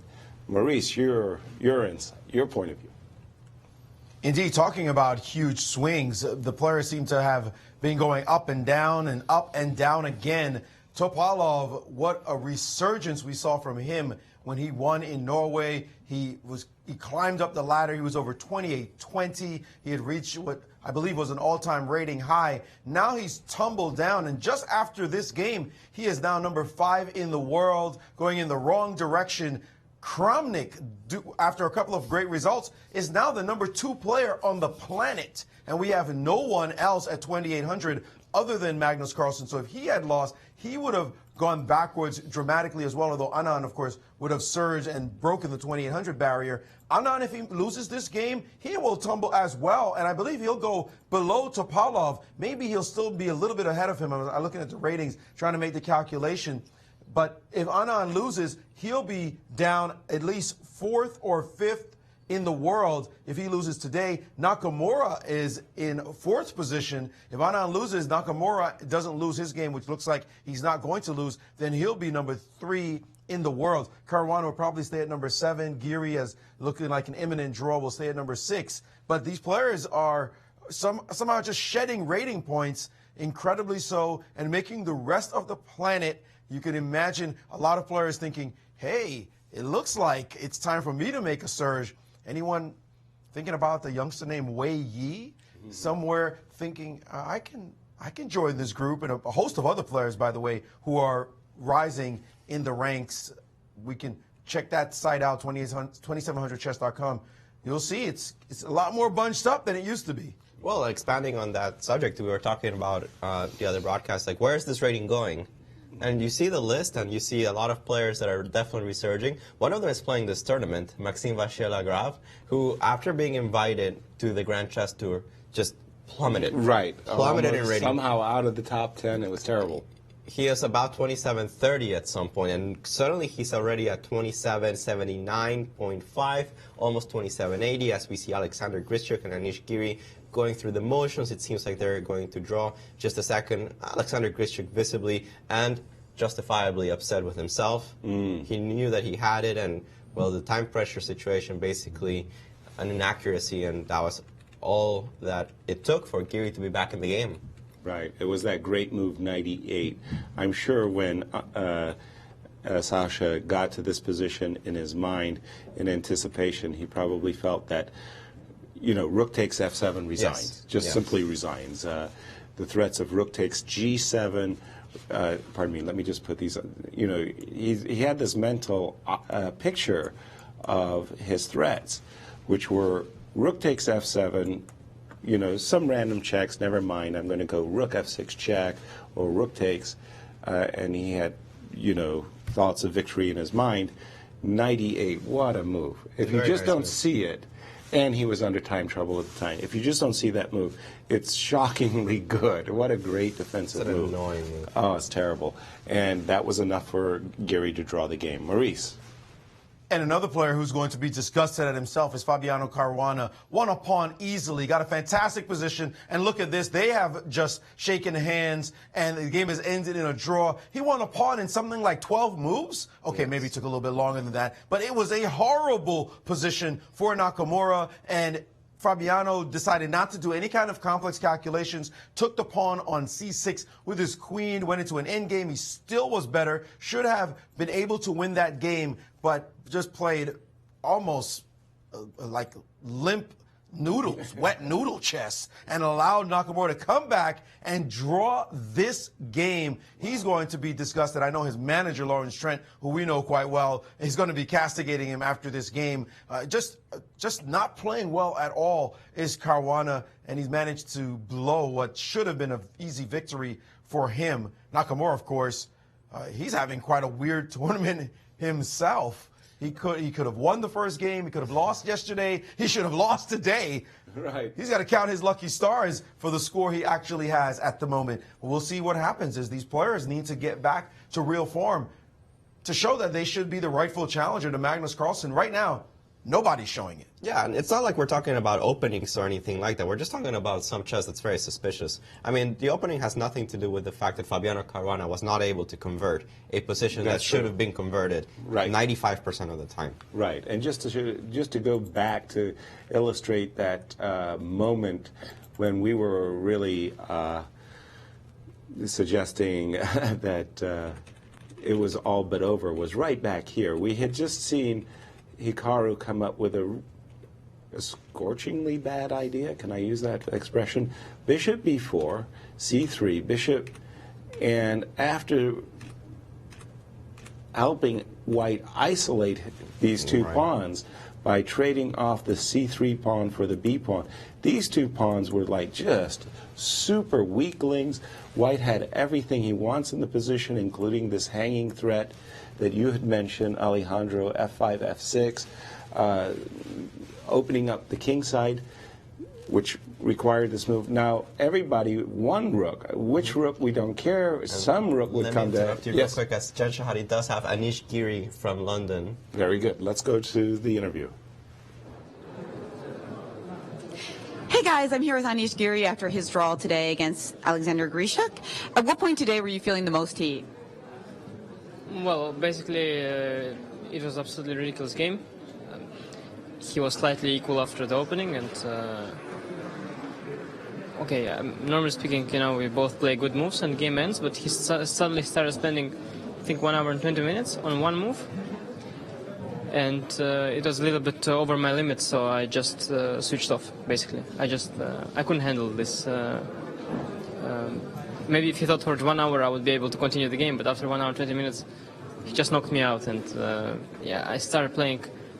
Probably the first move was already horrible. I should take on d6 and activate my king, sacrifice pawn and make a draw, like I saw in some other lines, but I don't know. I couldn't believe I can lose a game with such time advantage, but it was very foolish of me, and I kept playing very badly. At least if I decided to stand passively, I could put the other rook to d8, keep one rook useful on the queen side.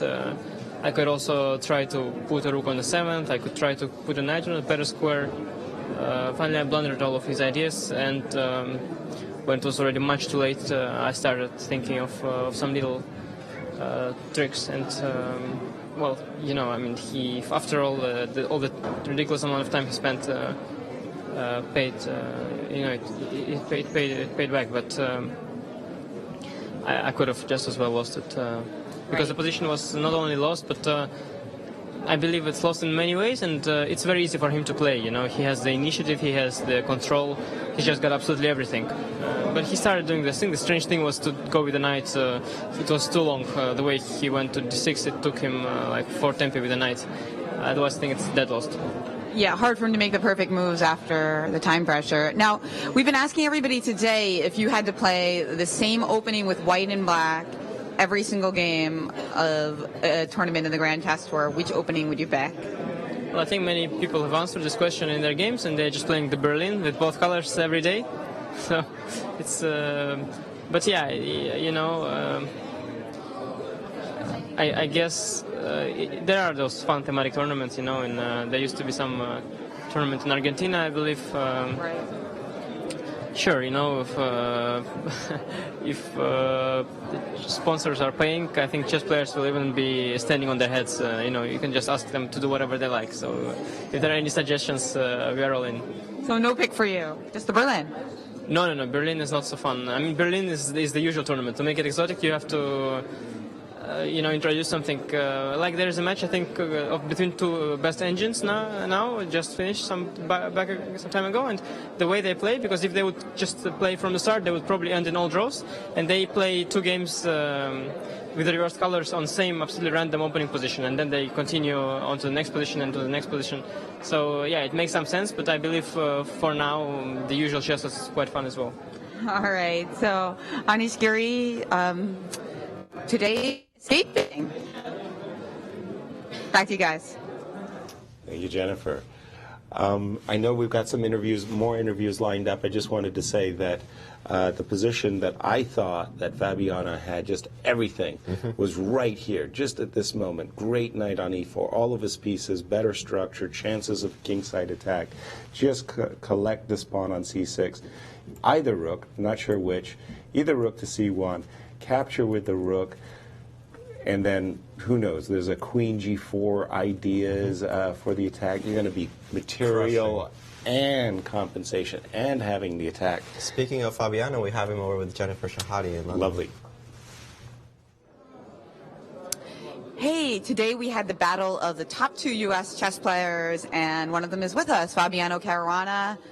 Tell us a little bit about today. We know that you got a really big advantage. Where did it go wrong? I think it was probably winning at some point. His position looked like a disaster. Maybe queen c2 wasn't accurate. I probably made a couple of inaccuracies, and he defended well, and at some point the advantage slipped away. I mean, it just kept getting increasingly more difficult, and at some point it was already a draw. Today we've been asking everybody if you had to play a tournament with the same opening in both colors all tournament against these guys, what opening would you pick? Yeah, it seems to be the knight that we're playing, but I don't think I'd pick it. The thing is that one opening for an entire tournament would be very boring after a while. True. But I seem to be playing the Berlin in most games these days. So. Why is that? It's just a popular opening, and it's very hard to crack, so everyone's playing it. And who do you think is the best at it? The best? I have no idea. It's, everyone studies it a lot, and we all have quite a decent amount of knowledge in the opening. All right, thank you. Fabiano Caruana, a draw today against the top 2 U.S. players. Of course, we just saw a lot of them in St. Louis in the Rapid and Blitz match, and you'll be seeing more of them in the Grand Chess Tour. Thanks. Well, Fabiano's instincts were right. He said queen c2. Yeah, he absolutely had the right idea. But I don't want to say that queen c2 just let go of his advantage. It was like every single move he just gave Hikaru more and more to work with. Right. Precipitous slips thereafter. I mean, there was no reason that, for example, in this position, he had to allow black to make the a5, a4 bind. Yeah. I mean, white, at his pleasure, could have played b4 himself and just kept some space once. Absolutely. And Amanda can be very happy with the counterplay that he got today. Hikaru Nakamura. We have him with Jennifer Shahade. Hey guys, I'm here with Hikaru Nakamura. So you just played a Blitz Rapid and Fisher Random match against Fabiano Caruana. Did that add any kind of dynamic to this game? Not particularly. Maybe the only thing it added is that I didn't want to do something really stupid and just make a really bad blunder like I did in one of the Rapid games. I think that maybe affected my judgment because basically I spent all my time calculating a certain line, and then I decided to play just a bad move instead. And after that, it was just, much worse if not losing. I was a little bit, well, not a little bit, I was very fortunate that Fabiano played queen c2 allowing this queen trade. It's probably still objectively winning somehow, but it becomes a really difficult technical task, whereas if Fabiano had put a rook on c1, like rook f c1 or something instead of his queen c2 move, it should just be winning. I don't think it's even going to be close. It's just probably over. But, Fabiano, I think, just underestimated this queen exchange. I think he thought that pretty much anything was winning. And, well, it probably is still winning. It's just very difficult. And I found a way to put up the most resistance, and I was able to draw the game. A lot of people say that you should always fight, never give up in chess. But do you have any practical advice for people when you're in a bad position? Fabiano praised your defensive skills today.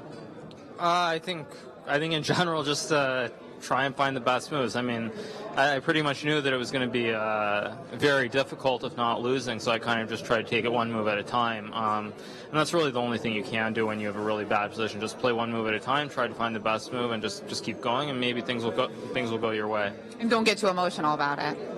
I guess. Just find the best moves. Not what I did today, at least. So if you had to play a tournament where you played the same opening with white or black against these guys, which opening do you think would give you the biggest edge? Probably anything except the Berlin. Anything but? We'll pick one.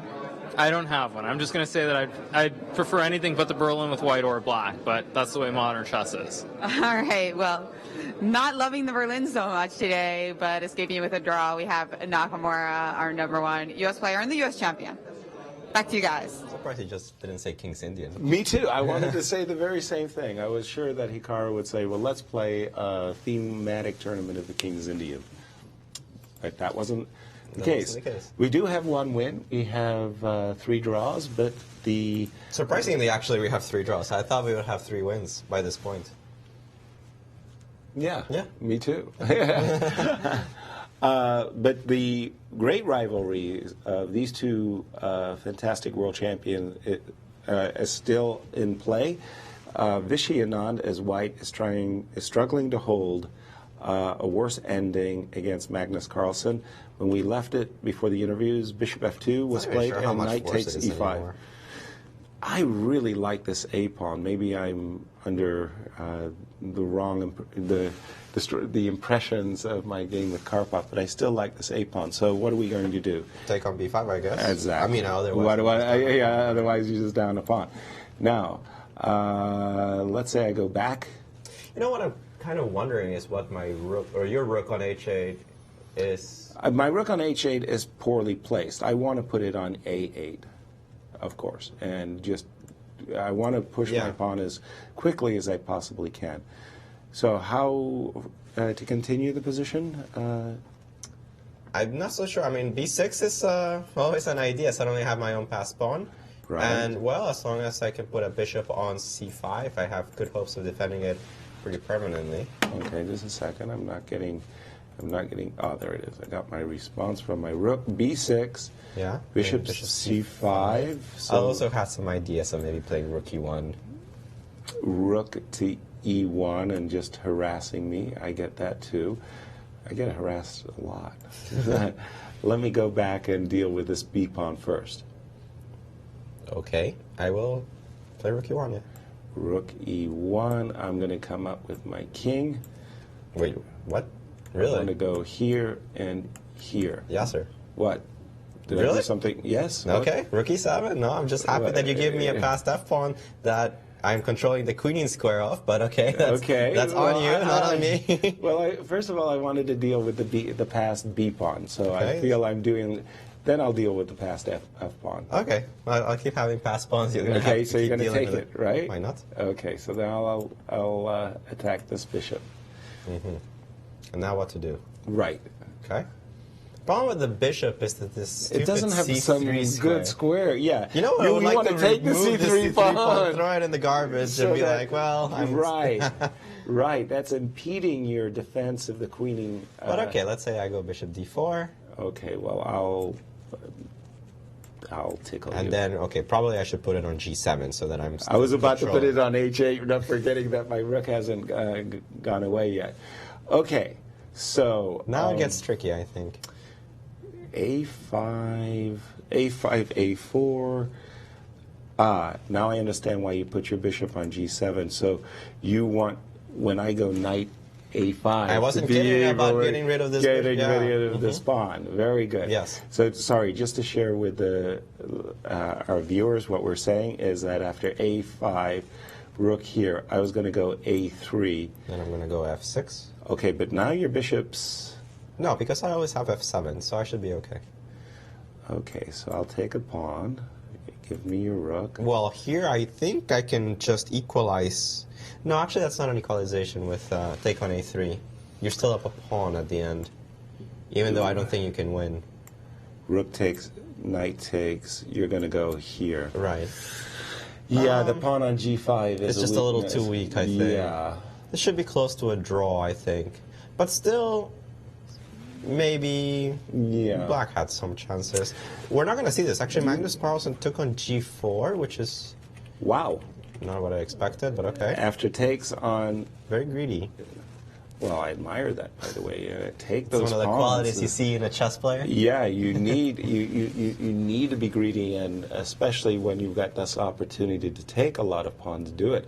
Knight takes g4. Maurice was mentioning a line like this in the past too, where somehow there was even a knight e3 check, takes f5 kind of hop. So right now you're up a pawn, which is a good thing. Pretty good, but I've got some activity finally, and your knight for now on g4. I'm not particularly ideal. Yeah, not I agree. crazy. I would like to put my bishop on d4, but I'm not so sure to do it right away. Well, that's a nice tempo. I can imagine wanting to do it, and also sidestepping any issues with rook h2 check, trading minor pieces. So I like this move, bishop d4. What can I do other than centralizing my rook coming to the h file? Yeah, I was actually afraid that you're going to lose your knight. What if you're going to play if I take on c6? c6, and then but you have knight e5 still. Well, I was going to play king g3 right away. Okay, let's go back. No. Sorry. Yeah, king g3 right away might work. King g. I didn't want my knight to go into purgatory over here. You wanted to put it on e5. I was trying to centralize my knight. That's correct. Okay, so it's probably still okay.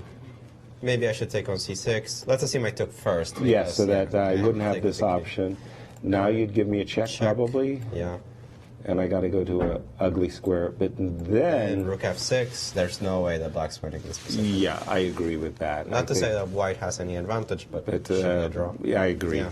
Now suddenly the bishop is looking very good. So knight takes g4, bishop d4, and the players are moving quickly. So let me just get up to date with the position as it stands. He did take on c6 first, which makes a lot of sense. And now we're expecting the move bishop d4 by Vachier-Lagrave, and he's reached for it, and there he goes. Yeah, it looks very drawish. And also I like this way for Vichy because now, even like you say, even when you fling that pawn, that c pawn up the board, you know, this bishop is just suddenly so good. A moment ago, there was this knight on c4, this really, really powerful blockading knight. So Magnus has slipped. I really like his position at this point. I'm going to have to ask Maurice where Magnus went wrong, because I thought his advantage was really great at the point that he played the move b5. I think he had mentioned that he didn't like so much this move rook h8, but Maurice, maybe you can refresh our mind. Yeah. Yes, it was exactly at this moment, in fact, where he played rook h8, where it was just too esoteric, this move, not concrete enough.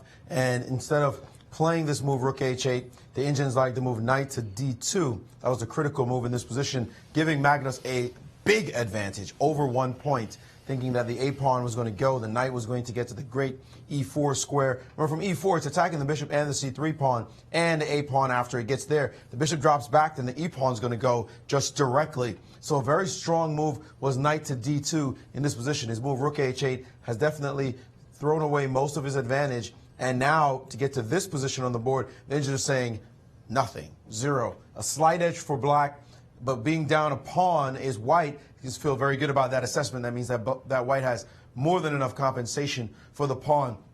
You know, I was thinking about this game, what results might have meant if Magnus had lost going into the 28-20s, tumbling down further. But then Vichy blows the game and allows Magnus to possibly win. And we just expected, in the past, let's just say it straight, Magnus would have just steamrolled the guy.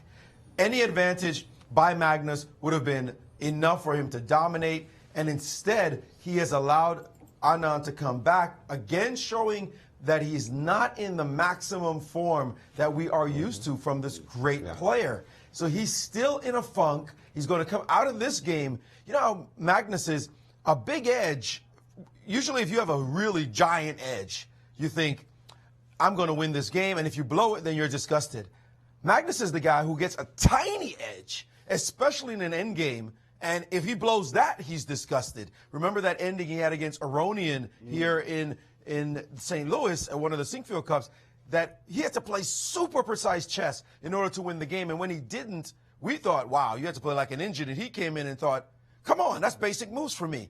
That's his attitude when he's sitting at the chessboard. He feels like if he's supposed to grind you down, he will grind you down, and it just will happen. He's not playing that kind of chess right now, and I think he's going to come out of here definitely feeling like he allowed, A, himself to get into a terrible position, and B, to not win a game that, by his standards, his lofty standards, he should have won. Not looking great is the world champion right now, still in a vulnerable state, and not playing chess like the best player of all time, or at least the highest rated one of all time.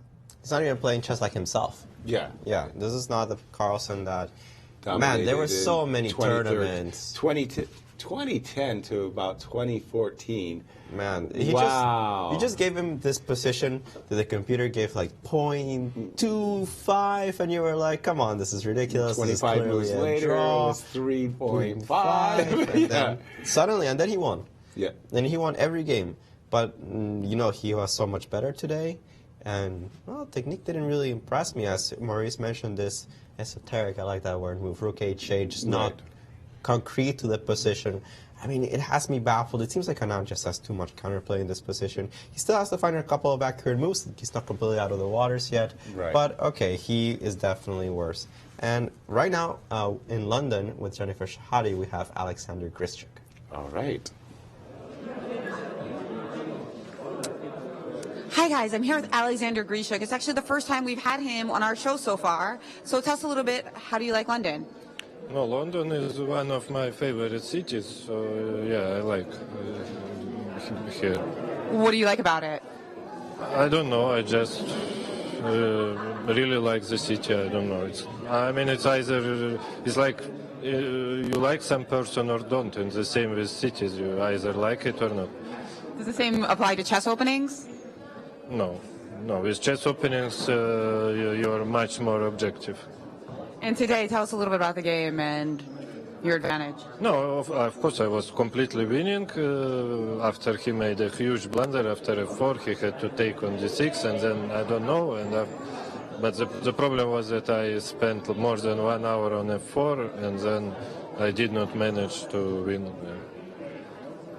Yeah, he said that he was rattled a little bit by how much time you took. Does that tend to happen? No. The point was that I knew that this position is promising for white, but I could not find anything concrete, and the lines are very forced. So finally I found some very slight advantage in one of the long lines, and went for it, and immediately he made a huge mistake, after which he's just lost. I mean, if I knew he was going to play like this, I would play 4 not in 1 hour, and less than 1 minute, even in 1 second I could make this move. So. Now, how much time do you think you would need extra for the rest of the game to win for sure? I mean, for sure you can never say, but I don't know. I mean, it's like half an hour, it's like 99% or something. Right, great. Well, thank you very much for joining us. I know a little bit disappointed about today's game, but we'd love to have you on. Alexander Grischuk here at the London Chess Classic. Thank you. Thank you, Jennifer. I just wonder what is Sasha's individual record for thinking over one move? Anish mentioned, well, his personal record. I know, I understand. I'm actually thinking about it.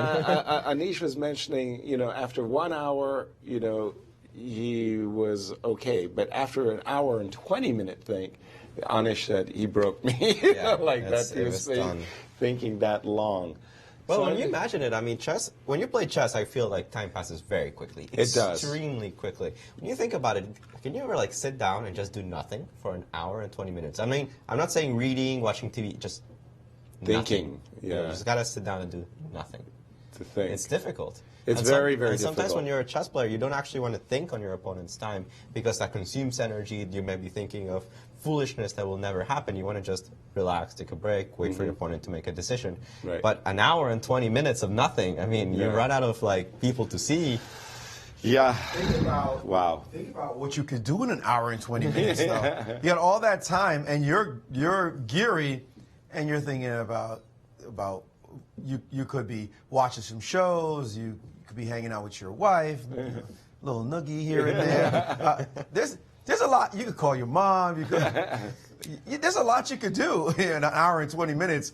as opposed to sitting there waiting for this guy to move. Right. I mean, people can play some video games. You can play how many? 60 blitz games? Wait a minute, my math is off. An hour and 20 minutes, 100 minutes. You could play 50 bullet games in an hour and 20 minutes. 80, make that 40 bullet games. Come on, that's ridiculous. And now you just sit there and wait for one move from somebody. I mean, that's insane. And the guy wanted another 30 minutes to win the game. No, you can't have another 30 minutes because we know you'll sit there and spend another 20 thinking about the move. But you know what's funny about Grischuk? If you take away an hour and 55 minutes from the starting time, he becomes one of the best players in the world. Exactly. He is the reigning world blitz champion, and you will never guess it if you ever saw this guy play chess. It's as though he wants to get into the blitz situation. Right. It's like, why do I have this much time on the clock? Let's get down to blitz. But today, he mangled the situation when he got into time pressure. You would think, and that's the funny thing about it, you would think that he would be great when he's in that kind of time pressure. But he does not display it if his opponent has time on the clock as well. And he was the one who played miserably when he was down on time. He could have controlled the game. He didn't have to take on A3 with the pawn and allow this counterplay with rook D3, rook C3. That's as obvious as a matter of fact. Why would you allow the rook to take your C-pawn by taking with a pawn? That just looks terrible. But instead he allowed that to happen, and that was it. As we mentioned, I think that it's because of the time pressure that he went for this line thinking that rook takes f7 was winning. Because I think it was all forced after b takes a3, and then he forgot about 98. Or just simply missed it. When he took on a3, right? I think a lot of the times we're saying, like, oh, he missed it, and you assume that we're saying that he took on f7 and he didn't realize that the knight could go to 8. Now we're talking about a few moves before that, like 5 moves before that. There was a 4 sequence of events that eventually led to 98 being the only move that was the saving grace for Giri. And it's a move that, well, when you have it on the board, it's pretty obvious, but when you have it 5 moves before, in a mental picture, it's not so easy to find. Absolutely. No, I would, you know, if you have a blind spot and you miss it, that's just it. And in fact, let me just bring up that game of Anish's just to explain how really good the position was for. Here we go. Okay, so imagine you're in time trouble. You got little time on your clock, but you have a position like this where you dominate the open file. You have a great majority on the king side. This knight on a5 is ready to pick off this pawn on c6, and you've just played the move rook d6. So you have really excellent control of the position. Now after takes, you're under no obligation to do anything whatsoever. You can just milk the position as you like, but the most forcing, pardon me, that was not the most forcing. What I wanted to say, I think a lot of people at this moment would have just played the move knight takes c6 check. I mean, first of all, it's a check. You know, you're like, you want to play the clearest moves, and then knight comes back. This rook is coming here. This knight is coming here. It's really nice, but Alexander, a small slip. He says, okay, look, knight endings and king endings somewhat similar. Let me get the rooks off the board. So he goes rook takes e6. Now after rook back, now already you've got something to deal with. You've got ideas of rook d3 check, even rook d2. So okay, we'll take care of them all with knight c4. So you still have a great domination of the position. And then after a3 and he short circuits right here. Yeah. Right here comes the short circuit, takes, and suddenly, like just like that, one big slip and it all goes. And we know how difficult it is for these guys to defeat one another.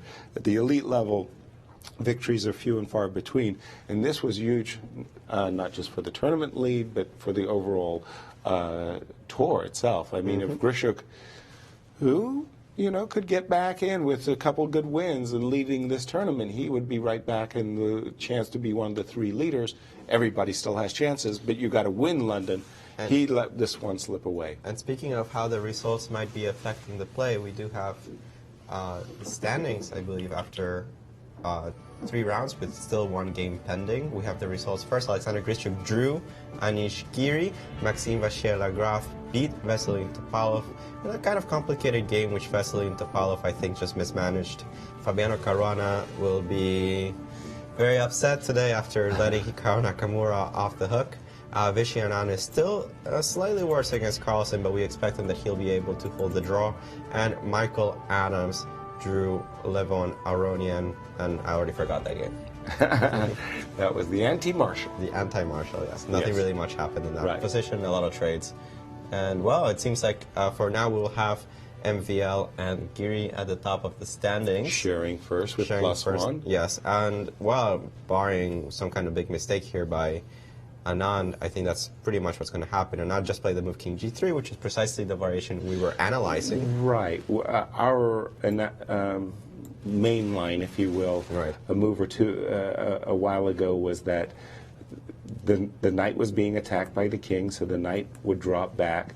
But this very important check to drive black's king back, and then the rook would swing across to pick up this pawn. Bishop takes, rook takes. Looks completely drawn. Looks like a real drawn ending. And that's what we're expecting. And I don't know, when you're lost and then you are winning and you made a draw, do you say, okay, it was the objective result, but I still feel disappointed? Or oh, yes. When you were winning, then you were lost, and then you came back to make a draw, when are you happiest? I don't know. I mean, I don't think you're happy in any of those situations. I agree. When you're 2,800, you're disgusted. That's what you are. Come on, these guys are so good. When you get a great position, you're supposed to convert. How often are you going to get that position? And Anand's position was just wonderful. Many moves, different ways to win. And then he just played so slow and you know, you call this masterful performance of slow build, but he just for did a not. while it was. He just did not do that, and now he's got this position where he had to defend. And then, can you imagine the feeling in your heart when you're thinking, I was dominating, and now, oh my goodness, I'm going to lose this game. You're feeling terrible as it is. I think that Anand would be the one who felt better, though, the fact that he didn't end up losing. It's kind of like when you win the last game of a chess tournament. Even if you played badly, it's better to win the last game, lose the second to last, and win the last one than it is to win the second to last and lose the last one. You always have a better taste in your mouth being the one that won the last game.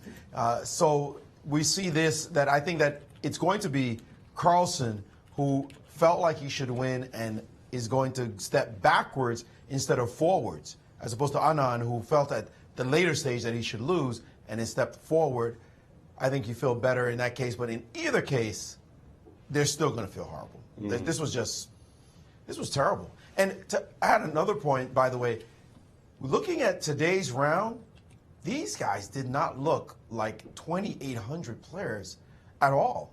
I mean, of course, they're the best players on the planet. There's no doubt about that. But from what we've seen, we followed many of these tournaments, the Norway Chess, the Sinkfield Cups that we've seen. We've been spoiled by the amazing chess that they have played. And if it's maybe one guy goes off, but the rest of them play great moves, we're seeing some kind of collective London fog in the brain by these players that they're just not playing like they usually do.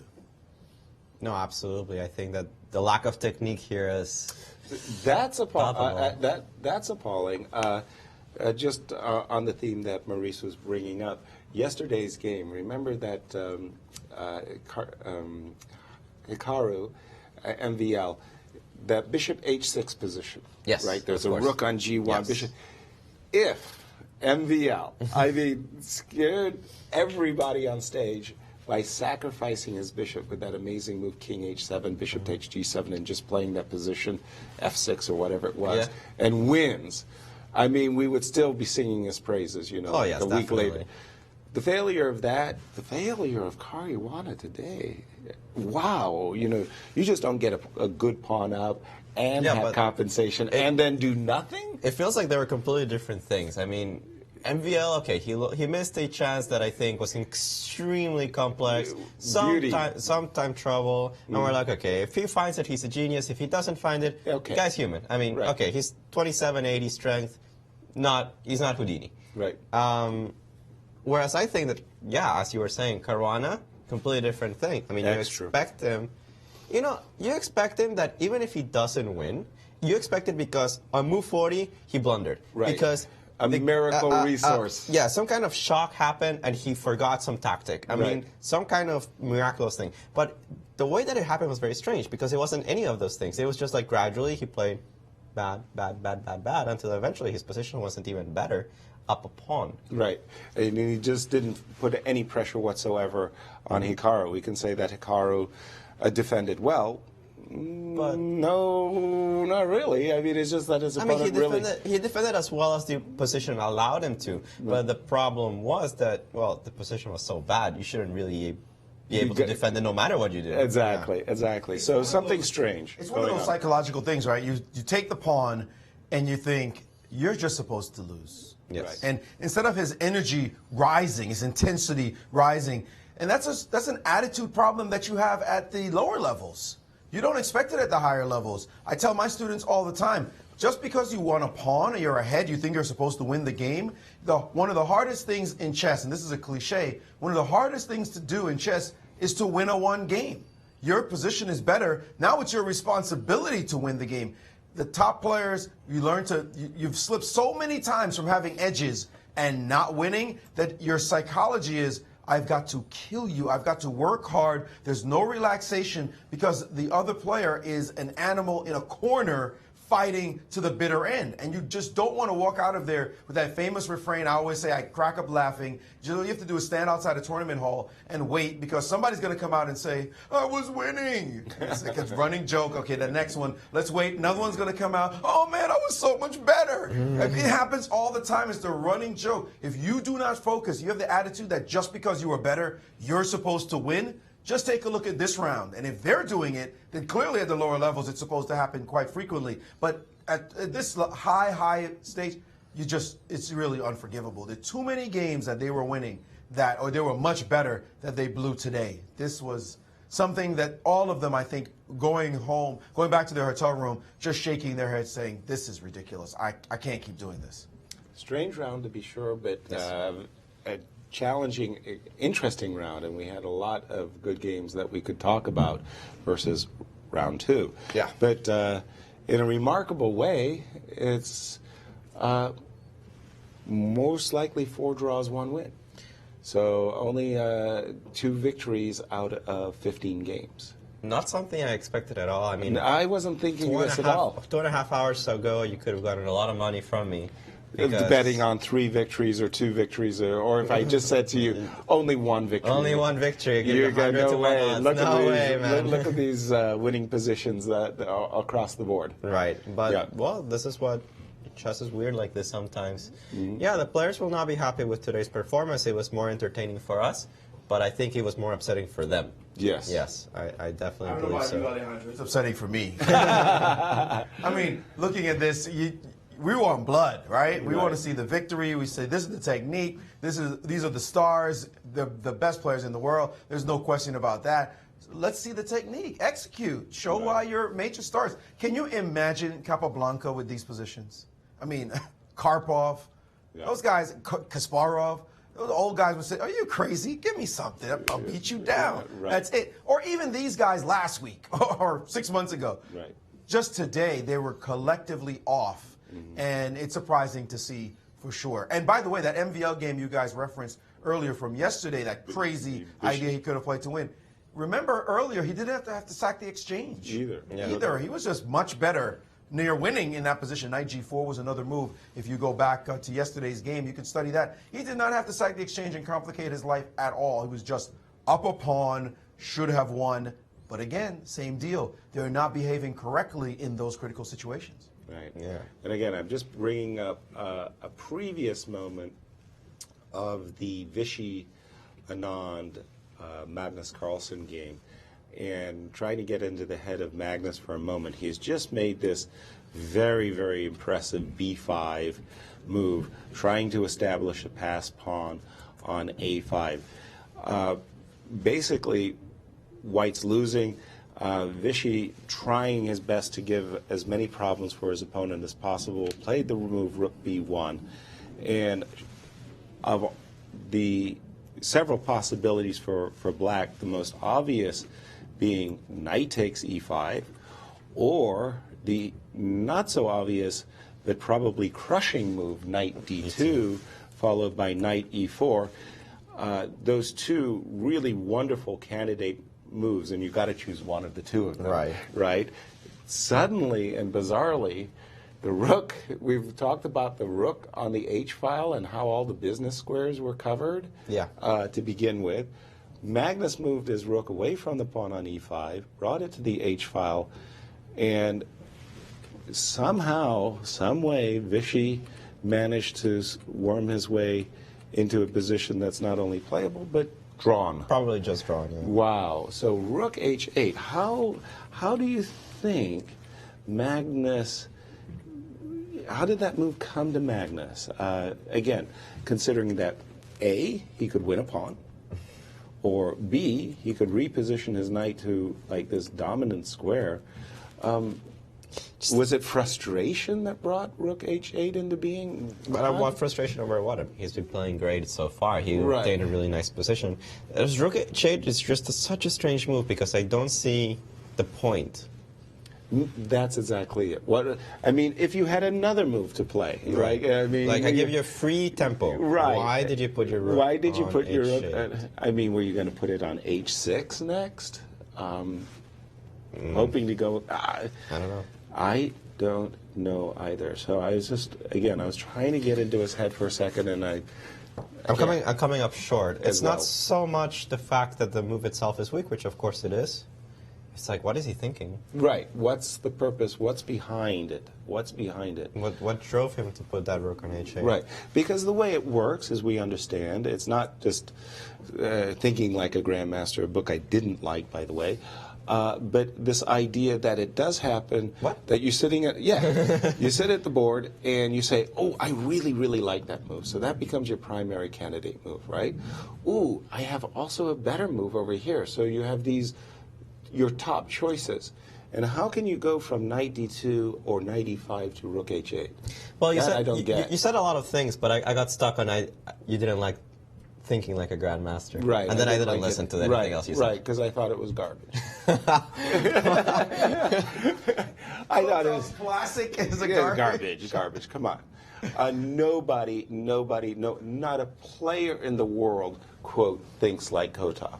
One of the things that Kotov said was never reanalyze. Calculate a variation, that's it. No, I agree that a lot of... Wait a minute. That was a commandment. Yes. Okay. And it's total garbage. We agree that Kotov's ideas were a little extreme, but I mean, it's basically served as the basis for so many important ways of trying to think about chess. Look, I'm not saying that a book that was written maybe like 200 years ago. When was Kotov alive? 70s. years ago. Whatever he was born. When you guys? 70s. So when you were alive? No, come on. Yeah. No, the book appeared in the 70s. Is what I was kidding. Yeah. The book appeared in the 70s, and it made a really, really powerful impression. No, of course. And I mean, it was a bestseller, what have you. It was such a nice theoretical work, and I agree that a lot of the things that Kotov said, you cannot really take literally. It's something that... But you were supposed to take literally. Okay. I agree. But, I mean, there were other aspects of chess, of the book that I just thought were fascinating, like the blunder section, where believing your opponent, using time controls, playing blitz. I mean, I thought there was a bunch of things that I thought were really, really cool. The idea of trees of variations. Yes, I agree that there's a lot of stuff in the book that, isn't quite accurate. Maybe it is garbage. But I mean, what book doesn't have its deficiencies? I thought overall the book was great. And I mean, I read it religiously when I was 9 years old. I agree. I think that, you're only looking at the tree of analysis part, and you're right. Players do not think like that. And John Nunn did his best to debunk that way of thinking. In Secrets of Practical Chess, he did talk about how Kotov's way of approaching the position is just not how humans think. Maybe machines would think like that. Kotov certainly had other great points in that book. I think you probably got stuck on chapter 1 and decided to throw it away. But the other points in the book were excellent points, and some points referring to the way the players played badly today, and just the common errors the common thinking errors that occur. I think he opened up the debate, the question on how you should approach positions. I remember trying to approach positions like that, though, and it failed miserably because I always relooked at variations, and that's just part of the way we think. And in fact, sometimes you look at a position, and when you leave it, you go somewhere else, and because you're looking at the other variations, it suddenly says, wait a second, there's something in this line that helps me in the line I was thinking of before, and you go back to that, and it improves your analysis. He did, though, point out some common errors that people do, like you think of one line, you think of another line, and then you get frustrated and you just make a quick move in a third line. So he tried to bring some discipline to the thinking process. So certainly an interesting book to read, I think, overall, barring that initial part about the candidate moves and tree of analysis. Although I think that's effective in tactical positions. Sometimes you do have to be very disciplined in tactical positions to try to figure out all the moves you can play, and that really pays dividends when you're very disciplined in sharp positions that require real analysis and sharp calculations, precise calculations. Positional games, much less so. It's a lot harder in those kind of setups. But yeah, it's garbage. Garbage. What apologists you guys are making? Apologists. I'm just laughing. You don't like Nimzovich? I don't like this. Kotov? Oh, no. What do you like? Oh, I'll tell you in a second. I'll tell you in a second. I'm going to have to make an awkward agreement. I don't like Nimzovich. Oh, very good. Respect. I mean, I tried to get through, what is it, My System? I was like, my garbage. I hated that book. Just one thing. When Jen was here, can you imagine these two guys beat up on me when Jen was here? How can you compensate but them? one of the funny things, Kotov strongly recommends that when you do have, you've made your primary move, write it down. Write it down on your score sheet. Do a blunder check. Which is, by the way, illegal now. Which is now illegal, which is what I wanted to say. You can't write down one of his ideas of writing down your move before you play it is now considered illegal, which is kind of a funny thing. What I do really like, some of my favorite authors, let's start with Michael Tal. His World Championship match book on 1960 is fantastic. If you ever want to read a single chess book, read that one. Life and Games of Michael Tal. Again, Tal, just a great author. We all agree on that. That's a 3-volume series, I think, right? I'm thinking of the RHM edition, but okay. David Bronstein. I just love David Bronstein as an author and what he wrote. Bent Larson, Sorcerer's Apprentice, Zurich, Theory and Practice. Zurich, 1953, virtually everything by Bent Larson. Just love Bent Larson. I love the way you like all the tacticians, and you yourself never fancied yourself a tactical player. You're such a positional genius. How dare you say that Bent Larson is just a tactician? No, well, the sharp player. I'm just saying. John Nunn. I can imagine Yasser Seirawan Seirawan poring over Tal's books and loving it, and then going to play C4 in these beautiful artistic English openings. That's well, you asked me what I like. I'm telling you. I wasn't asking, but by the way, you also made a point just quickly. You said that it's now illegal to write down moves, but before you play them. That didn't refute why it was a good thing to do. I mean, he was saying, yeah, write it down. It's going to help you. Of course, it helped you, so let's make it illegal. That's why they made it illegal. So all you did was validate his point that it was a good thing to do. Except now they said, no, that's it. You can't do anything like that. Kotov, what are you doing? Making people almost cheat. Well, these days it would be called cheating at the board. Or taking notes, if you will. Yeah, so I believe that I'm not the most classically trained chess player in this room, but between Brooklyn and Costa Rica, I have to say that I have the odds aren't high. I have read some classics. I've started Capablanca's Chess Fundamentals, and I read all of Alyoshin's Masters books. of the Chessboard by Richard Reddy. That was of course I read. But Art of Checkmate was a cool one. I'm just gonna have to ask you this question. Yeah. What did Ben Larson write? Oh my gosh! There was, first of all, Bent Larson's best games. It was fantastic, fantastic. He wrote World Championship match book on the Baguio match, which I thought was really, really enjoyable and good. He was a prolific author. He wrote enormous numbers of newspaper columns and magazine reports for magazines all over the world. In fact, because he spoke about, I don't know, a dozen languages, he wrote for Spanish magazines, Dutch magazines, Danish, Swedish magazines.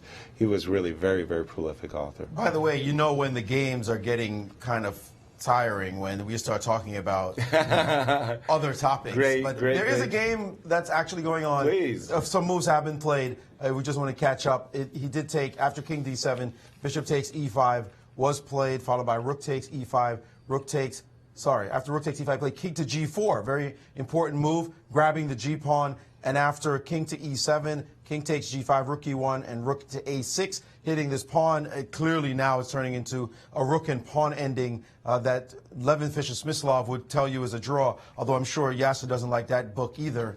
After f6 check. Or do you like Levin Fischer-Smyslov? I thought the series was brilliant. Okay, all right. So at least we're agreeing on that as well. Yes. So this endgame is just clearly very, very drawn. Thank you. And that's incredible. What? I just heard from our producer, look at how riveted everyone is in the auditorium by what is absolutely a draw. Isn't there some football on or something? Man U is not playing somewhere? Incredible. The Premier League, boy, it's a tough Sundays in England in the Premier League is very, very important. Well, it is pretty drawish. I mean, there's very little hope of any player making a mistake that would cost them the game.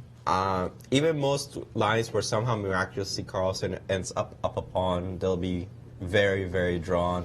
Okay, so give us a demonstration. You're white. You just played f6 check. I will avoid the move rook f6, which will cost the rook on f6. Correct. So instead of that, going forward seems to be kind of suspicious because I always can get checked from g1. Though to be fair, I'm not so sure if it's really all that big of a deal. Because your king is pretty far offside, right? Though to be fair, so what? I mean, you're losing the pawn on a5. Okay, well, let's take it concretely then. Let me go now, here. Concretely, this has the problem of taking on a5 and c4, I believe. Precisely. That was the point, that rook takes. Now, actually, it turns out your king is well placed. Perfectly placed. Perfectly placed. So, hold on. So, check, king. If I go behind, let me take it like this. And then I go king g6. King g6. Now I'm a little bit afraid of a move like rook check or rook check and king takes. I'm going to be forced, I'm afraid, to go back. King and h6. Let's say I go here. Aha. And then I take on a5. Yes. I'll go here. Aha. Very tricky. Now so you have a some check ideas. just simply drives me to a better square. Right. Agreed. Completely agreed. Yeah, maybe. But I don't know if I have a threat, actually. That's the weird part. I'm not sure I have... Well, you're threatening rook c2, I think, right? Rook c2, king g6. King e5? Ah, then I don't have c4. c4 because thank you. Yeah, thank you. Okay, do have a threat. Yes. Very good. Yes. Finally a threat. Yeah, okay. About as we said, moving the king forward was really unnecessary. Well, just a second. Is this still not a draw, or is this... probably still a draw. I just made it hard on myself. Oh, right. So you think you even have a simpler way, if you will, from the starting position, check, not rook f6. Not rook f6. No, but okay. I think it makes a lot more sense to keep the king defending the pawn on f5, and especially covering the e5 square. Okay. You can drive me away, which you might as well do, I guess. In this particular case, let me try to hang on to Anthony over here, the A pawn. Okay. And this is there the kind of position... There should be a novel called Anthony the A pawn, by the way. Books for children.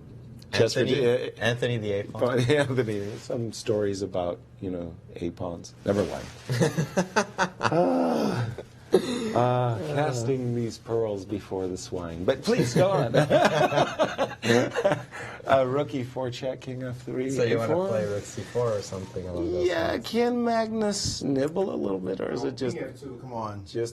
It's terrible. King There's f2, nothing. just don't do anything. Just wait. Rook c4 you'll probably play. I mean, try to at least be up a pawn. But I feel as soon as you go to c4, I'm going to go king e3, and that's... And then reestablish control. Yeah. Here. When the king goes forward, I mean, it should be just... I agree, because then you also have can check, give me check, some checks yeah. on the side. Yeah. Very nice. Very nice. Well, we can't say a well-played game, but we can certainly say a hard-fought game. I mean, the players definitely played poorly at times and very, very well at times. Yep. And well, Vichy still has, I think, a couple of nightmares from losing drawn rook endgame, so I'm not going to count this one out. Right. I do remember very specifically he had a relatively easy draw, or what everybody thought was a relatively easy draw, in the World Championship against Magnus. And I remember very specifically a position where it would have been a draw, except his pawns hindered his own rook. Right. Yeah. Vichy lost a rook and pawn endgame, which was almost impossible to lose. Yes. By the way, just to continue the discussion, I also like certain authors. Some of Garry Kasparov's books I thought were very good. Some were others were overrated or poorly rated.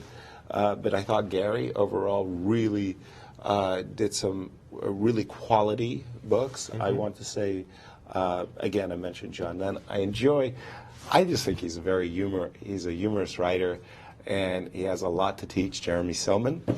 And I don't know, did you ever read The Konig, The King, by Jan-Hein Donner? Oh, that's just fantastic. It's a collected works of Dutch Grandmaster Donner. Hilarious. Hilarious. Just really, really, really, really great fun. Well, I was brought up more on a generation that was really dominated by everybody reading Dvoretsky. So what do you think of his books? I think he made really, really sincere efforts. It worked very hard. Sorry to say, really, I think that... not that he was a poor writer or any of that stuff. No. I have a great respect for him. I thought that the books were bad for what I would call amateur players. If you wanted to aspire to be a GM, if you were the I am elect to GM level, good. Hard work. It's really, really hard stuff. But I think Josh Waitzkin, for example, described his experiences with Dvoretsky very, very well, that it was just too much hard, cerebral work, and that it was a torture. Yeah. So I think for some people, Dvoretsky is great. For others, it's a simple torture. I'm more of the torture side. Interesting. Well, we'll see. We always have different opinions, even as grandmasters. Oh, we love it. We give you an honest difference of opinions. We got the generation gap between us and how we were brought up on different books. Of course, for me, thinking like a grandmaster was one of my great influences. I remember I was riding a car as a 9-year-old kid, and I would religiously read that book. And it was one of the books that greatly influenced me. Of course, I didn't have access to a lot of resources that a lot of play,ers, for example, here in the U.S., and especially those in Europe, were able to have. So my collection was rather limited, but I did enjoy that book. Now, going back into the tournament, I believe that Maurice Ashley has a little feature for us as what it would take for them to win the event and the Grand Chess Tour. Well, indeed, the top players are playing not just to win the London Chess Classic, to win the tour itself and the money that they would be rewarded with if they did so. And we do have several scenarios that we can look at. First of all, Vasyl Topalov, well, he's taking it on the chin right now. And the reality is, if he wins this tournament, somehow comes back and is able to win this event, what's looking unlikely right now, he would win the tour by himself. No problem at all. He wants to make sure that happens. It seems he would place second. If he places second, Geary would not win the tournament. A fifth place by Geary or lower would win him the chess classic as well, although I think that there are other players. This little stat is a little off or deceptive. There are other players who could pass him if he only wins second place. But at least if he wins it clear. He's number one in the tournament. Now, taking a look at other players in the event, if we could pull that up. And we have Hikaru Nakamura, who's not playing so well right now, and clearly not happy in the event the way he's playing. But he would also win the tour if he wins this tournament. He just has to win London, and he would win the tour absolutely. So Hikaru taking his chances, he's going to have to make up some ground by winning this tournament. The next one that would guarantee a victory, would have a clear win, is Magnus Carlsen. Is Magnus Carlsen third in the event? I thought Levon, I think we're actually out of order here because Magnus, in fact, if he wins this event, somehow make some hay, he's got to do it quickly and win this event, then Topalov would actually have to place third or lower for Magnus to come out the victor. So he's not in control of his destiny at all at this event. If he wins, he has to hope that Topalov comes third or lower. But that's a good hope right now because Topalov is playing some terrible chess. Meantime, this game is looking very drawn. If we get back to it, this game is looking very drawn. Aronian, by the way, as well, if he wins, would decide his own fate. But here we see these two players drawing, and they were kind of giggling. They looked too upset, the players, based on how the game went. Maybe Magnus is relieved, but we saw him have that exact same or similar look when he lost to Topalov in Norway in round one on time. So maybe we can't read too much into Magnus's response. We will hear him possibly get interviewed later to see how he really feels about this game, but not his finest moment at all. This is one he will soon forget. I was reading the lips of the players, right? And Vichy said, "How did you not win the game?" And Magnus responded, "How did you not win the game?" And I think they both smiled. That's my interpretation of what they said, by the way. I like the story. Yeah. Yeah, no, definitely. I think both players should be disappointed with their play. The result at the end of the day is not bad for either of them, but it's the way that they got there that makes it a little, not a happy result for either player. Well, an eventful round. We saw blood on one game only, but wow. We see more games like this. Somehow the technique of the players, frighteningly bad. I'm not quite sure why. The London fog. We see the results of today's round. Yes. We had only one win. Well, Alexander Grischuk drew against Anish Giri from a winning position where he had absolutely no time. Maxime Vachier-Lagrave is the only player to win today as he beat Veselin Topalov. Topalov is clearly out of shape. Fabiano Caruana, another player that should have won his game against Hikaru Nakamura. Vichy Anand should have won his game. He also should have lost it, as finally he was able to draw Magnus Carlsen from a definitely worse position. And I heard that Mickey Adams and Levon Aronian played chess, but I don't remember. Well, again, in that particular game, Mickey got pretty much nothing. And then after we saw this move, knight d4 and b3 on the board, we said, oh my goodness, Levon actually had the best chances in that game. Right. But it turned out to be a well-played draw. And the standings after 3 rounds, we have 2 players at the very top, Anish Giri and Maxime Vachier-Lagrave, both with 2 out of 3 or +1. Then several players tied for 3rd place. Hikaru Nakamura, Aronian, Caruana, Adams, Grischuk, Carlsen, and Anand are all on 3 draws. And poor Veselin Topalov is below the pack with only half a point out of 3. 2 of those games with white, by the way, very disappointing start for Topalov. Right, and tomorrow will be a weekday, so it's actually a different change of time. Remember that tomorrow we will be starting 2 hours later than we started today. I was about to say earlier, and I was like, oh my God. No, don't do that to us. But later, 2 hours later. Yeah, tomorrow we'll be starting at 9:50 Central Standard Time, which is about 2 p.m., or 4 p.m., sorry, in London. A little bit of a later start for the games. Actually, Grischuk was mentioning that he had a little bit more time to do stuff in London as the game started a little bit later. And we do have with us from Chess.com Mike Klein with an interview from London. We're here with former world champion Vichy Anand. Vichy got a draw today as white against Magnus. You seem to have a promising space advantage after f5, but then you toggled your king a little bit. Is that a decisive moment in the game? No, I mean, that was just a stupid blunder. By that point, I should probably just take the draw and finish it. But earlier, I must have been much better. I mean, there were many interesting possibilities, and I tried to choose the right one. But the one I got, I missed g5. For some reason, I thought he had to play g6, and I could go king f4.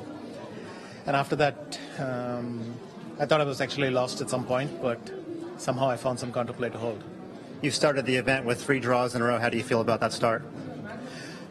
I mean, it is what it is. But today, given what I went through, I think a draw is okay. You guys were in there for a little bit after the game ended. What did you guys talk about? Well, we just tried to share our impressions of what had happened, but I don't think we got any clarity. Thanks very much for your time. Sure. Back to you guys. Thank you, Mike. And, well, kind of expressive Anand, actually. You could feel discomfort, I think, in his body language about the way that he handled the game. Yeah, some frustration. Frustration, yeah, definitely. Yeah. What did he call his move? A stupid blunder? Yes. Let's use the word disgust. Disgust. The guy was disgusted. I mean, I think that's going to be a typical feeling just by a number of players as they go back to their hotel rooms and talk to their seconds. They're going to be disgusted. I mean, Fabiano's going to feel that way 100%. Grishuk feels that way. Anand feels that way. Carlsen? Maybe even Carlsen feels that way. Let's ask them, because my client is with Carlsen in London. We're here with world champion Magnus Carlsen. Magnus, how do you feel about your play in the game? Well, I think it was a bit embarrassing for both of us. Yeah, he screwed up pretty quickly. He outplayed me, and then just hanging on, trying, not to lose immediately. He messed up a bit, then he messed up even more, and I probably had a winning position. Well, at least it looked very promising, but then, yeah, I couldn't find it. He got enough activity to make a draw. And specifically, how did he mess up? Was it the toggling of his king, or was it something more specific than that? Well, he already messed up when he, I think, when I sort of managed this g5 and to hold there, but then rook e3 was pretty bad, and after that maybe you can play actively somehow and force the draw, but it's already pretty unpleasant for him. You seem to have gotten black against him nearly every time since your world championship match. Do you feel like that's been a bit unlucky? Yeah, it's all right. So, I mean, these are all strong players, so they have to be black against some of them. Final question. You guys have played probably more than anybody over the last 2 years. You're a big fan of sports. Is this kind of like Rocky versus Apollo, or do you have a better metaphor for us? Well, today it was 2 punch-drunk idiots. Thanks very much for your time. The thoughts by the world champion. Now back to the studio. Embarrassing punch-drunk idiots. I like it. Well, that's what we saw today from London. Maurice, do you agree? Totally. Totally. I mean, today was just not impressive. And, we try to be polite. Well, at least you guys try to be polite. I'm usually pretty obnoxious about these things. But, frankly, when you see them play like this, you tell it like it is. This is some terrible play. And they, by their lofty standards, they're such fantastic players. They do not expect to play chess like this. They would not be able to play chess like this on a regular basis. Otherwise, they would just tumble in the standings. So they say it like it is. I really like when they're honest, they're blunt. Hikaru Nakamura is one of those. We see him do it time and time again. Even if he wins, he says, oh, come on, I can't play chess like that, though. And when I've got to play real moves. And so these two players, rightfully angry at themselves, and they're thinking it's time to fix this. This is a good thing because we could expect them to do so in the upcoming days and hopefully see more accurate chess and also more decisive chess as this tournament goes on. Well, we expected a bloody round at some point, and we didn't get it. But still, I thought the chess was very interesting. It was definitely not a snooze fest as round 2 was. No. Well, thank you for joining us in Alejandro. London. Yasser, thank you so much. Lovely broadcast. We'll see you tomorrow 2 hours later, and hopefully with much more blood spilled, and hopefully a little bit of precision that was lacking in today's games. Signing off, and thank you for joining us.